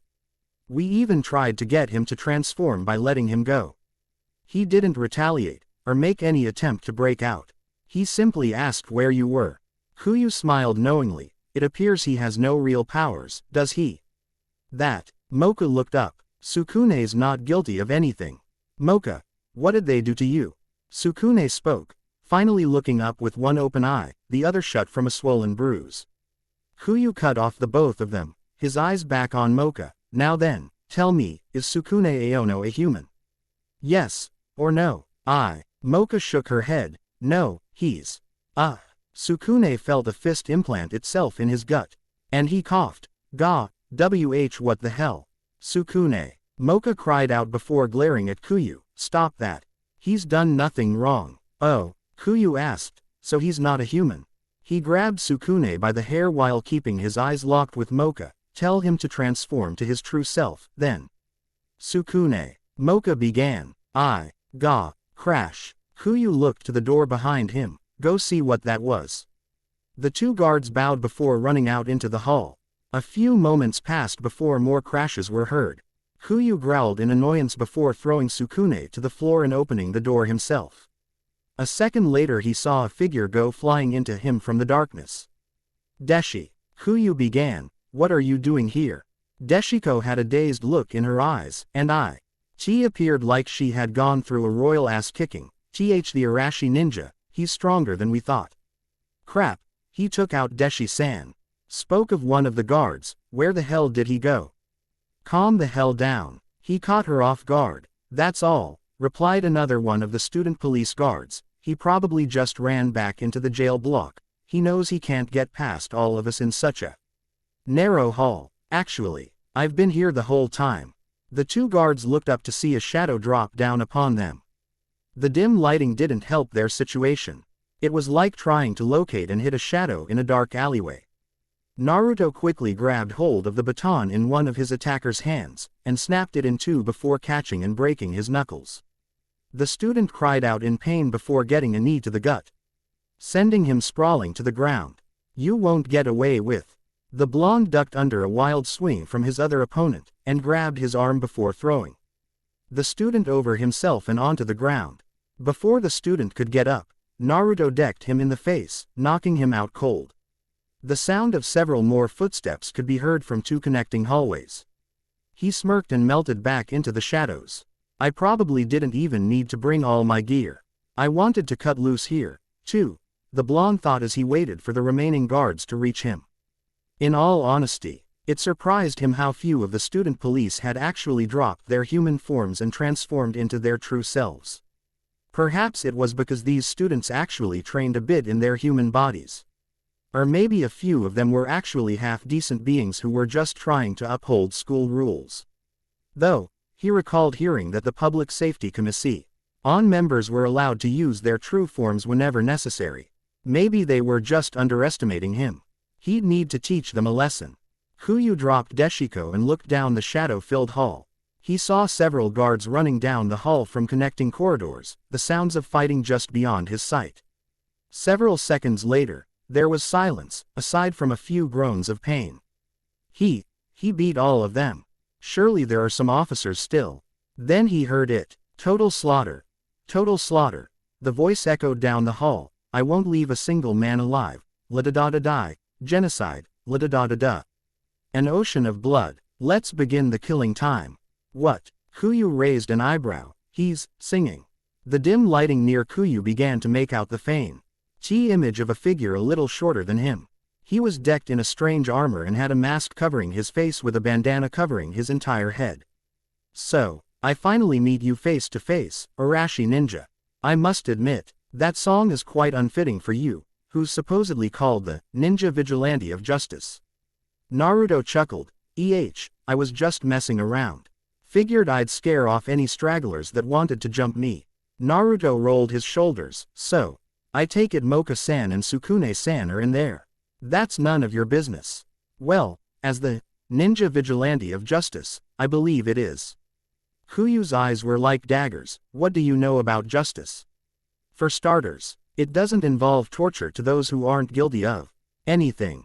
Kuyu took a step forward. I am justice, you fool. My word is what keeps this place in one piece. Egotistical, aren't we? Naruto sighed while he continued towards the head of the police committee. Kuyu replied by forming a ball of fire in his hands. Naruto caught him by the wrist and gripped it tightly before aiming his open palm at a wall. The fireball crashed into the nearby wall and sent dust flying as it scorched the brick. Kuyu grimaced as the ninja pushed him back before kicking him in the chest. AHK. Kuyu hit the brick wall rather hard. He was a bit surprised. This interloper was stronger than he had thought originally. It wasn't a surprise to see that all of his subordinates had been taken out, now that he felt what must have been a fraction of his strength. Oh, come on, get up. Naruto shouted. That was just a jerk in the knees. If you're going to fall over after that, then I'm going to feel bad when I get serious. Kuyu got up and dusted himself off. Very well. You say you'll be serious about this fight. Then I'm obliged to do likewise. Quote, Naruto felt the air become thick with a suppressive force that he identified as Yuki. He'd come to associate Yuki with something akin to both killer intent and chakra. But that was obviously not the case entirely, since the monsters in Yukai had a different sort of physical energy source than the shinobi of his world. You'll be the first to bear witness to my power in quite some time. Arashi ninja, Kuyu began as a fire began to surround him. I'll burn you to ashes and bring back the order to this school. Then I'll dispose of this filthy human and his vampire associate. Naruto was pushed back by a sudden force that was accompanied by an intense heat. He covered his face for a moment as a blast of the fiery Yuki washed over him, and as he lowered his eyes, he nearly stumbled back in surprise. Why, you're correct, spoke Kuyu, whose voice was deep and almost ethereal now. I am a kitsune. A fox spirit. Naruto couldn't help but laugh at the situation, though he dare not say why he thought it humorous. Crouching low, he pulled out a kunai. All right, Foxy. Let's see if those flames are more than just for show. There were tails that seemed to be made of fire that waved lazily behind the fox. Kuyu had a bright yellow and orange glow about him, and strange markings lining his body. He was just like the pictures he saw in some of the older books about folk tales that Hiruzen Sarutobi would occasionally read to him when he was just a child. The tales began to spin while Kuyu opened his mouth. Hazy fireball. Nar. Yuto whipped through several hand seals before blasting water out of his mouth. Sweden. Tepudama. The fireball burst into a steamy haze as it crashed into the liquid projectile Naruto shot forth. Kuyu growled in anger as he looked to Naruto. You continue to annoy me, Arashi ninja. Why do you get in the way of justice? Your justice is just whatever you feel is right. It doesn't work that way, Kuyu. Kuyu roared before igniting himself, yellow flames encircling him. I will crush you, and make an example of you to all who feel they have the right to take the law into their hands. Go ahead and try, Naruto shouted back. I've dealt with stronger opponents than you. Kuyu dashed forward, sliding low and avoiding Naruto's rising kick and lashing out with his fiery tails. Naruto cried out in pain while getting knocked back but staying on his feet. He felt his hand twitch in pain as he smelt burning flesh, but ignored it. He could already feel the Kyuubi working its magic on the wound, fixing it up and accelerating his cell regeneration. The two circled each other a bit, neither giving each other an opening to attack. Kuyu's Yuki began to cause the ground to melt with every step he took. Naruto could see smoky paw prints where he had touched the ground. You know, it's funny. Naruto began. I always thought you'd be an uglier monster than this. Kuyu gave no verbal reply, instead lunging forward, attempting to catch Naruto in his jaws. The young ninja hopped back before creating several clones. Kuyu whirled around, finding himself surrounded by about a dozen clones of the Arashi ninja now. A few ran to engage the kitsune directly while 3 hung back, running through several seals. Kuyu made quick work of the ninja's doppelgangers, and turned to face the three ninja. One of them had to be the real deal. Sweden. Tepudama. Raiden. Jaibashi. Fuden. Daidappa. The watery projectile smashed into Kuyu at the same time as the blast of high-powered wind, creating a small vortex of water. He realized only a second later what his opponent's intentions were, and was hit with the electromagnetic current of the third jutsu. Gya. Ku. Yu screamed in pain as he was electrocuted and sent into a violent spasm. Naruto dispelled the two clones beside him and ran to Mocha and Sukune. He quickly snapped the chains holding Mocha's hands together with his wind chakra, and helped untie Sukune. When the teen was freed from his restraints he spoke, "You two all right?" "Why yeah," Sukune began. "Thanks, Ninja-san." Naruto gave a thumbs up. "Don't mention it. No one can escape the righteous fury of the Arashi ninja's mighty fists." "All right." Sukune nodded while giving the masked ninja an odd look. "We should get out of here." Mocha, Sukune. The trio turned to the door to see none other than the members of the newspaper club, Jin included. They ran to the three, Yukari immediately latching onto Sukune and saying how worried she was. Jin noticed Naruto. "Arashi ninja." Naruto gave a nod. "Jin. Glad to see you. Though not like this." The werewolf gave a nod. "Heard from one of the beaten guards that you've already done quite a number here."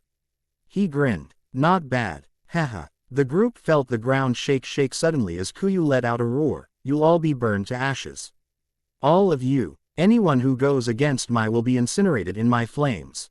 "Man, he's full of himself," Naruto commented. "Stay back, guys, I'll handle this."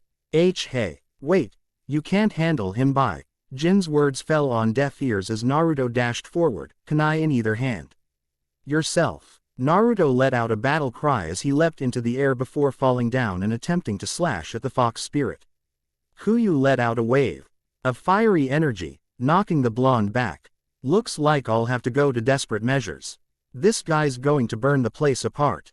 Naruto could feel the vibrations under his feet intensify as Kuyu continued to release his energy. "Here I come." Naruto held out his right hand before he began the process of his favorite technique. Soon a blue ball of energy was in his hands, ready to be slammed into Kuyu. Where did you get that much Yuki all of the sudden?" Kuyu asked, a bit surprised to see the sudden increase in his adversary's power.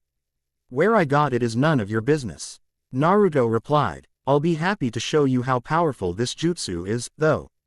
Naruto dashed forward, Rasengan in hand. "Eat this, bastard." Kuyu blasted a ball of fire from his mouth, but Naruto held his hand out. And much to the fox spirit's surprise, it was absorbed into the vortex of chakra. Soon the masked blonde was holding a swirling ball of flaming chakra in his hands as he continued forward. How did you?" Rasengan. Kuyu was impacted from the side by the powerful ball of chakra before he was blasted into a nearby wall.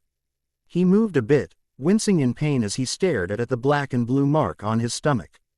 He probably got a few bruised ribs, as well, which was quite a feat in itself. Few managed to ever injure the kitsune at all. His flames tended to weaken any physical blows that were dealt to him. That ninja was much stronger than he let on, though. That technique he had used was definitely an odd one. The oddest part, however, was that the ninja's energy was different from other Yuki he encountered in the past. It felt lighter, less malign. Almost like. Kuyu's thoughts were interrupted as he felt steel pressed against his neck. "Give up, Kuyu." "Give up," Kuyu repeated. He growled a bit, and before Naruto could react, sent out another wave of heat, stronger and much more powerful than before. Naruto screamed in pain as his clothes caught fire. The others, however, were too concerned with the sudden increase in temperature in the room to call out to the ninja. Blue flames were surrounding Kuyu as he managed to stand on two legs. Before their eyes, Kuyu began to change. His body took on a more human-like appearance, and within moments, he was bipedal and looking at them with a more human face. What did he do?" Kurumu said shakily. "He's gotten a lot stronger all of the sudden." The succubus was right. What had been an intense pressure upon the group was now almost like a physical weight to anyone within the area. Yukari felt her knees quack. While Kurumu and Yukari were faring only a little better, trying to keep the younger girl standing. Jin winced as he looked into the flaming eyes of the kitsune. Shit. Kuyu laughed. This is quite a familiar scenario. I'll be disposing of the newspaper club a second time, but this time I'll make sure that no one survives, but first. Kuyu turned to the groaning form leaning against the wall. I'll get rid of you. Arashi ninja. The kitsune's eyes widened a fraction as he noticed the figure in front of him to be none other than Naruto Uzumaki. His body was severely burnt, his mask gone while his armor was melted in several spots. So, you're the Arashi ninja. Naruto looked up and smirked. Hey, you got me, big guy. He groaned in pain as he attempted to move. Luckily Anbu armor is made to withstand explosions like that. Kuyu snarled as he grabbed Naruto by the throat. This will make things much more easy for me, Uzumaki. He formed a fireball in his hands, preparing to finish Naruto off. Everyone stared. Naruto. All this time, he had been the one who was watching over them from the shadows. And Naruto. Yukari spoke as she looked on to the injured blonde, who was currently being held up by Kuyu. He's the Arashi ninja. Mizore was looking on with silent shock. It made sense, in some ways, but still, all this time, he had been hiding who he was. Why did he do this? Mocha and Kurumu were both at a loss for words, though Kurumu felt she had known it all along. The incident at the pool back when they were attacked by mermaids. Naruto being in the karate club. Sukune, however, wasn't thinking as clearly. Naruto. Sukune shouted, getting to his feet and running to his friend. Naruto and Kuyu both looked to the human boy, and the blonde felt his gut turn to lead. Sukune, stay back. Quote, Kuyu wasn't as good at warning his enemies, however. Sukune was whipped away with a tail of blue fire, sending him rolling a few times on the ground before he crashed into Jin, who attempted to catch him. You bastard, Naruto growled, whipping out a kunai from his pouch. He stabbed Kuyu in the arm, causing the kitsune to howl in pain. Kuyu slammed a flaming fist into his gut, and Naruto felt the air rush out of his lungs before he was sent once more into a wall. You clearly don't realize how outclassed you are, Uzumaki. Kuyu chuckled mockingly. My species are revered as gods by many. Ironically enough, even humans see us as divine beings because of our vast power. The shinobi snickered as though Kuyu had told a joke. You're just an overgrown fox with an ego to overcompensate for your lack of a. Kuyu didn't bat an eyelash as he delivered a fire-enhanced punch to the blonde. Naruto coughed up blood as he felt his ribs take on the brunt of the attack. This is the end for you, Uzumaki. I will destroy you, and bring peace back to our academy. I'll be sure to make this as painful as possible. Kuyu lifted Naruto up by the collar and headbutt him once before slamming his face into the concrete. Heat seared the shinobi's face, and he was pretty sure there would be some nasty burns left behind when Kuyu was done with him. The blonde, still conscious, grabbed a hold of Kuyu's arm and quickly snapped two of his fingers back. Gya, Kuyu growled as he held his injured hand. You still managed to try and fight me.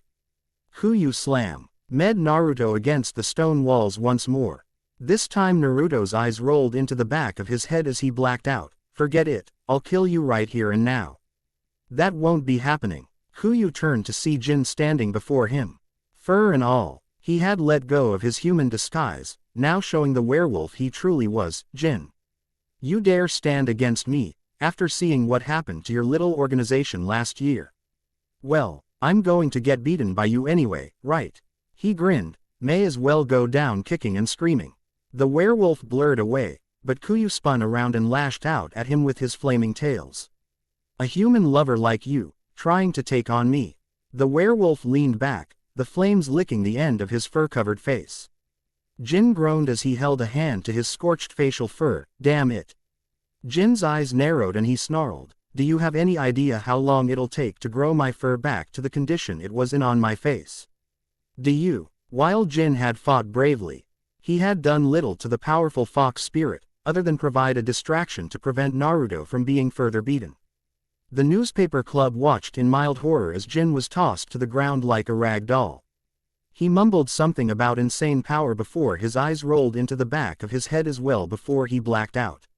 Sukune, please stay behind me, whispered Mocha. She had managed to get him to safety while Naruto and Jin were fighting the kitsune, but now he had his sights set on their group. Mocha. Sukune looked up. Is Naruto alright? I think so.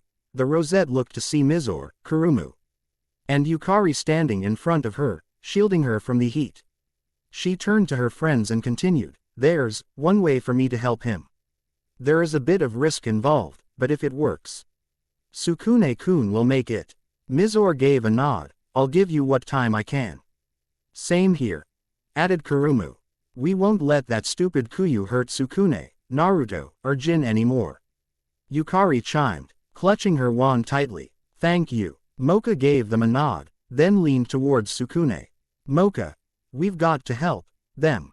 Mocha barely registered the boy's hands clasping onto her rosary. But she felt a light tug, and before she knew it, the silver-colored piece of jewelry snapped off her neck. The familiar, stifling aura of Mocha's inner self washed over the group immediately. You idiot, Mocha began, frowning. I'm trying to save you. You're injured badly, and will die if I don't do something about it soon. She bared her teeth a bit as Sukune clutched her rosary in his hands, smiling. Despite her annoyance with him, she sighed, and looked away for a moment. I'll help Naruto and the others as soon as I'm done helping you. Sukune's vision was swimming by now, and he felt rather cold. Was he dying? His thoughts were cut off as he felt a dull pain in his neck. He was pretty sure it was Mocha biting into him again. Was she feeding on his blood? Right now, he was dying. Why now of all? No. Something different was happening. Instead of feeling tired, Sukune was feeling stronger. Warmth began to wash over him, and he could feel his brain starting back up. Fingers twitched. Breathing became stronger. He was starting to get his senses back, and around that time he heard what sounded like Mocha's inner self talking. He felt Mocha's lips against his once again warm skin, and for almost a minute she stayed there, pumping him full of whatever was giving him this energy boost. We lost you, then I would never forgive myself, Sukune. I have given you some of my blood.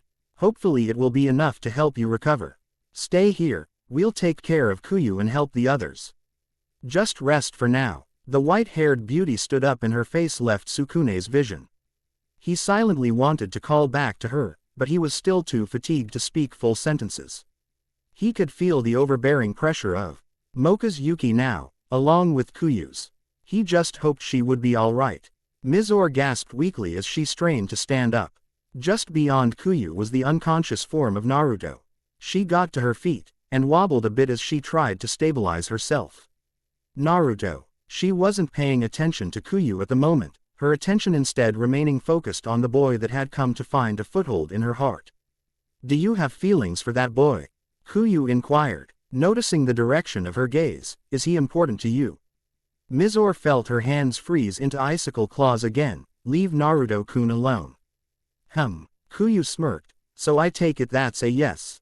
He aimed a palm at the prone form of Naruto Uzumaki. I'm curious as to what you'll try to do to stop me, Yuki Onna. A large ball of blue flames formed in his hands. Shall I attack him and see what happens? Mizore's eyes widened, and her anger dissipated into fear for Naruto. Wait. She felt her arms trembling. He can't even defend himself. Why would you attack someone that's unable to fight back? He is a danger to the peace of Yukai Academy, and pays no mind to the laws set forth by the student police. That, and he stinks of human scent. He turned to the blonde. If I didn't know any better. Seeing as he has yet to transform, he's a human as well. The ball of flames began to spin. Good riddance, then. No, Mizore screamed. She quickly launched a gale of icy wind in desperation, hoping to somehow negate the far more powerful ball of fire and protect Naruto. The blast of wind hit the fireball a few feet from reaching Naruto, and erupted. The blonde went flying into the air, landing in a heap some ways off from where Mizore was standing. Looking to either side of her were Yukari and Kurumu. Neither had been any more successful than she had been against the fox spirit. Kurumu's illusions were simply brushed off by Kuyu's powerful aura, and she couldn't get that close to slash at him with her nails. Yukari's card magic was reduced to ashes by the kitsune, and she had no spells in her vast arsenal that were powerful enough to put even a dent in his stamina. He's too strong. Yukari whined, her breaths coming out in short wheezes. I I'm having trouble standing near him. Let alone fight. Kurumu let out a haggard breath. Well, we can't do anything but try. Mocha needs us to cover for her while she heals Sukune. While two of us fight, one of us can try to get to Naruto and Jin Senpai. You fools honestly think that you'll be able to do anything to me? Kuyu laughed. Your club president didn't prove to be much of a challenge. What makes you think you'll do any better? It was about that time that Kuyu was introduced to the Yuki of Mocha Akashiya. He stopped laughing, and looked onward to see the vampiress glaring daggers at him.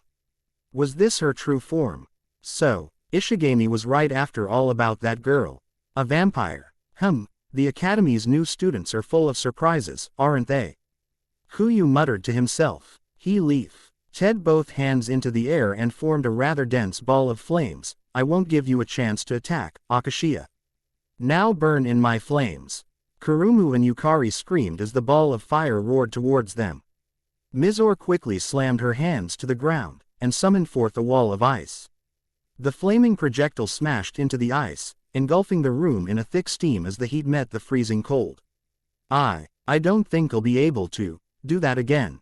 Mizore breathed. Calling forth that much ice in such little time was taxing for a young Yuki Onna like her. However, upon seeing that her friends were safe, she had no regrets. A strong hand gripped her shoulder, and Mizore turned to her right to see Mocha standing by her side. I'll take it from here, Mizore. Thank you for protecting us. She turned to Kurumu and Yukari, offering them nods of thanks before walking forward. HMPH. So the Yuki Onna had more power that she was letting on. The Kitsune thought aloud, no bother.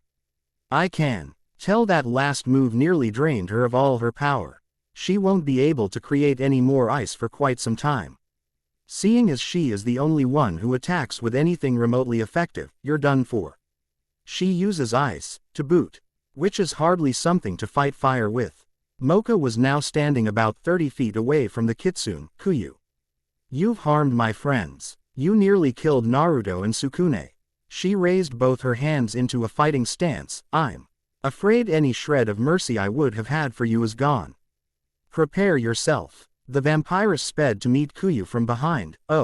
NLY for his fist to collide with her foot.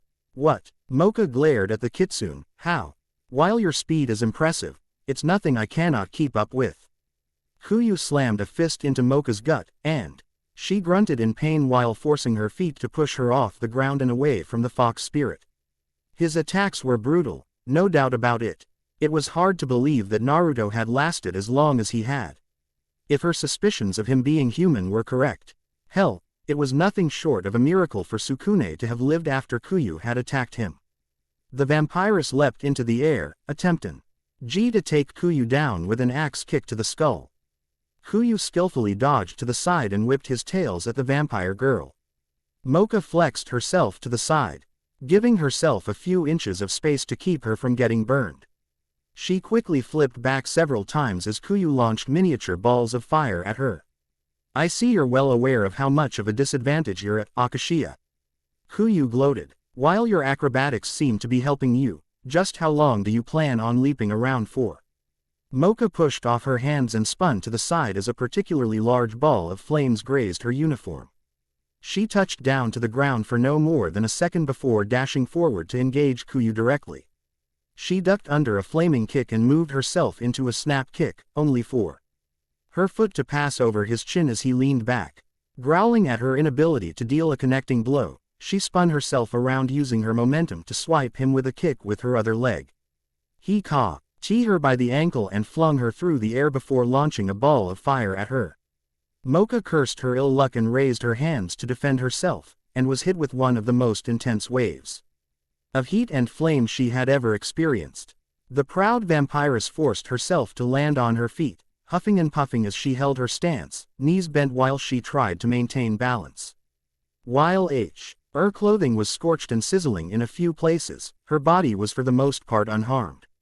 She was glad she had decided to use her Yuki to buffer the worse effects of Kuyu's attack. I'm still too weak from giving Sukune a portion of my blood. She ground her teeth in frustration while looking to her weary friends, then to Jin, Sukune, and finally to Naruto, who was still unmoving. What Kind of vampire am I if I cannot even defend those that will throw their necks out to defend my other self? She clenched a fist and rose to her feet. Is that all to your power? Kuyu. Kuyu gave her a rather amused look.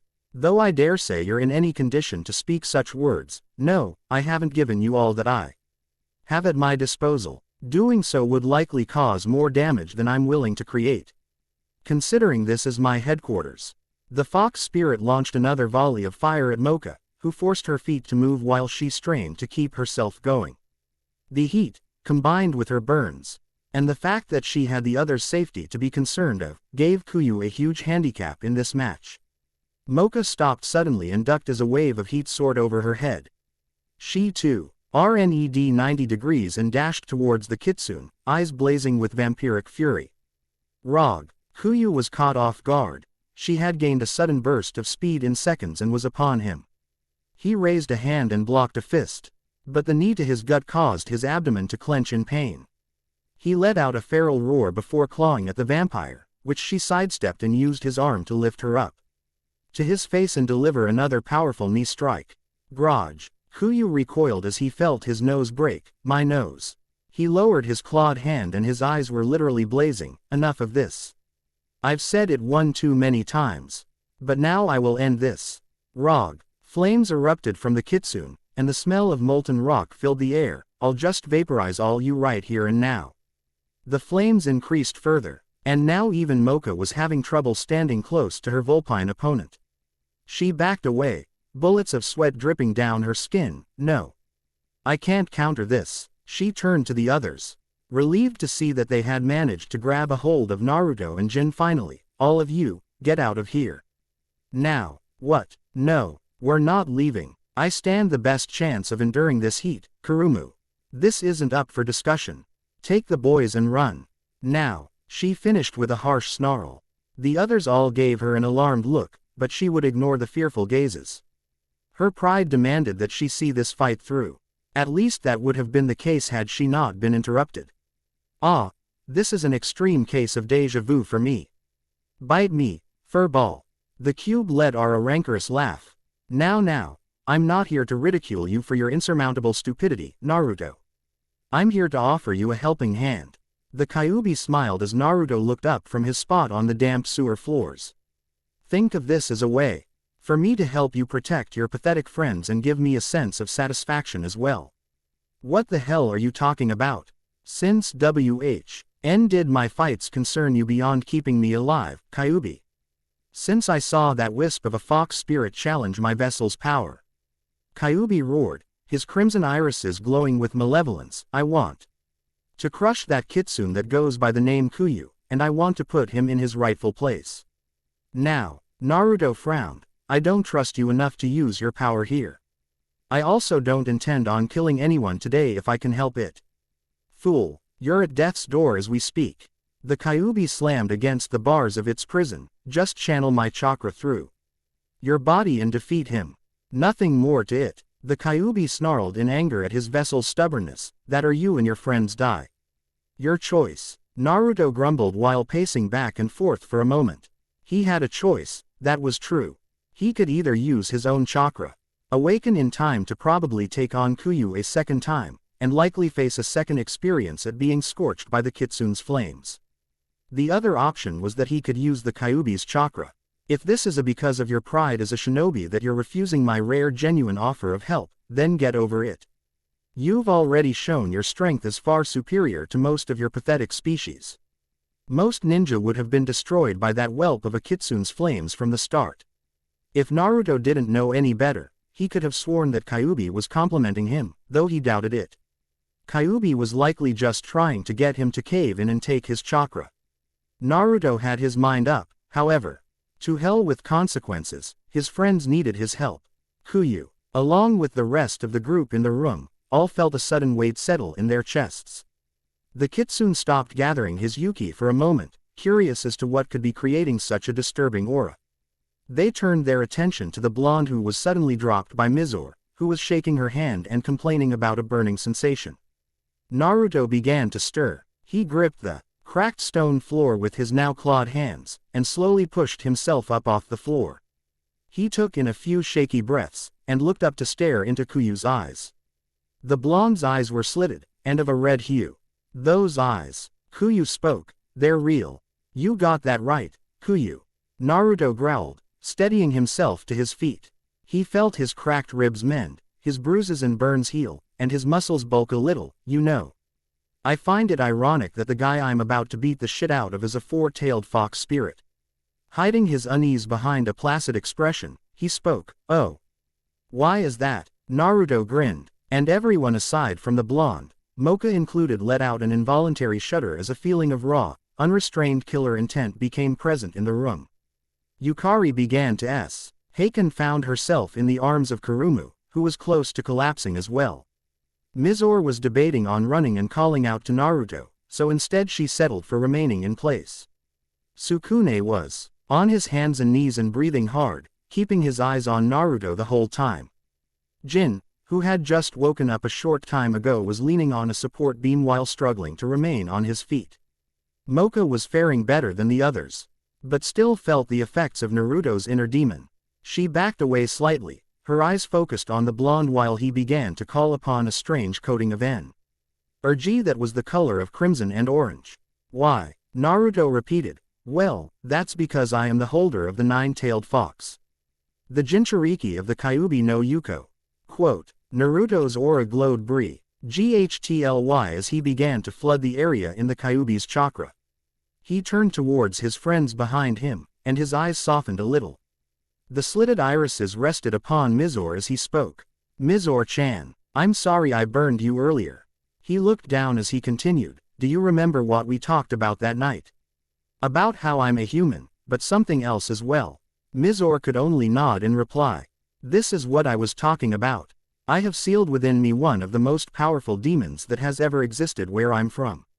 The nine-tailed fox. Quote. Mizore was speechless. A human boy with a demon sealed inside of his body. Why? Judging by the way he was biting, twitching every so often, and the way his eyes quivered, this power wasn't.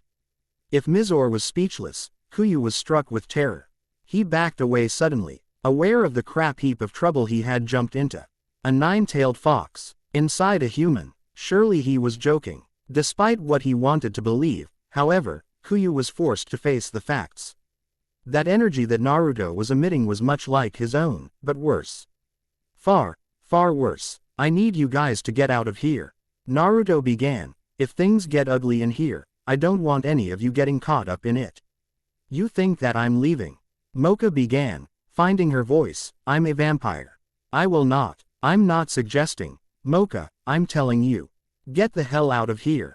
Mocha backed away, clearly startled by the harsh edge in Naruto's voice. He was dead serious. Get out, or regret it. Mocha slowly turned around, but looked over her shoulder to the blonde. We'll wait for you. Naruto nodded, now facing towards Kuyu. With that, Mocha headed towards the others. Let's do what Naruto asks. I don't believe he's exaggerating when he says that we could easily get caught up in their fight. Mizore clutched her snowflake necklace. We can't just leave him by himself. We're not, Mocha stated firmly, her eyes on the Yuki Onna. We'll wait for him in the hall. If it gets too intense, we'll wait in the other jail block. Everyone looked like they wanted to protest, but Mocha had a point. Right now, Naruto was their best bet at beating Kuyu. Perhaps they should be more shocked by the revelations relating to their blonde friend, but the situation was too dangerous to delve on that subject. They headed out to the hallway, stopping about halfway down and watching from what they hoped was a safe enough distance. Once Naruto felt that they were far enough away from him and Kuyu, he began to gather more power. He soon formed one tail, then a second tail. He soon had three tails waving behind him, as well as more pronounced vulpine features. His whiskers had darkened, his teeth were now like that of his inner demon, and his hair had become rather thick and feral looking. How is it that you only have three tails yet you claim to be the container of a nine-tailed fox? Naruto shrugged. Three's as far as I can safely go. After that, I start losing control of the fox. Kuyu's eyebrows rose. Control of the fox? You mean, you are the one who is in power right now? Yeah, Kuyu smirked. Some demon you have there. For a fox spirit to be taken control of by a mere human is quite shameful. A blue orb of flames formed in his palm. Let's see if this, Kyuubi no Yuko, is as powerful as you play it out to be. Naruto charged head-on, not even moving as the fireball crashed into him. He demonstrated the power of the fox's cloak as the fiery blast fizzled out like a burnt-out sparkler. Before Kuyu could evade, Naruto had struck the fox spirit clean in the jaw. Following up with a combination of 3 punches to the face and a spinning kick, and grabbing the fox by the throat and slamming him to the ground with earth-shattering force. Kuyu quickly rolled to the side as Naruto's fist came crashing into the concrete floor. He quickly got to his feet, turning in time to have the blonde Jinchuriki upon him once more. He blocked a punch from the shinobi, though he felt a jolt of pain followed with a sickening crack in his arm. He bit down the pain and formed a flaming aura around his good arm before lashing out at Naruto. It was like hitting a solid wall of steel for Kuyu as his claws smashed into Naruto's cloak. It was thin, but he could not for the life of him get the flames to reach Naruto's skin. Tough luck, Naruto commented before grabbing Kuyu's head with both hands and ramming into him with his forehead. Kuyu howled in pain, but Naruto wasn't keen on giving him a reprieve from punishment. He grabbed a hold of Kuyu's good arm and quickly spun the fox around while holding his arm behind the kitsune's back. For good measure, Naruto pressed down on a pressure point between the finger and thumb. Kuyu began letting out a string of curses. Naruto felt something wrap around his waist, only to find one of Kuyu's 4 fiery tails holding onto him. He felt a sudden jerk, and was thrown back, forced to let go of Kuyu's arm as he did so. The blonde got to his feet and got into a crouching position like he typically did while using the Kyuubi's chakra cloak, so, had enough. Kuyu growled in frustration as he bared his sharpened canines. I'll be sure to throw you on a spit and roast you before I'm finished with you, Uzumaki. I wouldn't recommend that. I'm all tough meat. Not good for eating. The two charged at each other, fists crashing into each one another as they exchanged blows. They weren't even trying to dodge anymore.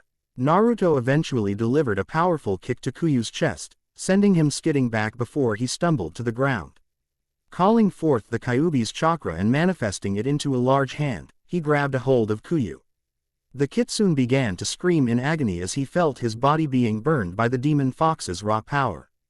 Naruto lifted Kuyu into the air before dragging him across the walls with his chakra extension, ending it by throwing him to the ground. By now, the leader of the police committee was on his last leg of strength. He got up and forced himself to remain standing. Kuyu roared before billowing out flames from his open mouth. Naruto faded from view, reappearing behind the kitsune, faster than Kuyu could have hoped to track. A foot slammed into his chest, and he fell hard to the ground, his breath coming in wheezes. Kuyu coughed up blood, but was given no rest. Naruto began to deal blow after blow to the now helpless head of the student police committee. Meanwhile, the newspaper club could only watch as Naruto made quick work of the 4-tailed fox spirit Kuyu. He lifted the kitsune up by the neck and watched as his head lolled to the side before dumping him to the ground like a sack of discarded produce. Jinchuriki, Yukari began. I remember reading about such humans before. The others all looked to her, Mocha included. Kurumu spoke up, curiosity etched onto her face. Well, I think, now, I don't know how accurate this is. But apparently there were groups of humans that had the power to seal up demons inside hosts. The book I read it from was so old and tattered that I thought it was just some book of myths and legends, you know. She looked on to Naruto. He had let the chakra cloak dissipate, and was now picking Kuyu up off the ground and placing him over his shoulders. It all makes sense now though. What does? Sukune asked. The book also said that the humans called themselves shinobi. They were able to harness great powers that they developed from intense training and used them to perform incredible tasks. It was even said that some were able to create moons, bring forth an entire forest of fully grown trees, cheat death, and bend the rivers, lakes, and oceans to their will. Jin shook his head. Wait. Shinobi were assassins who served lords or such people during the feudal era of Japan. I never heard about them being able to do crap like that. Well, Kurumu couldn't help but chuckle. That explains why so many people think ninja were awesome fighters, right?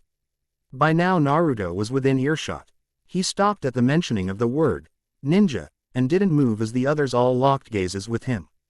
Naruto scratched his head, ta-da. While I do believe it's important to have a system of enforcing the laws, Headmaster, it would probably be better to have a more thorough background check on the members that would run such an organization like the Public Safety Commission. The headmaster smiled, his eyes glowing eerily underneath his cloak. Very well, Ninja-san. I will look into the matter personally. Is there anything else you wish to notify me of? Naruto gave a quick nod. Yes, one other thing. He looked up to the headmaster, his sapphire eyes the only visible part underneath his mask that he managed to pull from his spare clothing scroll. What is the fate of Sukune Aono? Well, I imagine he'll be continuing to attend classes, right? He will. Naruto calmed himself. I see. Very well. Thank you for your time, headmaster. The young shinobi rose to his feet, turning towards the open window.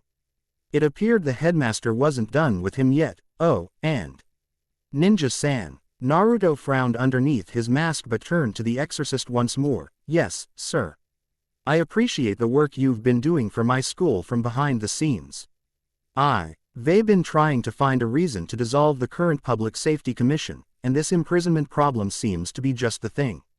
I'll see to it that the students who were imprisoned are given proper treatment for whatever they dealt with while down there. A smile crept onto the whisker-marked youth's face. Good to hear, headmaster.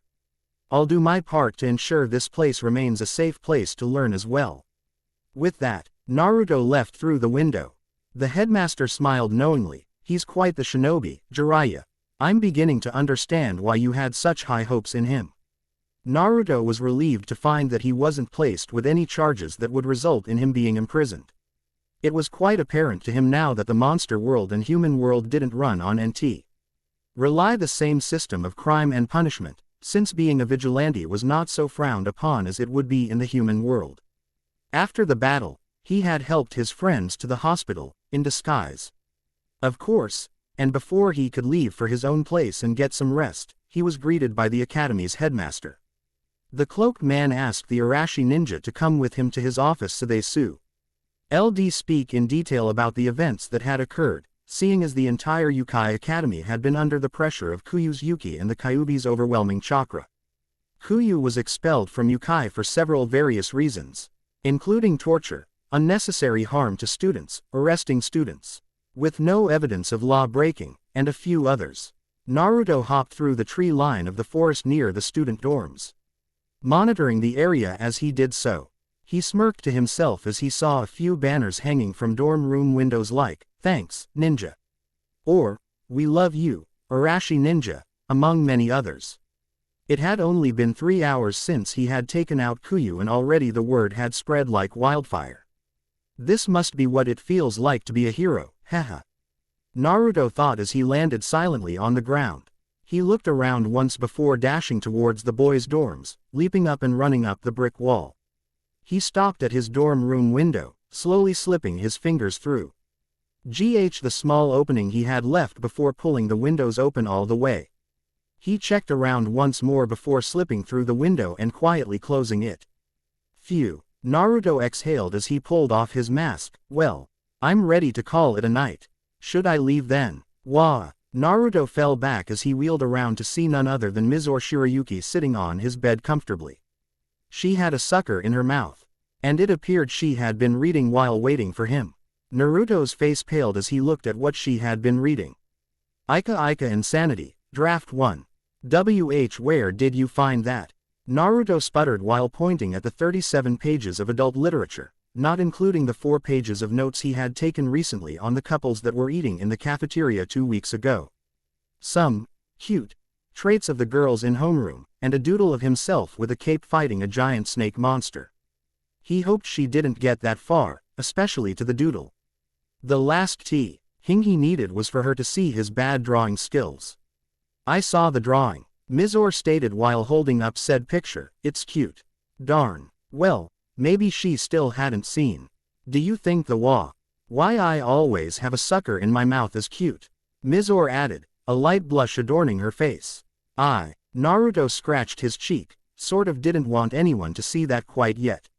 I haven't gone over it yet or proofread it yet. But it'll probably be another 200 pages worth of material before I send it to my friend back home to edit. They're thinking of helping get the book published, and, okay, first off. How did you get into my room? Mizore smiled. I'm that good. Naruto found himself smiling too. Mizore was by far the most mysterious, yet alluring girl he had met. She was a rather beautiful girl. Whether it was in human or Yuki-onna form. Either form had relatively little difference as far as physical appearance went, anyway. Weird how monsters managed to disguise themselves so well while others hardly needed to put forth any effort into hiding their appearances. Monsters. So, what brings you here, Mizore-chan? Naruto spoke, his voice a bit lower. Mizo. Re-dog-eared the page she was on before setting it down on Naruto's bed and padding to the open spot to her left. He obliged her, and sat on the cushy mattress, the creaking of old springs filling the relative silence between the two. How long have you been a Jinchuriki? Naruto didn't even need to think about it, my whole life. Since I was born. How did you get the Kyuubi? That's what you said it's called, right? Yeah, Kyuubi works. Anyway, the Kyuubi was sealed inside me by my father on the night of my birth. I don't really have a lot of details on that event. My godfather wasn't around during the time of the Kyuubi's attack on my home, so he could only tell me what little he heard from others. All the rest of my family is dead. What happened to your father and mother? My father died sealing the fox inside me. My mother, she died the same night, though the reason behind her death is unknown. Likely from the Kyuubi attack, though I'm not sure. Mizore looked down. I'm sorry, Naruto. I shouldn't be bothering you with these questions. Naruto gave her a sad smile. I'm not angry, Mizore-chan. If anything, you and the others have a right to be mad. I lied to you guys. Yes, but you had your reasons. Mizore argued. I mean, you're human, through and through, but the power of a demon runs through your body as well. That's a hard thing to come to grips with, I suppose. I've heard about demons, but I never thought they'd exist within our world. What's the difference between a demon and a monster? Well, I know there's differences, but Naruto let his question hang in the air. Mizore seemed happy to give him an answer though. Demons are often less human than monsters are. Take Yukari, for example. She's a witch, a border being, but still considered a monster. If she wanted, someday she could marry a man and have happy, healthy children with that human. The same goes for most other monsters, excluding a few extreme cases that are more primal in nature and lacking in sentience. Alright. So, what about demons? Wow. Naruto scratched the back of his neck. That's a lot to take in. The silence that followed was a mixture of comfort and anxiety for the two. Several moments passed before Mizore continued. Naruto, are you a real shinobi? The blonde looked up and gave a chuckle. Yeah. Well, as real as they come where I am from, anyway. Yukari said that there are legends of shinobi being able to do amazing things like create living forests with their inner powers and control nature itself. Well, controlling nature is a bit far-fetched. But my village's first leader was a master of Mokuden. Moku-tun, Mizore repeated. Yeah, the Shodai Hokage was able to create living trees with his chakra. His brother, the Nadaime Hokage, was a master of water jutsu. He scratched the back of his neck while humming in thought. I could explain more on chakra, but for now, let's leave it at a combination of spiritual and physical energy. I've never heard of humans being able to control this thing called chakra. Well, there are many who believe in an energy that gives life, and they call it chakra, but she shook her head. You make it sound like this chakra is a completely different thing. That's probably because I'm not from the human world you know of. Mizore's mouth opened a bit, her suck are hanging off of her bottom teeth as she tried to find her voice. What do you mean? Well, the blonde exhaled deeply as he spoke. I'm actually from a different, what was the word Tsunade Bachan used, dimension. I guess that works. Well, anyway, I'm from a parallel dimension of sorts, and due to various reasons, I was ordered to go to this dimension to stay safe. Naruto's features darkened a bit. I'm not sure that was the best idea, but I can't do anything about it now. He looked out the window for a moment, as though experiencing a bad memory. Mizore didn't like seeing that look on his face. Naruto. Mizore shook the blonde from his thoughts. He blinked before giving her a small smile. Sorry. Just thinking. About what? Don't worry about it, Mizore-chan. The Yuki Onna placed a hand over his. Naruto. Tell me. He attempted to make his thoughts into words. After several seconds went by, he just groaned and began. Well, I don't really have a village to go back to now. It was destroyed not too long ago by some very powerful ninja organization. They're called Akatsuki, and they've been after me for quite a few years now.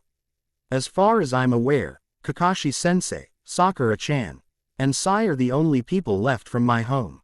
One thing after another with this blonde. Why would an organization of ninja be after you? Naruto lifted his shirt, and miser. He took note of a strange spiral seal on his abdomen. This is the seal that holds the Kyuubi in place, the Hake no Fuin Shiki. Whenever I channel chakra into it, it becomes visible. The blonde stopped channeling chakra, and the inky black seal faded a bit, though Mizore could still see it faintly if she looked hard enough. A lot of people I cared about lived in that village. They accepted me for who I was, regardless of the Kyuubi. Two arms suddenly wrapped around Naruto, catching him by surprise. He jumped a bit, but eventually settled into Mizore's embrace. I care about you. You're not a demon, and you're not a monster. You may be a human, but you're still Naruto-kun. That's all that matters to me. She held him tighter. I don't care what anyone else thinks. You're special to me. Naruto felt the corner of his eyes moisten, and he placed his arms around the Yuki Onna. I guess I'm still trying to get used to the fact that you're able to accept me being a Jinchuriki so easily. Mizore smiled, her cheek pressed against his shoulder. I believe a certain someone said I was beautiful when they first saw my true form. Now he was blushing. Naruto's laughter could be felt as mi. Zoro settled closer into his strong embrace. That's true. You caught me off guard though. I was expecting something scarier from you, but even if that had been the case, I still would have saw you as my friend. Just a friend. Mizore whispered quietly into his ear. The young shinobi was silent for a few seconds. He felt his smile grow into a grin as he held her tighter. No, not just a friend. Maybe a girlfriend. I like that, Mizore replied. Girlfriend is nice. Does that mean you want to be my boyfriend? Naruto held her away for a few seconds, their bright blue eyes locked with one another. I'd like to try that. I think it'd be great. Then I guess we're girlfriend and boyfriend now. Yeah, Naruto agreed. Oh, and yeah, I do think you look cute with that sucker in your mouth all the time. By the time Mizore left for her bed back in the girls' dorms, it was about 3 in the morning. They had stayed up late into the night, talking about everything they could think of. Naruto told her bits of his past, from his days as a street urchin to the day he met up with his once best friend Sasuke after more than 2 years had gone by since he defected Konoha. He told her of his dream to become Hokage someday, and how the dream may not be possible anymore. He told her of ramen, his days as a greenhorn genin, and bits of his travels with Jiraiya. Mizore told Naruto snippets of her childhood growing up in the snowy land where Yuki Onna resided. She spoke of her first crush, and how she was rejected by the boy the moment he learned that she was a monster. She talked of her talent in snowboarding, and her dislike of heat. She also mentioned something about wanting to bring Naruto to a certain field of flowers someday, though she never explained why. That was fine with him, though. He liked plants, flowers especially, though he never understood the whole language behind them. They all just looked really nice in his eyes. Before Mizore left, she told Naruto that she wanted to introduce him to her mother when the festival that would be happening later in the year was taking place. Apparently students would be having their parents and family coming to see the school and enjoy a plethora of activities during this event. While a part of him was nervous about meeting her mother, Mizore assured him that it would be fine. Naruto was lying in his bed, looking at his right palm and flexing it. He had been holding back in his fight with Kuyu. He really didn't want to do any major damage to the place, especially with the risk of his friends being near. He tried resolving that by telling them to leave, but apparently they decided to be stubborn and just go to the end of the hall and watch from what they thought was a safe distance. He had to admit though, Kuyu had been a tough customer compared to the other monsters he had fought so far. He withstood the Rasengan rather well. There were likely stronger monsters than Kuyu, too. There were always bigger snakes in the grass. As Gamakichi often put it. Speaking of Gamakichi, I better get in contact with the toads. We have a break coming up in about a month. It was hard to believe that almost 3 months had gone by. Weeks seemed to pass by in the blink of the eye for Naruto now that he was on a set schedule with his classes. Another couple weeks or so and he'd have some time to himself. It was nice to know that he could have some time to relax a bit. Well, more like time for training, hey, Naruto thought. He imagined that Kakashi, Sai, and Sakura would be expecting him to visit, which he would, but he was also going to start his training with the toads. He needed to master Sennin mode. For now though, he would get some rest. Luckily he had the foresight to do most of his homework before the whole mess with Kuyu, which meant he could use the 4 to 5 hours he had before classes would start to get some rest. Hey, Uzumaki, is it true that the Arashi ninja was the one who stopped Kuyu? Naruto looked to see one of the male students in his home economics classes looking to him with a grin. Why would I know? Oh come on. You were in the Public Safety Commission's place when it happened, weren't you? The boy laughed when Naruto scratched the back of his neck with a weak grin. Haha. I knew it. Man, some of the students that were locked up said that you got Kuyu royally pissed. That's awesome. Well, I wouldn't say. So, you must have seen the Arashi ninja, right? I may. Of course he didn't see the Arashi ninja. If he did, then how could you call him a real ninja? Real ninja are good at staying hidden. Hyped in Kurumu, I heard that the Arashi ninja managed to take down almost all the student police officers in almost total darkness. He even gave off a really powerful Yuki vibe, but I heard it was just an illusion of sorts. Yeah, I guess that's probably true. Still, the Arashi ninja's awesome. I'll keep one favor you owe me in mind for later then. She winked playfully. Now let's get these jeans sewn back up. The two were quiet for a while before Naruto spoke again. Hey, Kurumu, about me not telling. It's okay. I spoke to Mizore this morning. Mocha, Yukari, and myself all agree that while what you did was a bit stupid, you definitely were doing all of that for a noble cause. She leaned closer and whispered, by the way, is it true that you and Mizore are a thing? Now, yes. That's so cute. Kurumu gushed. Haha, I guess. Naruto chuckled quietly. I like Mizore-chan, she's really understanding of things. And I can just be myself around her. Kurumu nodded. Just be sure to remember what date it was that you two decided to start being a girlfriend and boyfriend. That or when you have your first date. Okay, but why? For the anniversary, silly. Some couples celebrate 1-month anniversaries, or maybe 6-month anniversaries, maybe even year-based anniversaries, you know what I mean. I thought anniversaries were for marriage and stuff. Kurumu sighed a little. Oh, Naruto. She put down her needle and thread and faced him directly. While remembering dates isn't the most important thing in a healthy relationship, it does help to keep them in mind. It shows that you place a lot of meaning on the day you two became girlfriend and boyfriend. Okay, so what is the most important thing in a healthy relationship? Kurumu gave a cheeky grin. Depends. Some would say communication, others would say hot sex. Naruto began to sputter incoherently while turning beet red, and looked down while mumbling to himself. Not sure with Mizore, though. Kurumu continued, I think she'd be into a bit of both, mostly the latter. Really? Nah. Ruto spoke a little louder than he had intended, and ducked down when a few students looked towards him. I mean, how can you tell? Kurumu giggled. I'm just kidding, Naruto. The succubus couldn't help but laugh harder when Naruto frowned in embarrassment. Oh come on, don't be like that. I was just teasing. Naruto folded his arms and gave a childish pout. HMPH. Alright, I'm sorry. No need to get all bent out of shape over it. She returned to repairing the jeans in front of her when she was sure Naruto was done with acting like a little kid. So, what are your plans for summer break? I'm going to visit my family in Japan, and probably go do some training too. Training. Kurumu raised an eyebrow before lowering her voice. You mean, ninja stuff? Naruto gave a nod. I plan on coming back a lot stronger, hopefully. Quote, well, it's not like I was really given a choice with having the Kyuubi. Naruto spoke quietly. I mean, I was given the seal for holding it in at birth.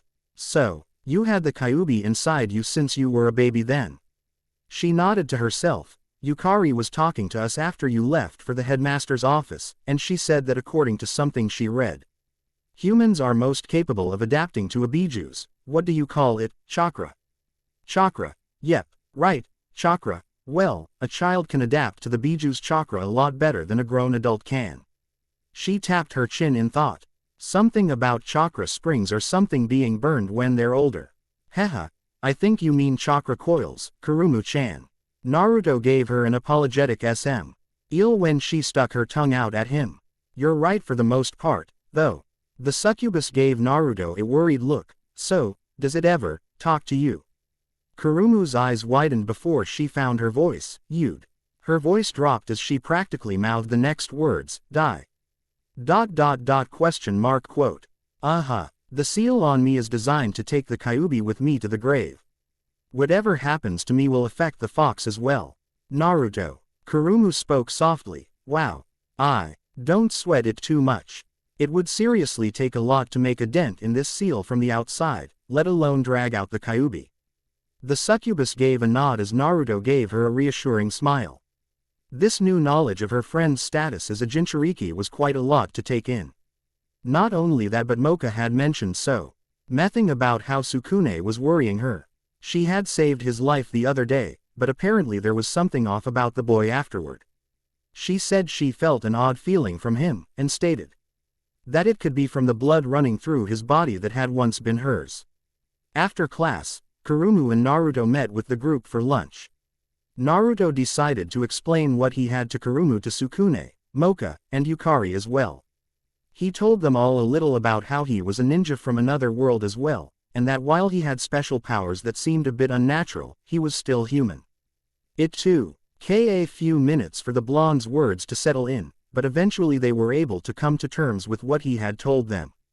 Why should it seem that odd for Naruto to be from another dimension, daring that they were in an academy for monsters? Unfortunately, Sukune, I don't think I'd be able to help you with chakra by this point in your life. Naruto stated, your chakra coils haven't gotten any serious use like mine have. So you probably wouldn't be able to do anything more than basic stuff like strengthening your muscles while fighting or giving yourself a weak boost in speed. Why? Sukune seemed a little put out by this information. He gave a nod. I'd be interested in seeing how that would work for me. What about us? Yukari asked, pointing to herself and the other three girls. I don't know. Honestly, I think there is some notable differences between Chakra and Yuki. Here, watch. Naruto opened his palm and flexed it a bit before a small ball of blue energy began to form. This is a small sample of my chakra. You can feel it, right? Sukune was the only one that couldn't feel it, though Naruto stated this was likely because he wasn't as sensitive to life forces like the girls were, since he was a human who had not trained in chakra use. Well, let's compare it with. Naruto looked to Mizore. Mizore-chan, can you maybe generate a little ice, but put more focus on your Yuki when you do? Mizore obliged and formed a small ice crystal in her hands. There was a noticeable pressure in the air near the 6 students as it got a little cooler, causing even Sukune to let out a weak shiver. Now, you notice how we all felt that a bit. Yuki seems to be more physical than chakra. It's, more palpable, Yukari suggested. Yeah, I guess that's a good word, palpable. You can feel it a lot more easily than chakra, but like you guys saw when I was dealing with Kuyu, chakra can be just as strong as Yuki. I guess that makes sense. Mocha added, I remember when you used those techniques on Kuyu, it felt like there was a storm inside the building. She laughed when Naruto chuckled a bit. You're really strong, Naruto-kun. Naruto opened his mouth to give a word of thanks, but the sound of a dropping lunch tray and Sukune groaning cut him off. The others all looked to the boy, who had gotten up and was now holding a hand up over his face. groaning in what sounded very much like pain. "Sukune." Moka began. "Sukune, are you?" "I'm fine, I just need to go use the bathroom." Sukune spoke, getting up and leaving the others to their lunch. "What's wrong with him?" Naruto thought as she saw the worried look on Moka's face. "Moka, what's wrong?" "Well," Moka began, "when Sukune got attacked by Kuyu the other day, I injected some of my blood into his body to help him recover from what would have been fatal injuries. He should have gone over a transformation of some sort, but he never did anything like that. I was worried that maybe something had happened, or that maybe that my blood's powers had worn off already, but he has been acting a little odd all day." The blonde pushed his chair away from the table and got up. "I'll go check on him." The four girls gave a nod of understanding as he began towards the direction Sukune had taken to the boys' bathroom. Moka grabbed his wrist as he passed her. "Naruto, be careful. He may be dangerous if the blood's effects are kicking in." Naruto gave a stiff nod. "Right. I'll be ready for that."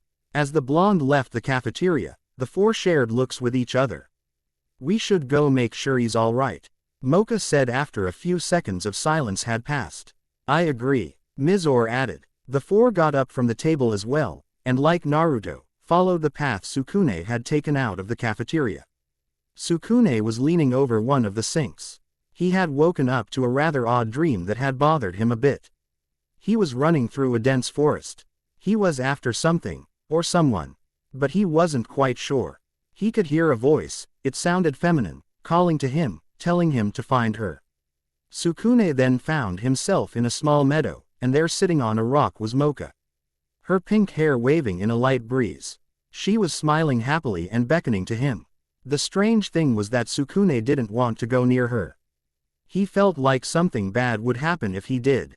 Going against his gut instinct, Sukune walked closer to her, and before he knew what he was doing, he had lunged at the pink vampiress and bit down into her neck. As he sank his teeth into her, however, he noticed her hair had gone from pink to stark white. The last image he had was of Moka with her rosary removed smiling at him before opening her own mouth and lunging out at his neck. The worst part was that a part of him liked the dream. "There you are." Sukune looked up to see Naruto standing at the entrance to the hall outside the bathroom. "Naruto. Hey, look, sorry about earlier. I've just, Sukune was again leaning against the sink. "I don't know what's up with me, but I've been feeling horrible since this morning. Moka says it may be due to her injecting you with her blood." The blonde replied, "She says that vampire blood tends to affect humans in some way or another." He studied Sukune as he continued, "Are you feeling odd at all?" "Well," Sukune began, "my eyes keep hurting. Hurting? How? Everything is brighter than usual to me. Not only that, but I can smell a lot more things right now. The bathroom stalls smell horrid right now." Naruto gave the air a sniff and nodded. "Okay, I guess that's understandable. Anything else?" Not really." Sukune shook his head. "That's about, ga." Naruto ran to Sukune as his knees gave in and he fell to the tiled floor. He was gripping his face again, and sounded like he was dry heaving. "Oi, Sukune, what's?" The blonde felt the wind rush out of his lungs as he was punched hard in the gut by Sukune. Damn it, he let his guard down. Shame on him, especially after Moka had warned him. Getting to his feet, he faced his friend and spoke calmly. "Ga, what was that for?" Naruto's question was answered with a low growl from Sukune. The boy lowered his hands and Naruto was met with a pair of slitted, crimson-colored irises. To finish it off, Sukune's hair began to change to a hue of silvery white. "Sukune," Naruto said slowly, "you there? RRRRRRRRRRRGH." Sukune snarled. "So much for finishing lunch." Naruto thought aloud as Sukune charged towards him. "Now, I feel that I should answer a few questions that have been asked in reviews." Inner Mocha X Naruto. Not really, but, well, Inner Mocha will experience an increasing curiosity with Naruto's newly demonstrated strength, which will definitely spark something between the two. Let's just say that she'll definitely want to get to know Naruto much more now. Return to Elemental Nations. Yes, I have something planned for that. Naruto's not just going to train for Sennin mode for hell of it.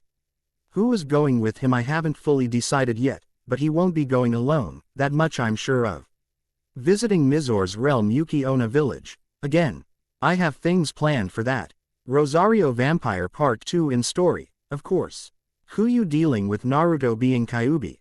Well, personally I don't think Kuyu really would have had a clue about Naruto holding such a powerful Biju within him. First of all, the Kyuubi is sealed within him, and normally one cannot feel the Kyuubi's chakra unless Naruto lets it leak out. Seeing as he's been trying to keep his true powers hidden, Naruto hasn't really shown more than a glimpse of the Kyuubi aside from the brief confrontation he had with Kuyu when they first met. That, and I don't really think that Kuyu would be under the command of Naruto just because he hold a nine-tailed demon fox within him. I see Kuyu's Yukai species and the Kyuubi as two different categories, to be honest. I'll be going a bit further with explanations on how Naruto's homeworld is connected with the Yukai world and Sukune's as well, which will explain a few things about how very few of the monsters know about Naruto and other humans like him. Arashi ninja and not killing. Naruto just doesn't strike me as the kind of character to go and kill just because others do the same. The Lee kills I've legitimately seen so far from him was pain, and those bodies weren't even alive to begin with. He defeated Kakuzu with the Rasenshuriken, but he just left him unable to move or use his chakra. Kakashi dealt the killing blow afterwards. In truth, I see Naruto as more of a guy who will use brute force to get his point across and protect those he cares about, not take the life of someone, even if they do the same. Though, as many of us have seen, there have been cases where people have driven him to the point of wanting to kill. Well, that's about it for this chapter. Thanks for tuning in, and keep your eyes peeled for more. Once again, to finish things up, I'd like to thank my awesome beta, Paradox Jest, for his help with this chapter. He's pretty good at making things sound better, and is amazing at editing out the mistakes that escape my eyes when I'm typing out these chapters. Thanks Jest. Of vampires, sages, and sunflowers. Manga where vampires are sort of, well, living beings, and not dead, hey. Anyway, on with the chapter. Rosario Jinchuriki. Chapter 10. Of vampires, sages, and sunflowers. Sukune went flying out of the boys' bathroom before hitting the wall on the other side of the hallway. He got up and snarled, glaring at the one who had thrown him. Naruto slowly stepped out of the bathroom, hands raised in front of him while he walked lightly on his feet. Ready to move at a moment's notice. Sukune, I know you're still in there. If you can hear me. Then, he was cut off as Sukune ran towards the blonde with reckless abandon. Naruto hopped back before catching him by the wrists and tripping him up and throwing him to the ground. Before he knew it, Sukune was getting back to his feet, attempting to claw at the ninja. The Jinchuriki boy too. A step back before kicking Sukune in the jaw, knocking him onto his back. Blood was now on the floor, but Sukune didn't seem to register the fact that his lip was bleeding. Once again he rose to his feet. But this time Naruto noticed he was not as fast as before. Garag. Sukune lunged towards the blonde, who quickly sidestepped and gut-checked the rampaging teen before spinning around him and kicking him in the back of the shoulder blades. Sukune stumbled forward and groaned in pain while rubbing near the spots he had been struck. Looks like he hasn't completely lost all of his senses. He definitely felt that. Naruto's thoughts were confirmed true as Sukune looked up to Naruto, eyes red, but not glazed over in blind rage. Streaks of silver were starting to form within the brown hair, and his canines sharpened to a noticeable degree. A vampire. Naruto thought aloud, damn. Mocha's blood really does have an affect on Sukune. Sukune's red irises suddenly seemed to focus more clearly, and he looked to Naruto in confusion. Naruto. What's? The blonde lowered his guard a bit. You were attacking me. He cautiously approached his fellow classmate. Looks like Mocha's blood seems to be wearing off a bit. Blood. Sukune repeated. So, it wasn't just in my head. He let out a groan before standing up. I attacked you. Yep, replied Naruto. Mocha said you may be a bit dangerous, so I was ready. I'm not sure what to make of it, but your appearance has changed a little. You kind of remind me of what Mocha looks like when the seal's released. Sukune's eyes widened, and he quickly bolted into the bathroom. Naruto followed the distressed teen, who was now looking at his reflection in one of the bathroom mirrors. How come she never told me this would happen? Naruto rubbed his chin. She seemed a bit worried, but apparently the effects of vampire blood are almost immediate. My guess is that the blood spent most of its power on healing you after that incident. With Kuyu, but those teeth, silver hair, and eyes may be some of the remaining power cycling through you. So, you mean, I became a vampire? Naruto shrugged. Looks that way. I'm sure it'll wear off with time. I sure hope so, Sukune stated as he pulled back his upper lips to reveal fangs. At least my eyes aren't hurting with the light anymore. Sukune pinched his nose suddenly. Someone really needs to clean this bathroom. The shinobi raised an eyebrow at Sukune's comment, and channeled a small amount of chakra to his nostrils before scrunching up his face. Yeah, the stalls kind of stink. Damn, what are we going to do about this? Sukune inquired, tugging lightly at his now completely silver hair. People will notice if I go out like this. Naruto leaned against the wall as he thought, kind of sucks that you can't use chakra to make a henge. I'd teach you what I could, but your coils are past the time where it's possible to begin chakra training. You've got enough going through you to live, maybe enough to possibly increase your physical strength and speed, but that's it. Naruto blinked before laughing. Sorry, ninja speak. Don't mind me. Okay. Sukune frowned. So, what do we do? Naruto's eyes lit up as an idea began forming within his mind. Okay, here's what we're going to do. Naruto. This isn't going to. Sukune. Why did you go and dye your hair like that? I mean, sure, silver is cool and whatnot, but I think you went a bit far. Naruto interrupted, his voice sounding like he was reading lines off a teleprompter very badly. Sukune sighed, giving into Naruto's idea. I don't know, Naruto. You know how I am with my silly impulsive ideas. The two turned around the corner to see the girls heading their way.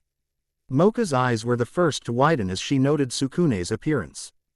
Before she could voice her concerns, Naruto spoke especially loud. We should go and speak to the girls and see what can be done to get rid of that silver hair, which clearly was done with hair dye and isn't naturally like that. The girls, thankfully, caught on. Kurumu spoke first. Wow, Sukune, that's some interesting hair you got there. Then the succubus noted the red irises of the transformed boy. You also got some red contact lenses. Wow, are you trying to go for a new look? Sukune laughed nervously. Haha, I guess I am. It's the latest fad. Or something. Naruto leaned forward suddenly, his voice dropping to a whisper. We need to get him looked at. Now. Mocha nodded. I'll see what I can do. The blood's effect should wear off soon, though. Come on, Sukune. I'll go with, too. Yukari piped in. I'm sure we can find a book in the library on why this happened. Mizore and Kurumu were about to follow but stopped when the Yuki-onna noticed a gash running down Naruto's arm. Naruto-kun. You're bleeding. The blonde blinked in confusion before looking at his left arm. He raised it up to see a thin line of red running down his arm to his hands. Sukune must have nicked me. Didn't notice it. He waved off the two, who were trying to get a better look at the cut. Don't worry about it. I've suffered worse and turned out all right. It could get infected. Kurumu protested. I'm pretty sure I've built up an immunity to almost everything that could get me sick. Trust me, the blonde replied with a grin. Go make sure that Mocha and Yukari are all right. Sukune's fine now, but he was attacking me earlier. We don't need another incident like that to happen. The girls gave a nod and followed the three heading towards the library, Mizore stealing glances over her shoulder every so often, unsure if it was all right to leave Naruto by himself. Once they were gone, Naruto let out a sigh. Damn. That saved me some trouble. He stretched a bit and looked to his wound once more, which had already started to close up. That was a lot deeper than I thought. Looks like He got more of Mocha's powers than I thought. Naruto found his stomach growling, so he decided to head back to the lunch room and finish his meal. He was relieved to find it still there and untouched. He scarfed down what was left within 10 minutes, and decided to sit and relax for the remainder of the period. After the excruciating torture that was high school level algebra, the blonde made his way home. Having no classes for the rest of the day, He planned on taking a short break before heading over to the dojo to get a bit of practice in with Haji and the other members of the karate club. About halfway to the dorms, he felt the subtle presence of several individuals following him from a distance. If it weren't for the fact that they were trying to hide their presence, then maybe he wouldn't have gotten suspicious. He looked behind him, not surprised in the least to see no one following. He yawned before continuing down the path lined with trees to the boys' dorms. Maybe they're expecting me to be prepared for an ambush. Guess they're more cautious than I thought. He stopped short when 4 guys that stood a few inches taller than him walked out in front of his path. The ninja raised an eyebrow and smirked upon recognizing the face of Seizu, the blundering behemoth of a monster that fought Naruto when he had just started becoming friends with Sukune and Mocha. "Oh, hey there, Seizu. How are you doing?" "GCH, cut the crap, Uzumaki. You should have known that I'd come back for you." Naruto gave a mock frown. "Ouch. You cut me deep, Seizu-kun. I was hoping we could put the past behind us. Hell, if you want. The karate club's always looking for new recruits, and I know for a fact you could use some help with your fighting." The shinobi ducked suddenly as he fell. A blade of some sort grazed over the tips of his hairs. He spun around to trip up his ambusher, but they were apparently more agile than he thought. The mystery attacker jumped back and gave the blonde a calm smile. "So, you're as skilled as they say, Uzumaki." Naruto found himself now surrounded by 5 males that seemed eager to give him a beating. He didn't even feign concern though, instead facing towards the newcomer. "All right. What's this all about? I don't take kindly to people trying to lob my head off." He gave a nod to the right arm of his attacker, which was shaped like a fleshy scythe of sorts. Naruto was betting that it was part of the guy's Yukai powers. Sorry, I guess I got a bit carried away there." The newcomer spoke. "I'm Kirya Yoshi, a member of Antithesis. According to what Seizu here says, you're a friend of Mocha Akashiya and Sukune Aono. That's old news. What's it to you?" "Well, we've been given very reliable leads on those two. From what we've been told, both of them are vampires." Kirya replied in a calm voice. "Care to confirm that?" Naruto kept his features schooled into a look of mild annoyance. They knew of Sukune too. "Well, then again, tease. Yu-kun did say he was a vampire to Seizu when he was being bullied by the delinquent. Were they going off that lead? I don't bother them about their true forms." Naruto replied. "Is that all? I have a club meeting in less than an hour and I don't like to be late." Without warning, one of the 5 surrounding him lunged forward, his arms transforming into pincer-like claws. Naruto quickly jumped out of the way and dealt a successful kick to the face of one of the other students. He made a break for it, deciding to try and lose them rather than engage directly. He took to the trees, leaping as fast as he could, sensing the yuki of his 5 pursuers growing steadily weaker. Eventually, Naruto halted on the bough of a tree and watched the ground below. About a minute passed and 2 of the embers could be seen heading down the pathway leading to the boys' dorms. "God damn it, he got me right in the eye," growled the taller of the 2, who Naruto immediately recognized as Seizu. He bit down a chuckle, intending on keeping his location hidden. "Maybe if you weren't so weak you would have stopped him, Seizu," grumbled his comrade. Seizu looked ready to retort, but bit his tongue. Obviously this guy held some kind of authority within their group. "He's stronger than he looks, Midu." Hell, Kirya was interested the moment we mentioned the guy's name. "Obviously Kirya knows something about him that we don't," Seizu replied. "It's like he's keeping us in the dark." "He's got his reasons," Midu snarled, turning towards Seizu. "You'd be smart to keep your nose out of his business. We've got one goal anyway. So the sooner we get rid of all the pure breeds, the better." The 2 continued down the road, unaware that their quarry had been no more than 15 feet above them in the foliage of the trees. After feeling that the coast was clear, Naruto continued onward to the dorms, sticking to the trees to avoid any further encounters with the monsters. Antithesis. Sounds like these guys have something against pure breed monsters, Naruto thought as he silently ran up the side of the dorm building before opening his window and slipping inside. "Looks like I'll have to up my patrol time for Yukai again."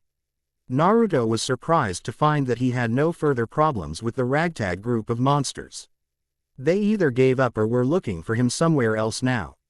Hell, they could be waiting for him outside the dojo right now. Still, Naruto had to give himself a pat on the back. About a year ago, he probably would have been a moron and tried to take on the 5 by himself. Sure, he would likely have beaten them in a fight, but there would have been repercussions for doing so. Students may have noticed, some may have even suspected him to be the Arashi ninja. He already had enough close calls as it was. There was also the fact that by beating those 5, more would have come after him.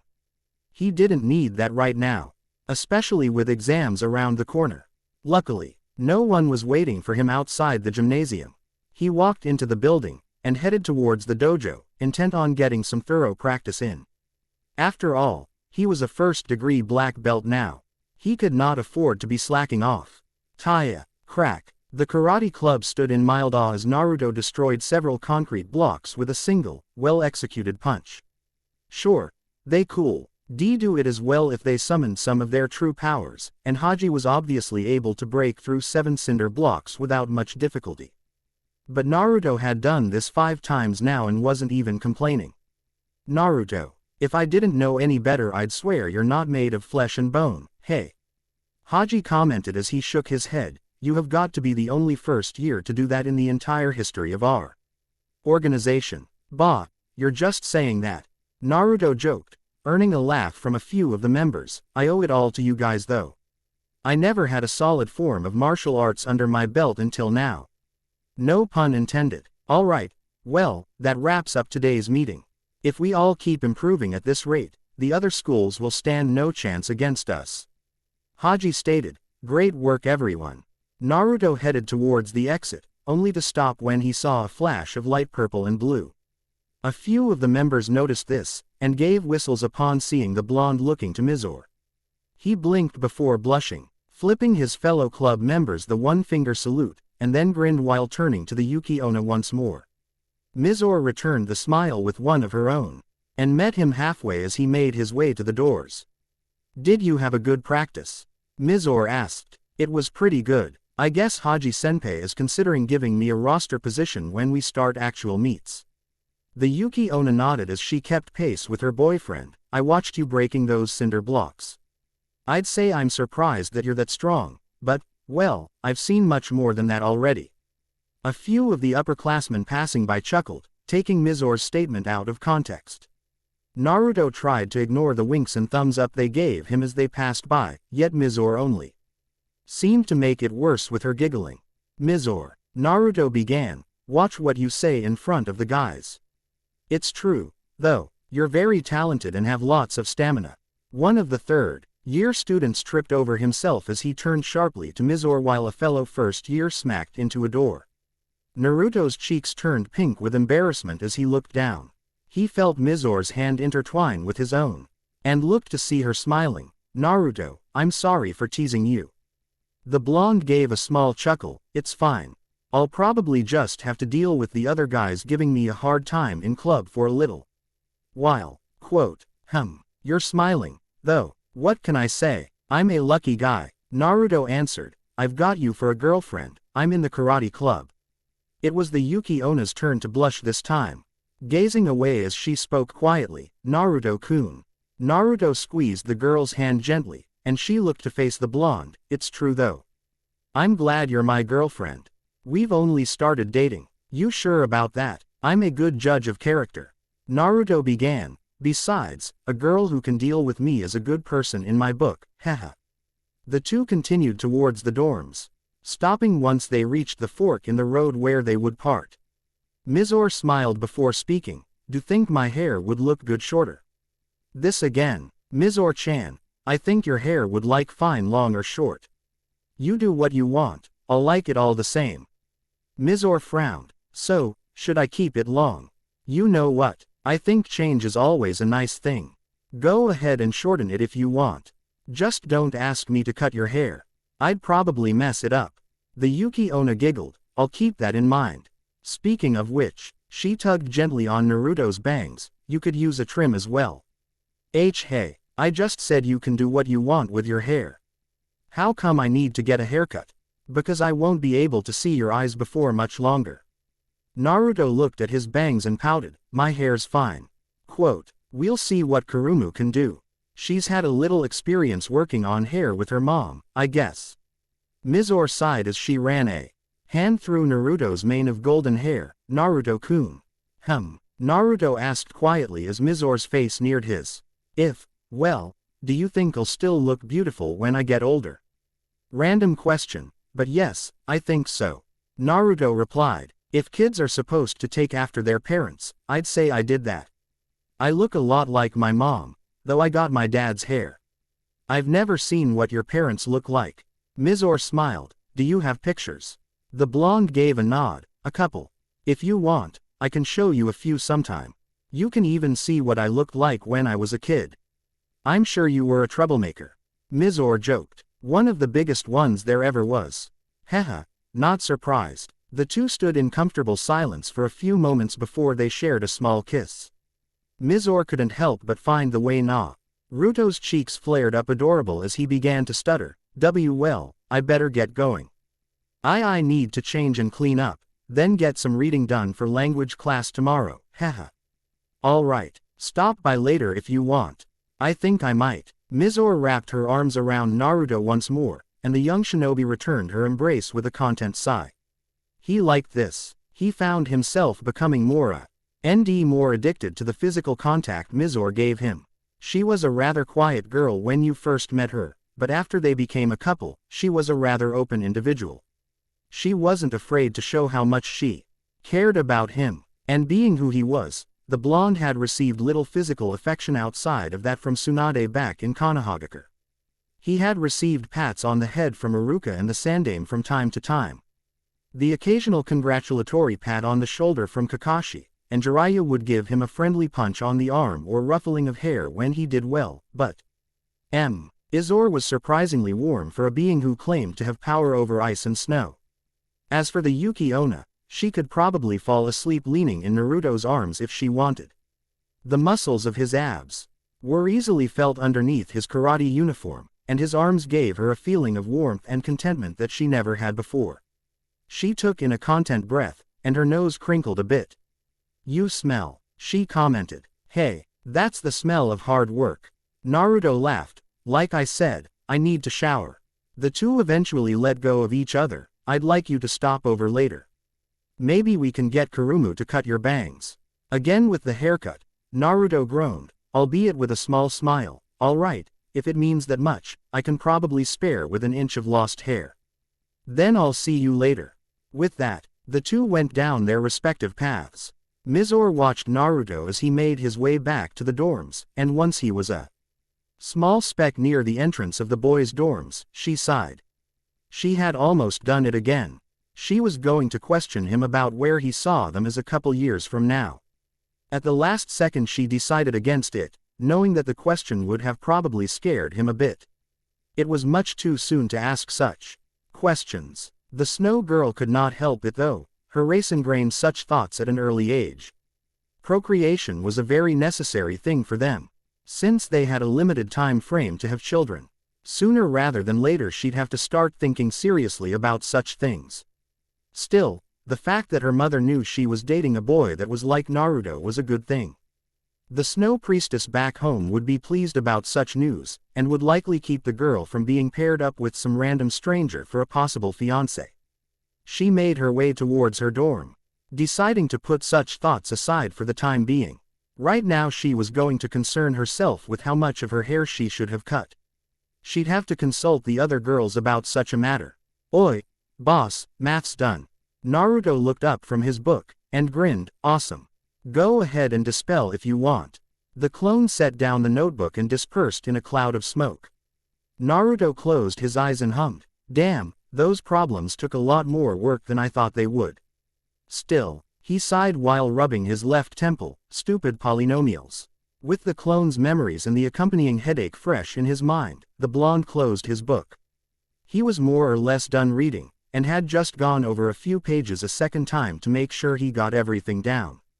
Language arts was alright for him, not as fun as gym, and not as interesting as home economics, but it wasn't math. The blonde looked at the clock, and was a bit surprised to It was going on to 9 in the evening. He would be leaving for Mizor's shortly, but he still wasn't keen on the idea of getting his hair cut. Maybe if I bring Sukune along, he can provide me with backup. Naruto exited his room, locking the door and walking down the hall towards Sukune's room. He reached the door and knocked. The door opened to reveal Sukune, toothbrush in hand. "Oh, Naruto, what's up?" "Not much. I was going over to see Mizor, and I'm pretty sure the moment I get there the girls are going to try and gang up on me and make me get my hair trimmed." Sukune laughed. "I guess Mocha wasn't the only one then." "Huh, so there was a conspiracy."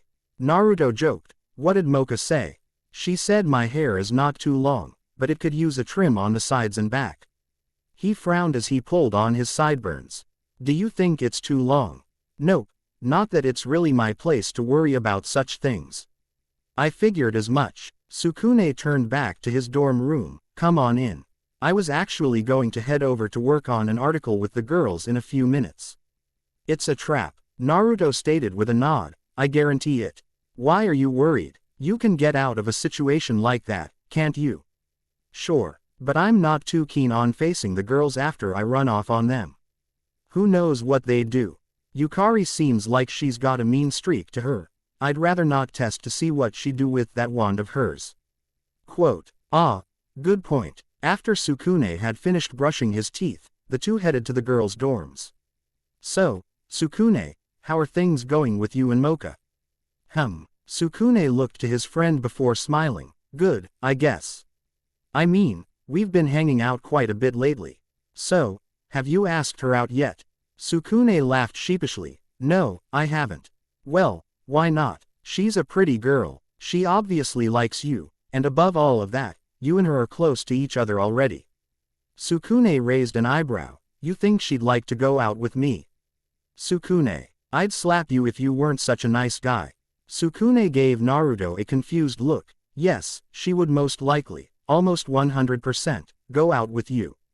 "Oh, well." Sukune scratched his cheek. "I guess I could ask her." "There you go." Naruto smiled widely. Sukune is finally growing up. Hey, come on, Naruto, give me a break, will you?" The blonde laughed while giving Sukune a half-hearted apology. They soon found themselves in front of the girls' dorms. "So, it's agreed that if they team up on us with hair trimming supplies that we leap out of the window, right?" "Naruto, I'm not a ninja." Naruto blinked before grumbling. I guess we could always just bolt out the door and make a break for it." They made their way up the steps to the floor where Mocha and Mizor's rooms were. The two stood at the door of Mocha's for a brief moment before Sukune took in a deep breath and knocked. There was a rustling heard from within before the door opened a bit. Pink. Air and the cute face of Mocha poking out from the crack. "Oh, Sukune, and Naruto-kun." She opened the door fully. "We weren't expecting you for a while." Naruto's eyebrow arched up. "You were expecting us both. Mocha, where is your barber kit again?" Mocha grinned while Sukune and Naruto both gave her a hopeless look. "I said it's behind my dresses in the closet, Mizor." "I don't." "Oh, never mind, I found it." Mocha turned back to her two friends and smiled warmly. "Want to come in?" "I'm allergic to scissors." Mocha gave Naruto a rare flat look. "Naruto-kun, Mizor's right about your hair, it's getting long." "Ah, screw it. This was going to happen anyway." As he entered, Naruto noted that the Vampires's dorm room was larger than either his room or Sukune's. Upon walking into the dining area, he was greeted by Kurumu and Yukari, who were setting up two hair trimming spots, likely for Sukune and himself. "Their window's open. Don't try it, Naruto," Sukune said under his breath. "Oh, Naruto-kun," spoke the voice of Mizor. Naruto turned to her and his voice caught in his throat. "I didn't think you'd stop here first. I was going to head to my room and see if you were there." Oh, hey Mizor, yeah. Sukune and I decided to go here together." He mentioned something about his hair getting cut too, so. He stared at her for a moment before smiling. "I like what you did with your hair." Mizor's hair had been trimmed to shoulder length. He noted that it was poking out in a few different directions with the loss of length that would have held it down. He found himself liking the new look a lot. Mizor noticed his gaze and smiled, blushing a little. "Thanks." Kurumu helped with it. That's right, and you're next in line, Naruto. The ninja sighed in defa. As the succubus held a pair of scissors in hand. Fine, just don't take off too much. Naruto brushed a hand over his now shortened hair. He smiled a bit before turning to Kurumu, handing her the mirror she had lent him. Borrow. I like it. Kurumu rolled her eyes while laughing. I told you that you would. She walked up to him, and looked him over, making sure his hair was even on either side of his head. Mizore, what do you think? The Yuki Onna gave Naruto's new haircut a once-over before nodding. I think it's great. She turned to Mocha, who was putting on some finishing touches with Sukune's hair. How's it going over there for you, Mocha? We've just finished. The vampire girl answered, pulling off the towel tied around Sukune's neck. Not too big of a change, but it's good. Enough. After having a cup of tea made by Mocha while the group discussed an article for the upcoming issue of the school newspaper, the boys prepared to leave. Naruto stopped at the door and looked back. Oh. By the way, I figured you all should be aware of this. I was approached by a bunch of guys who say they're from a group called Antithesis. That Seizu jerk is among them. They're a group of hybrids, whatever. I don't know the proper term, but they're not what I guess some would call pure-blooded. He had adorned his business tone now. Just keep your eyes peeled. They seemed interested in you too. Naruto gestured to Sukune and Mocha. I'll keep tabs on them as much as I can, but I'm only one guy, even with my shadow clones. You mean they're after Sukune-kun and Mocha? Just like the police committee? Kurumu asked. Why? No clue other than the fact that they asked about Sukune's vampire condition.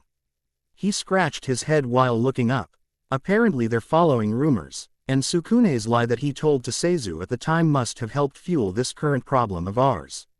My guess is that they're either out for revenge on Seizu's behalf, or they're just trying to make a statement. Quote, statement, Yukari repeated. In what way? Simple. If they can take down 2 vampires, they can take on strong monsters. The blonde answered, just be careful, I guess. What about you, Naruto? Mizore questioned. Naruto's not doing anything. The Arashi ninja's taking care of all of this. Naruto replied, for now, I'm going to lay low and see what develops. It looked like they were all of school age, so I'm certain that they're students here. Can't be too sure, but I'm willing to bet the vast majority of them are. What if they try to confront you again? Or Sukune, or Mocha? Kurumu looked to Sukune before returning to the blonde. The last thing we need is someone getting hurt. Naruto's lips curled into a small smile. I'm a shinobi. I can handle a few thugs if they attack me. After all, I'm in the karate club, so it wouldn't be that surprising if I managed to take them down in a scuffle. Maybe, but it's still. Mizore-chan, trust me on this one. What you saw when I fought Kuyu was only a sample of what I can use that's at my disposal. The others all went quiet, looking at Naruto with a mixture of disbelief and awe. Why, you're serious? Yes, Yukari-chan, I am. Naruto's voice was void of its usual cheerfulness. The Kyuubi no Yuko is a beast that has nearly limitless power. That's not possible. All things have a limit. Yukari protested. Okay, so I guess it's not limitless, but it makes the Yuki of a vampire like Mocha-chan seem like a speck of dust standing next to a mountain. Mocha looked down to her rosary, which shook a bit. Ura-chan says that she's not to be taken so lightly. Naruto shrugged. Just saying, Mocha-chan, you're strong. But Kyuubi is raw power incarnate. It's made from malice, hatred, and the negative emotions you can think of, along with chakra. He sighed. I think that's how Ero-sennin put it for me once. So, we just sit around and do nothing, then? Kurumu asked. Naruto, isn't that just like asking for them to attack? Naruto shook his head. No, it means that you're acting like you're unaware of their plans. Faking ignorance can sometimes be an advantage. The 4 Aokai girls and Sukune all seemed like they were not entirely for the plan, but they decided to not argue any further. After all, Naruto seemed to have been through stuff like this before. And who seriously wanted to argue with a ninja? Not smart people, that's for sure. Before Naruto knew it, the break had started. He was relieved to have not encountered any other major problems while rolling Yukai Academy as the Arashi ninja. and only had to deal with the usual upperclassmen bullying underclassmen, and other such cases. Even these were, however, becoming less common. Mizor had left with the newspaper club, stating that the group was going to the human world to take a break and possibly write up a paper on the city life of human beings. That had been about 20 minutes ago, and Naruto was now looking around to make sure that he was the only one within the area. After confirming with the dispelled memories of his shadow clones that he was indeed alone, he made a few seals and placed a palm towards the ground. Soon he was standing on the top of Gamikichi's head. Huh. Oh, Naruto. Hey, what's up? I was just wondering if Fukasaku was ready for me to begin training with him, answered the blonde. I've got about 2 weeks to train, and if I get done early I'd like to visit Sakura, Kakashi, and Sai in Japan. Gamakichi smirked. Finally want to get out of here and cut loose, huh? He gave a nod before making hand seals. Give me a few minutes to inform Fukasaku-sama. He dispersed in a puff of smoke, leaving Naruto standing alone once more. 5 minutes passed before Naruto felt a sudden pull on his navel. He suddenly found himself within the world of the Toad Summons, Mount Mayuboku. Naruto-chan, good to see you again, my boy. Naruto looked down to see the familiar green toad elder. Hi. Fukasaku-sama. He punched a fist into his open right palm. I'm raring to go and get started with this senjutsu training. He heard Gamakichi laugh as the larger aura NGE Toad made a comment sounding like, typical, Naruto. Fukasaku gave a toothless smile to the blonde. Right. Well, it's still light out. I suppose that it's best to start now rather than later. The green toad hopped off towards a mountain trail. Well, let's get moving, Naruto-chan. We're going to begin with getting you acquainted with nature's energy. Nature's energy, Naruto repeated before grinning. You mean I'm going to be able to draw upon nature's powers? The three continued up the trail, Fukasaku and Gamakichi explaining together about the intricacies of senjutsu. It made Naruto's head spin a little, but he understood it for the most part. He assumed this was due to the fact that he was a lot more accustomed to lectures ever since he had started being a student at the Ukai Academy. Before long, the three stopped at a small fountain of sorts. Naruto noticed the water was an odd color, and there was a faint smell in the air. It smelled almost like that oil. Fukasaku nodded to Naruto. Yep. That's the sacred oil fountain where you'll start your training. Now, it's going to be an odd experience at first, and there are risks involved with using the oil. Risks? Naruto repeated. Like what? For starters, you'd turn into a toad. Gamakichi blurted out, receiving a sharp glare from Fukasaku. Toad. Naruto took a step back from the oil fountain. What do you mean? Unfortunately, what Gamakichi says is true. The elder toad gestured to several gigantic stone statues of toads. Those statues that you see over there are actually the petrified bodies of others who had attempted to reach the state of sage as well, and failed. You're joking, right? No, not in the least, Naruto. Fukasaku hopped over to the oil fountain and dipped a hand in. Letting the liquid run through his webbed fingers, this oil holds the power of nature in it, more or less, and is the quickest way to become adjusted to the power of nature. However, you must remain focused, and not lose that concentration when you meditate. Do so, and you'll become petrified as well. You're not making this sage mode sound very appealing. Naruto commented as he eyed the fountain. How did Ero Sennin manage to do this? Don't worry about the whole statue thing, Naruto-chan. Fukasaku held up a stick that he seemed to have pulled out of nowhere. This stick is going to help me keep you from transforming. If I notice you beginning to become like a toad, I'll knock the nature chakra right out of you by thwacking it over your head. Again, not helping sell this sage mode to me. Naruto frowned. Perhaps a demonstration is in order. Fukasaku suggested. Naruto, try to lift up that statue right over there. Huh, oh, well, alright. Naruto walked over to a fairly large stone statue, and took in a deep breath before crouching down and attempting to lift. After several strained seconds, he managed to do nothing more than waste his energy. No use. Right, now, watch me. Fukasaku hopped over to the very same statue, stopping before it and closing his eyes. A few seconds passed before he opened them, and crouched down to grip the bottom of the statue. With a mighty heave, he not only moved the statue, but also managed to lift it up off the ground. See? With nature chakra, you're capable of doing amazing feats with just your own physical strength.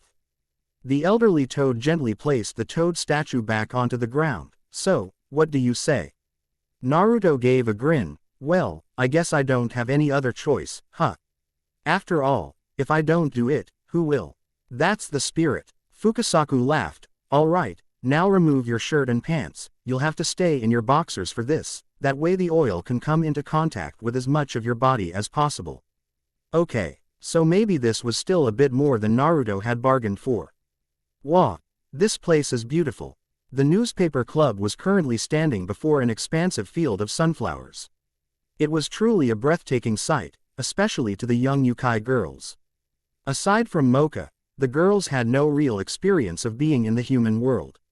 Sure, Mizor's world bordered with that of the humans, and Kurumu's mother had taken her to human cities when she was but a little girl, but they never had really lived in such places before. So, it came as a bit of a surprise when the Y were greeted with such a beautiful scene when they took a look at their destination, the Witch's Ranch.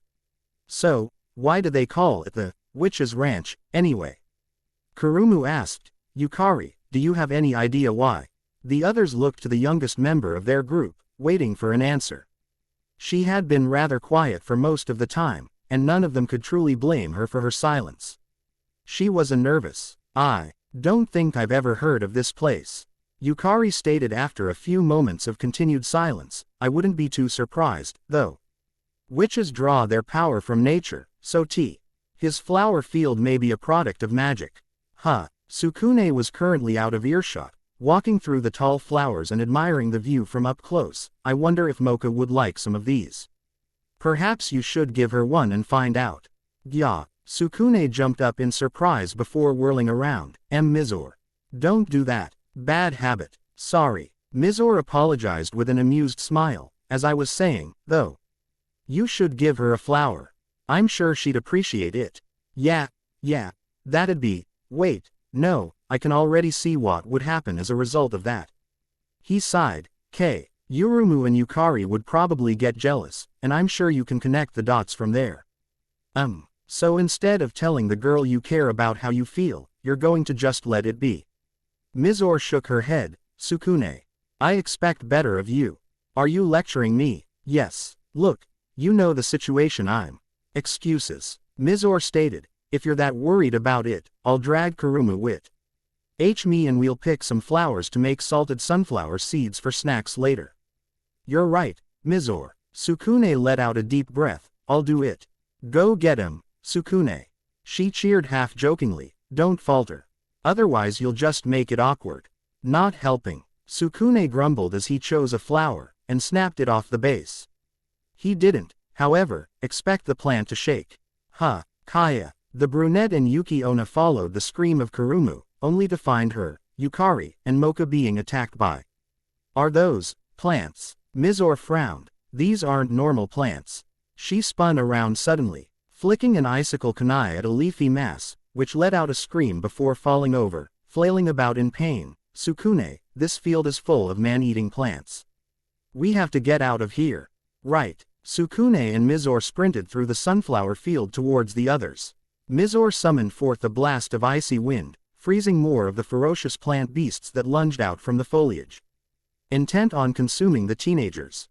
Hey, where the hell do you think you're touching with that vine? Kurumu screamed in anger before extending her claws and slashing the unfortunate creature. Meanwhile, Mocha, who still had her vampiric powers sealed away, was doing her best to defend herself from the predatory plants, which more or less consisted of kicking any that strayed too close. Despite her sealed powers, she still had above normal strength on her side. As such, the occasional plant monster could be seen flying into the air before falling to the ground in a motionless heap. Unfortunately, she eventually found herself surrounded by the voracious monsters. Mocha, hold on, Sukune shouted while sprinting to the vampire girl.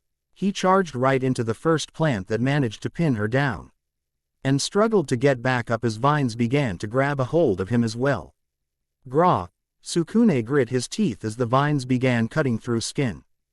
He attempted to pull himself free, but to no avail. Then it happened. Mizore was the first to notice the sudden Yuki that flooded the area.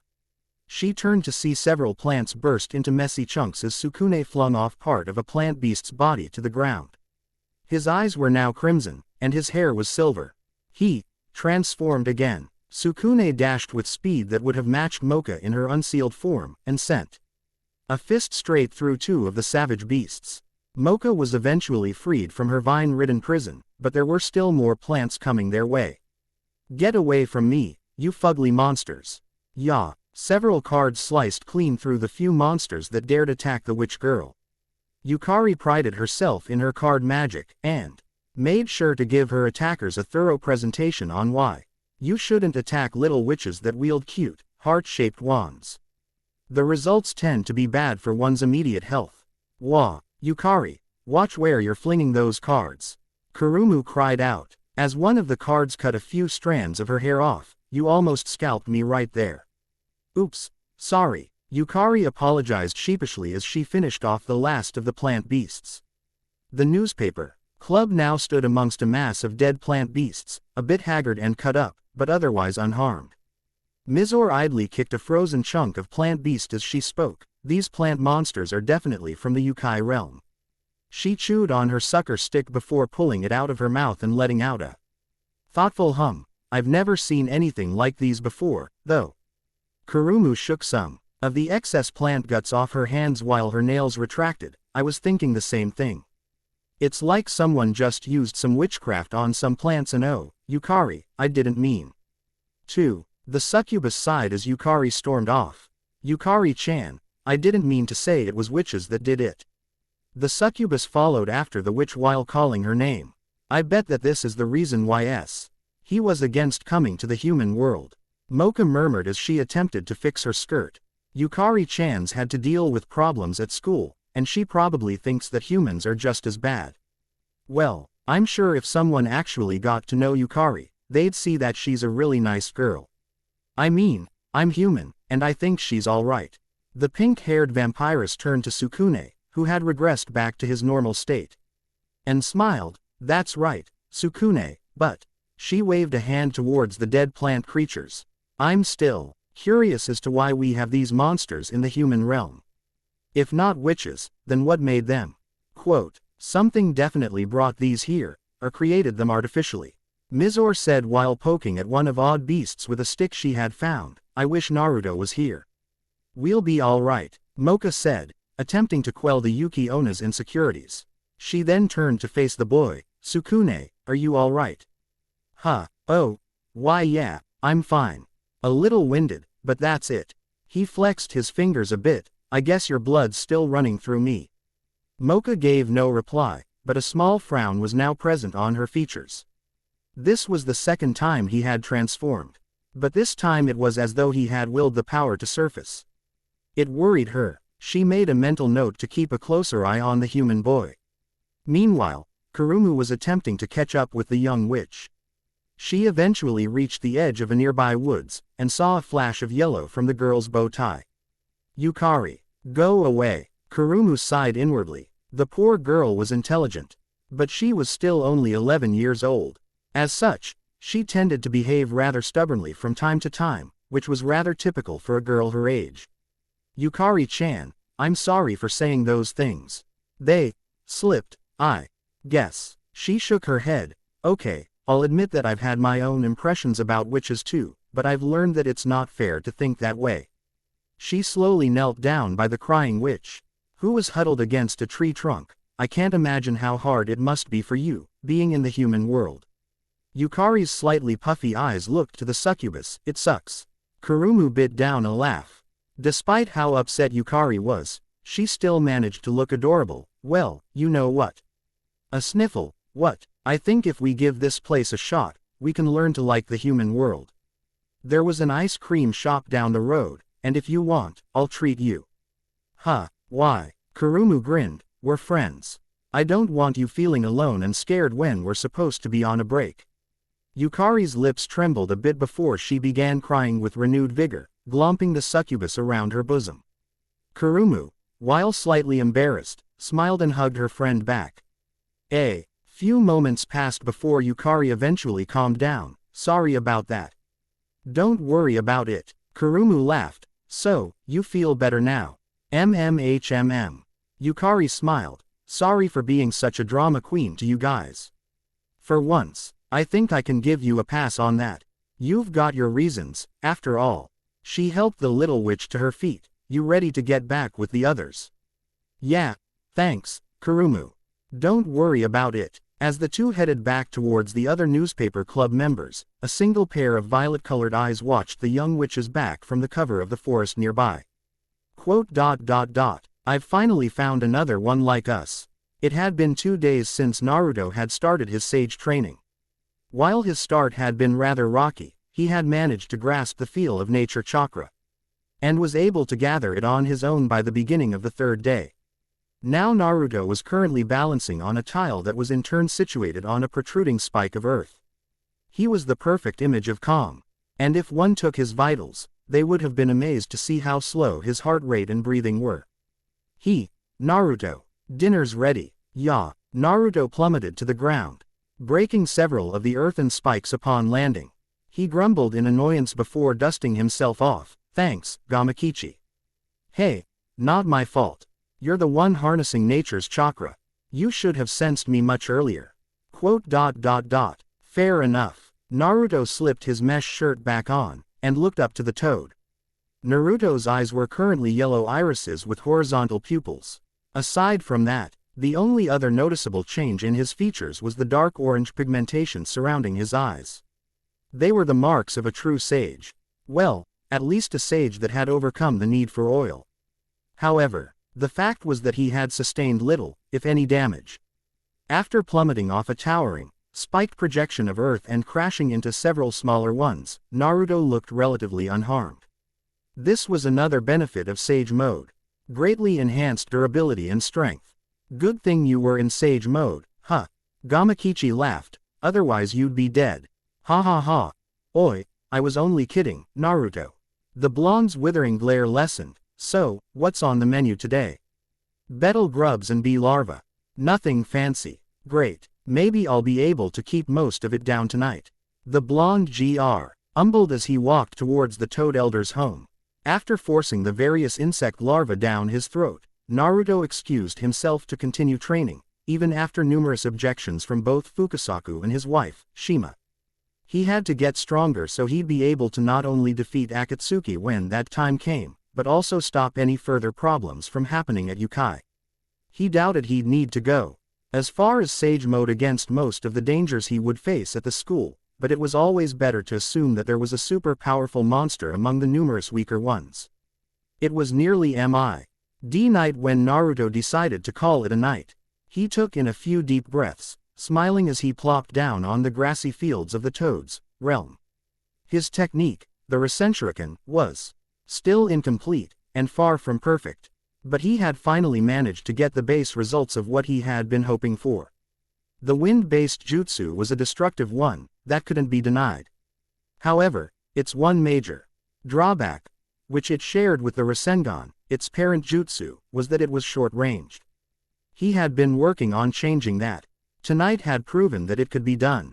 He didn't initially think he'd have enough control to throw the disc of high-powered wind chakra, let alone maintain it with just a single clone, but he had done it. Senjutsu chakra was used to encase the technique, and he had somehow managed to pump the jutsu with both wind chakra as well as his own natural chakra. The single clone he summoned was used to help shape the technique. He had improved by leaps and bounds since the last time he had used the technique. That, and with the addition of the wind jutsu being thrown, he took out the factor of receiving damage as well. It's going to take a bit more work, but we've got it down to a few simple things that need to be tweaked. Naruto's clone said, we should get to sleep, though. Fukasaku's going to be waking us up right around sunrise. Good point. Naruto led his clone before stretching his arms out and yawning. He then retired to the cot he had placed on the ground nearby. Two amphibian eyes watched the boy as he dozed off to a peaceful sleep. You were right about him, Jiraiya-chan. He truly is the child of the prophecy. Do you believe that, Fukasaku-sama? Fukasaku looked behind him before chuckling to the newcomer. Tenmei Mikogami, am I correct? The headmaster of Yukai Academy gave a bow to the toad. I'm honored that my name has reached this far.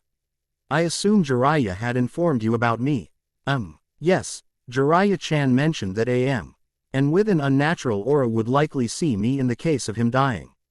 He said you'd be able to provide Naruto-chan with a safe haven, which it seems you've managed to do. Thank you. Mikogami gave a nod. Jiraiya was a truly gifted man. And he helped me in developing some of my sealing skills. In fact, if it weren't for him, I'm certain that I wouldn't be able to maintain Yukai Academy as well as I am. Fukasaku smiled a bit at the mention of Jiraiya's teachings helping the mysterious man. The toad then turned back to the Jinchuriki boy. He hasn't really shared much about his time at Yukai. I hope he's doing all right there. Mikogami laughed quietly. The boy's more gifted than I had assumed a student of Jiraiya would be. He's become a vigilante for Yukai, and has been making the place safer for students as a result. Vigilante. Yes, he goes by the alias Arashi Ninja, and as far as I can tell, he's a sort of hero to the vast majority of students. That and he's managed to make friends with some of the more powerful students in his class, among them being a daughter of the Shuzen family. Fukasaku's eyebrows rose slightly. Vampires. He shook his head. That boy. I wonder if he'll cease to amaze me. I hardly know him, yet I feel like he can truly change the world. Not to add pressure to that statement, but he may very well do that for our world. Humans for the most part don't know of our existence. But relations between our kind and theirs are rarely friendly.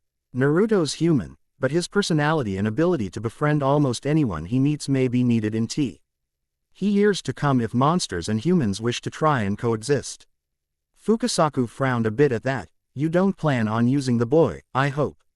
Of course not. Although, if he continues to work his miracles the way he does, I may have to start helping the boy for his own safety. Rumors have already spread to the outer world about a young ninja with skills unseen in ages. The Wong family has been asking me questions lately, and I'm afraid I'll only be able to keep my old friend Fui from looking into the matter personally for so long. Naruto-chan isn't some hit man, Mikogami. I'm well aware of that, Fukasaku. He's too kind of a person, which is a bit of an enigma, seeing that he's been raised in a society of ninja. He's only a child, so was Jiraiya, Mikogami stated, yet I saw him kill vampires on his own without flinching when he was Naruto's age. The exorcist took a few steps forward so he was beside the elderly toad. Jiraiya didn't notice it when he had first fought them. We had run into a large group of ninja from what I believe is currently known as Kusagaku. I had been with him at the time, traveling and learning a little about his world. While I was able to fight, Jiraiya had taken care of most of them. I noticed that a few of the ninja attacking us were giving off the yuki of vampires.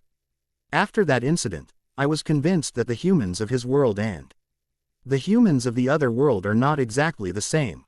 Hardly any humans from the world bordering Yukai would be able to do what the ninja of the elemental nations can do, let alone fight vampires on nearly equal grounds. What? Fukasaku repeated. Vampires. How? Mikogami smiled eerily. Jiraiya and I weren't the only ones that had knowledge of the elemental nation's existence. Some monsters sought a new life for one reason or another, and joined ninja villages, claiming their powers to be one Kekai Genkai or another. In some instances, this actually was the truth. A few ninja and monsters knowingly married one another and raised children with exceptional skills. Perhaps, but none of these cases were extraordinary. Most of these inherited powers resulted in sensors, genjutsu masters, or ninja with rapid healing powers. Quote, yes, I'll be the first to admit that the Sharingan and Byakugan, while powerful, were not among the bloodlines that can be traced back to a monster parent. Though, there were a few half-monster children. Who gained these powers? Mikogami sighed. If only the human world paralleling mine was as accepting of Yukai as the elemental nations.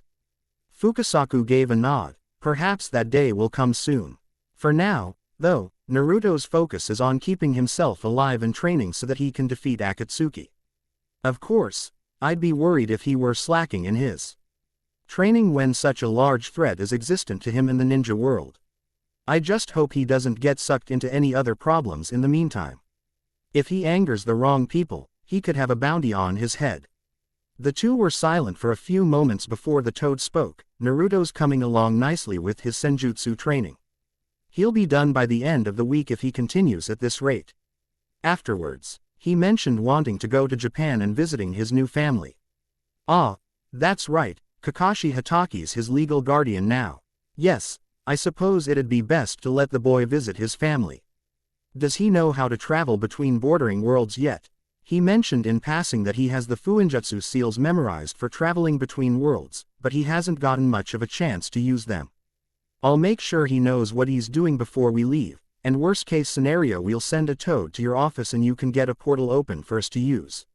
Very well, so, if I don't hear from you sooner, I guess I'll see Naruto in 2 weeks' time then.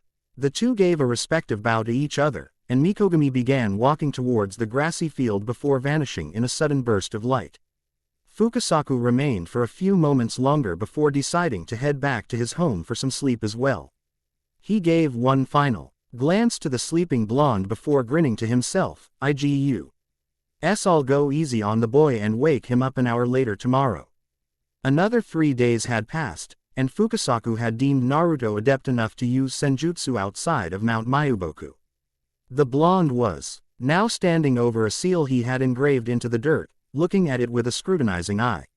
I think it's going to work, the blonde said to himself with a hint of uncertainty. I mean, I'm not a seal master, but the design looks logical enough. That's good, because that's exactly how it should look. Naruto whirled around to see Fukasaku and Shima heading towards him. Oh, hey, Fukasaku, Shima. He turned back to the seal. So, you think it's ready then?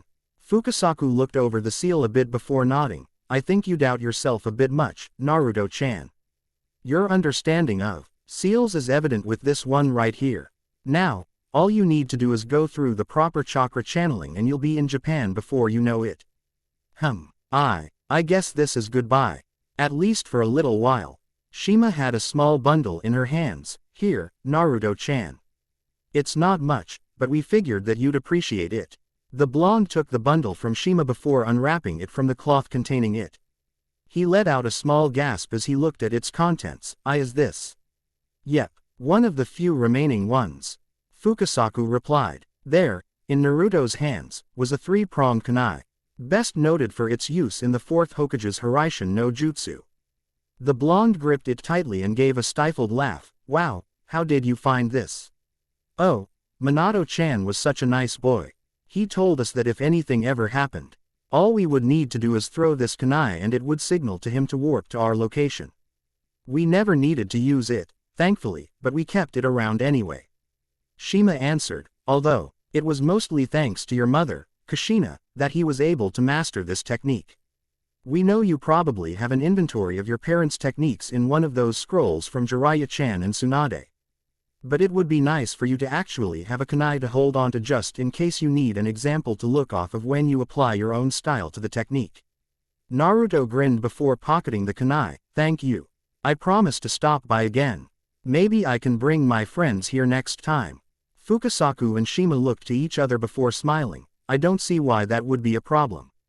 It wouldn't be the first time monsters have come into contact with us. Naruto blinked, but decided not to question further. Well, I better get going. Take care. Be good now. Make sure to eat your veggies. You won't grow any stronger if you don't. Ma, you're embarrassing the boy. I'm just telling him what's good for him. The boy's eating all right, but he hardly touched his grub stew 2 nights ago when. Naruto smiled while going through the hand seals as he stepped into the seal. He felt a brief pull on his chest before his vision went white. It was like he was gliding through the air, like a bird would in a powerful gust of air. Then, he felt his feet touch ground once more.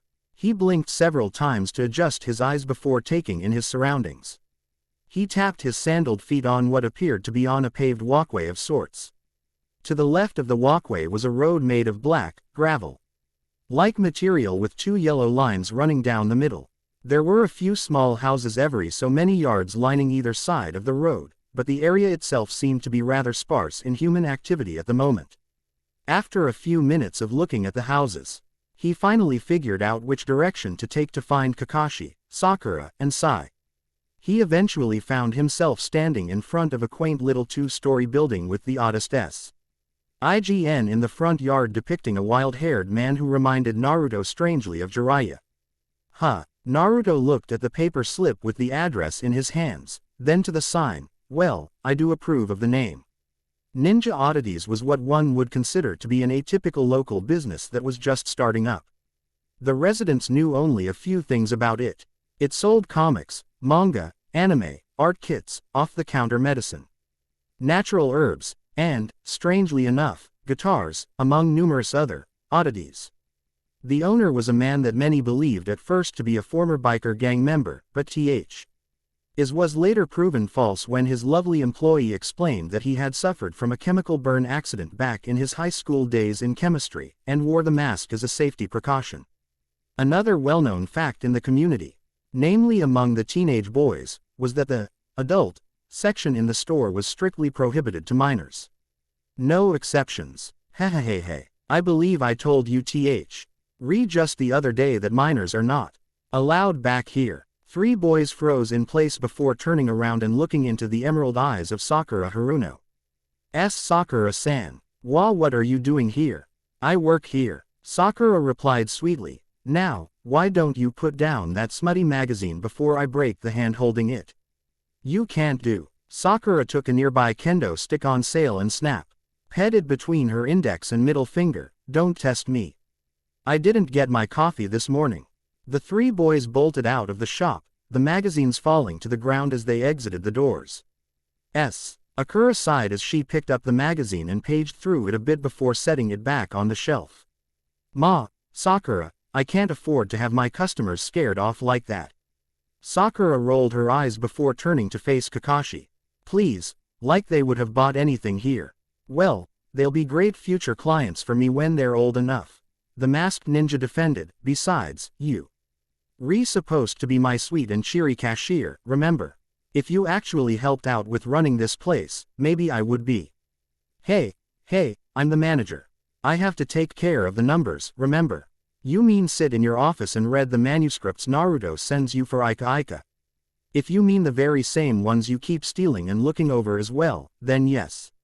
Kakashi replied with a smile. So, how are things going so far? Failing to hide the blush on her face, Sakura turned her attention to the counter. Well, Tomiko Obaa-san came in and got her newspaper for the day. Sakura looked around as though trying to recall something before nodding. Oh, that one guy came in asking if you got the Gibson Les Paul. Yeah, that one guitar. He was wondering when that would be in by. Oh, you mean, Kichiro. Tell him that he can stop by next week Thursday for it if you see him again. It should be here by then. Okay, it's been a slow day, so not much else has happened. She wouldn't need the cane permanently, but for now it was more for support than anything else. Besides, she enjoyed having an extra bit of metal in her hands when Kakashi was giggling too loudly while reading his books. The sound of bells jingling alerted the two that a customer had entered the building. Sakura immediately put on a smile, putting on her cheery employee face. Hello. Welcome to Ninja Oddie. There, in the doorway, stood Naruto, that all too familiar grin on his face as he gave a wave. Hi, Sakura-chan. Sakura blinked once before her lips broke into a true smile. Naruto-kun. The blonde was tackled to the ground and felt to two slim yet powerful arms wrap around his torso. Hey, Sakura-chan, haha. It's good to see you, too.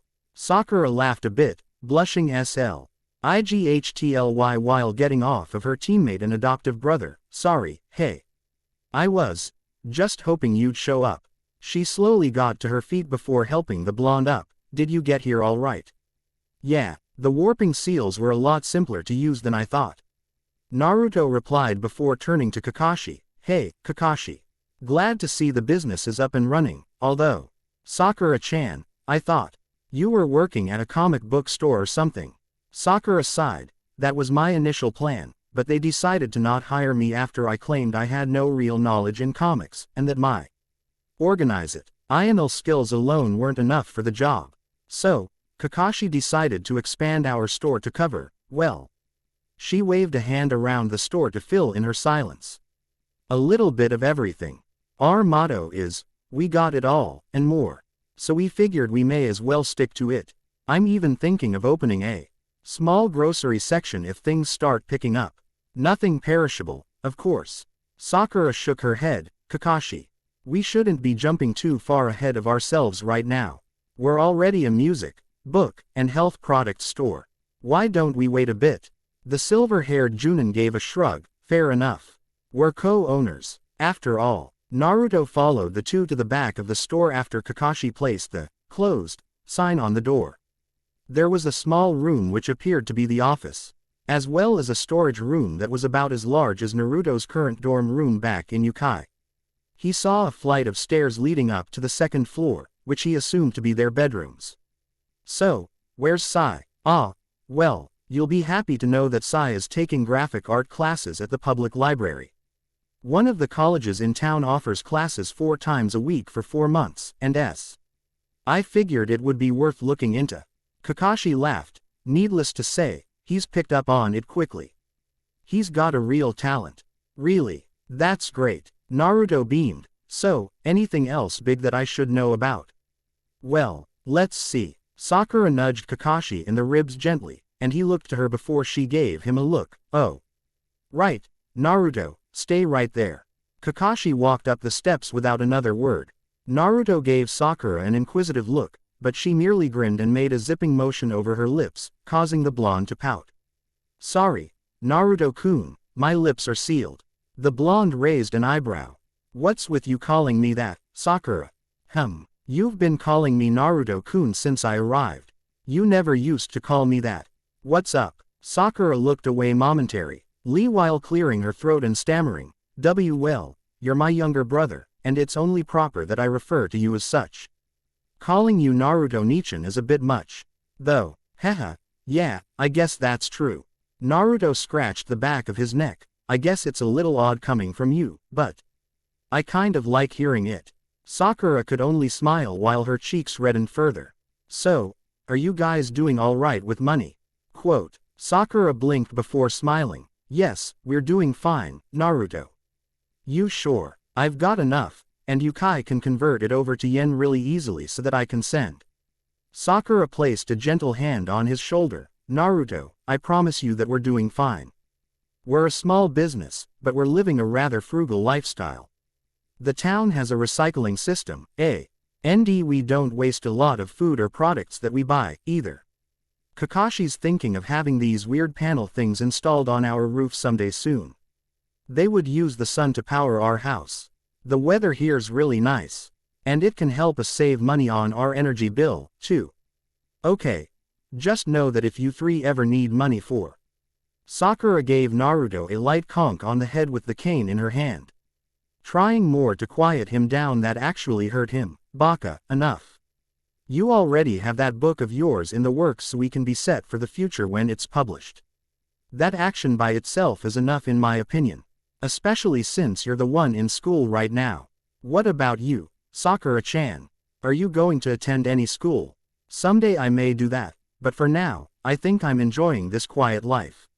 Naruto could understand where she was coming from. Being a ninja forced you to always have the mentality that something bad could happen. Even with the less dangerous life they were both leading, they still had that bit of alertness to them. Sakura noticed Naruto had his kunai holster around his right leg, and the blonde saw that Sakura had several senbon needles high ding within the sleeves of the civilian shirt she wore. He also noticed she had a pouch around the back of her waist that he recognized as her medicine pack. Some things never change, Naruto thought to himself. Kakashi eventually came back down the steps, holding a medium-sized package wrapped in paper of some sort. The item, whatever it was, appeared to be long and clearly larger on one end. The way Kakashi was smiling meant that either it was something perverted, or that he had bought the gift hoping Naruto liked it. It could even be both. I figured you'd like this. It's nothing fancy, but Sakura, Sai, and I all thought that you'd enjoy it. Naruto took the package, holding it by the slimmer end. He felt it and his eyes widened. You got me. Don't say anything until you open it.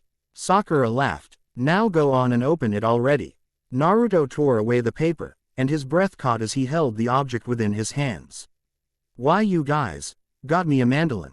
Naruto had seen one. Back when he had journeyed with Jiraiya across the elemental nations. They had briefly traveled along the coast near Lightning Country, and he had seen a man playing it at a pub. The instrument had a sound that could be light and upbeat, but at the same time romantic and beautiful to the ears. He had secretly wanted one since laying eyes upon it, but never got the chance. How did you guys? I remember you telling me about them once. We looked on the internet, and ran across a site that sold stringed instruments. Sakura said with a grin, clearly pleased with Naruto's reaction. So now you can start playing it and wooing the girls back at Yukai with your amazing skills, haha. Naruto felt his throat tighten. You didn't have to get me anything. Kakashi ruffled Naruto's hair. Sure we do. It's almost your birthday, after all. Naruto's eyes widened before he opened his mouth. Oh yeah. Huh, I almost forgot. Sakura and Kakashi said nothing about that, instead urging Naruto to play.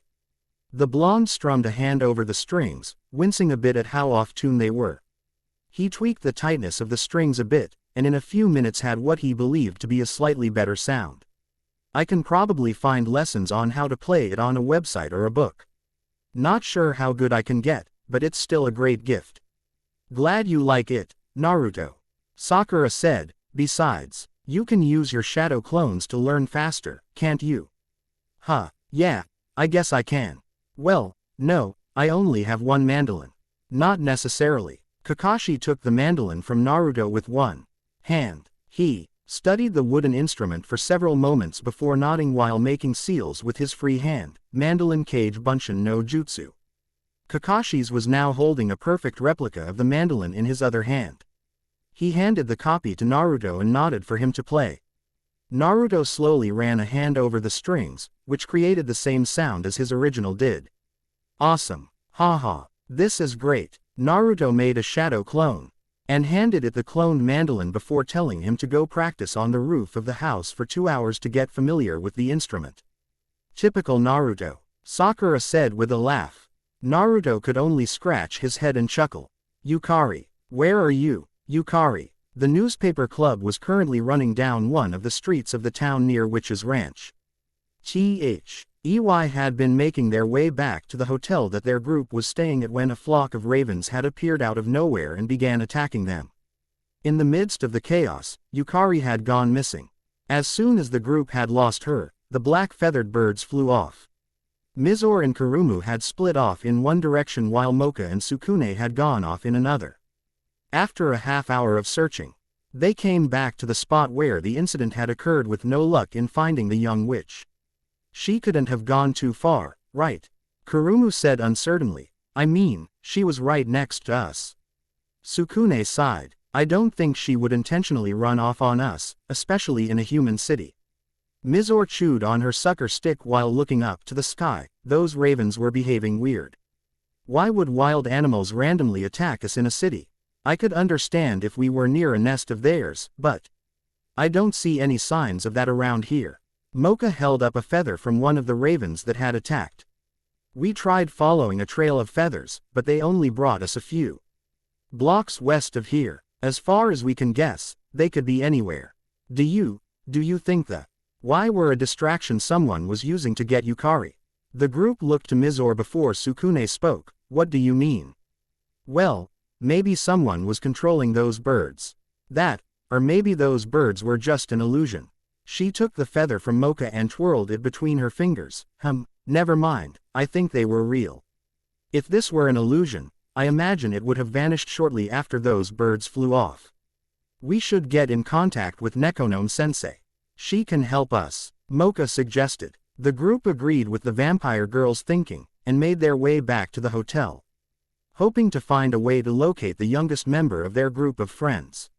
Sai was quite surprised when he found Naruto and Sakura cooking in the kitchen when he got home from his classes. He and the blonde exchanged greetings, Sai commenting on how Naruto seemed to be carrying himself differently, though he couldn't pinpoint the change. Naruto just laughed and said he was still the same guy that belonged to Team Kakashi, and returned to helping Sakura prepare dinner. The four sat down at the small table in their small dining room, enjoying a simple meal of udon and chicken tempura. About halfway through the meal, the phone rang. Kakashi looked to the clock. Who would call at this hour of the day? He got up from his spot at the table and answered the phone. Hitaki Residence. Yes, this is him. Ah, Mikogami-san. Good to hear from. I'm sorry. Yukari. I don't know if I met her in person, but go on, really. Today. Kakashi's face hardened slightly behind his mask. Are they all right? Good. Yes. How far away? Okay. That would take us about an hour at most on foot. Yes. Sure, I should be able to find that place. I'm sure they'll be willing to help. Yes, he's here. All right, thank you. Yep. Have a good evening, Mikogami-san. Kakashi hung up the phone before turning to his 3 adoptive children. All right, you 3. Looks like Team Kakashi's got their first mission request in Japan. Quote, Naruto had been listening, and he didn't like the sound of Kakashi's voice. What's wrong with Yukari? I'll explain on the way, but from what I can understand, she's gone missing. Missing. Sakura set down her chopsticks. When? Sometime earlier today, Mikogami got a call from Shizuka Nekonome just a few moments ago. We've been asked on behalf of Ukai Academy to assist the newspaper club in finding Yukari. Sendo. How far away are they? Sai inquired. About an hour's sprint southwest of us. Kakashi replied. We'll have to go on foot, seeing as I don't have a car or a license yet. Quote, what if someone sees us while we're leaping over buildings and trees? Sakura asked. Mikogami stated that a mild genjutsu should be enough for us to keep ourselves concealed from human eyes. Kakashi looked to the dinner. I guess we'll just have to wait to finish this meal later. Sai, want to help me put the leftovers in the fridge? The 4 had cleaned the dining area, dressed into more fitting attire for the task at hand, and were now standing outside the entrance to Ninja Oddities. All right, team. Mikogami informed me that Yukari's likely at a place called Witch's Ranch. It's a small area outside of the town where the newspaper club is currently located. What dangers are there with this mission? Sakura asked. Kakashi nodded. Not much is known about the place, but it's rumored that there is indeed at least one witch residing in a small house on top of a hill. The area is surrounded by a sunflower field. To make matters worse, this sunflower field is believed to be home to hundreds of man-eating plants. Naruto blinked. Man-eating plants. Kakashi shrugged. I just report what I hear. Quote, I should be more bothered by this. Yuto grumbled as he adjusted the arm guards on his Anbu outfit. Let's get moving. Kakashi gave one final nod to the group, who returned it in kind. Right. Team Kakashi, move out. The 4 burst off the ground, leaping on into the dwindling sunset. Ukai Academy student newspaper. For the students, by the students. Revisiting the Masked Vigilante, a second interview with the Arashi Ninja. By Mizore Shirayuki. I had never expected that the Arashi Ninja would appear to me on my way back from club late one evening, asking if I'd be interested in a second interview with him.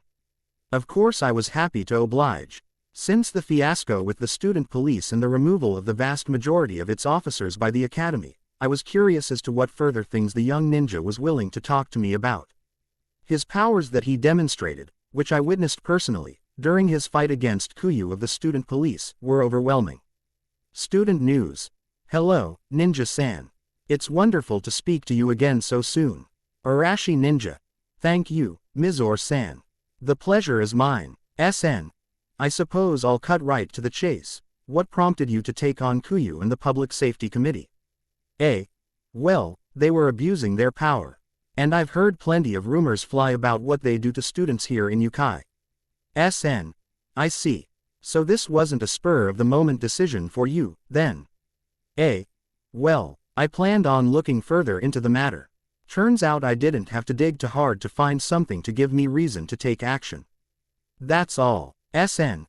I must admit, you really showed some amazing abilities in that fight against Kuyu.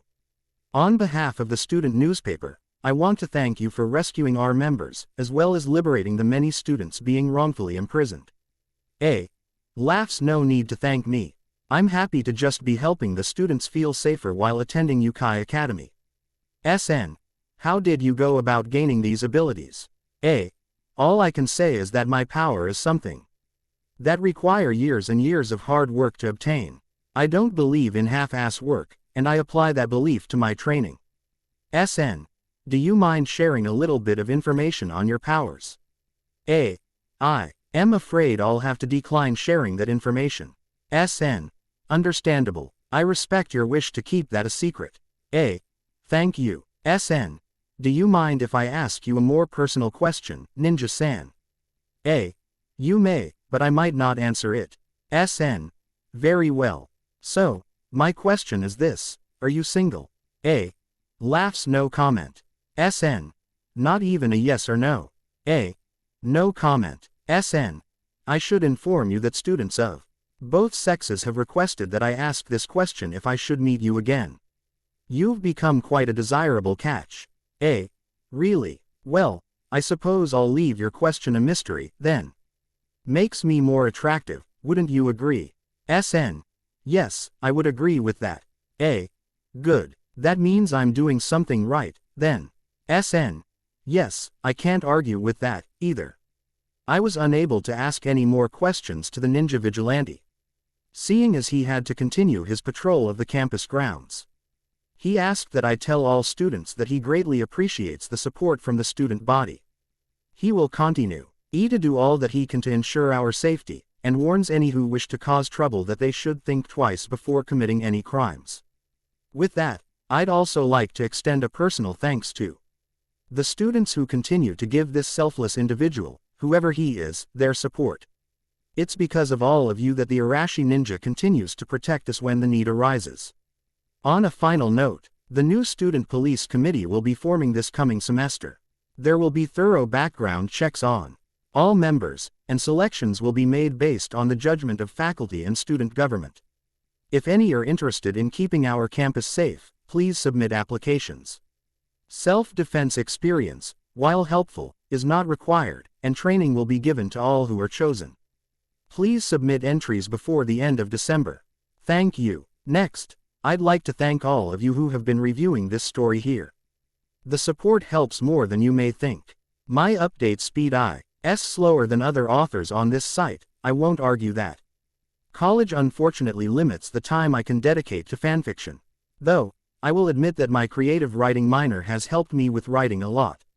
So, to all of you who have stuck with me through this story as previous works, I sincerely thank you. Lastly, I would once again like to thank my equally skilled, if not more so, beta reader and fellow brainstormer, Paradox Jast. The guy's definitely patient when it comes with me and my updating speed, though I suppose we're both professional procrastinators in nature. Needless to say, he's helped me really flesh out some of the aspects of this story, as well as other works. In short, he rocks. I suppose I could answer a few quick questions and comments. As for me killing off Konoha ninja like Shikamaru and Hinata, and destroying Konoha, well, let's face it. If Naruto had not been there, Pain would have won that battle. Don't get me wrong, Shikamaru and Hinata are both great ninja, but the ninja world doesn't work on such terms all the time. Good ninja die. Simple as that. I'll be revisiting the elemental countries soon, and show the reaction the other villages are giving to the destruction of Hidden Leaf.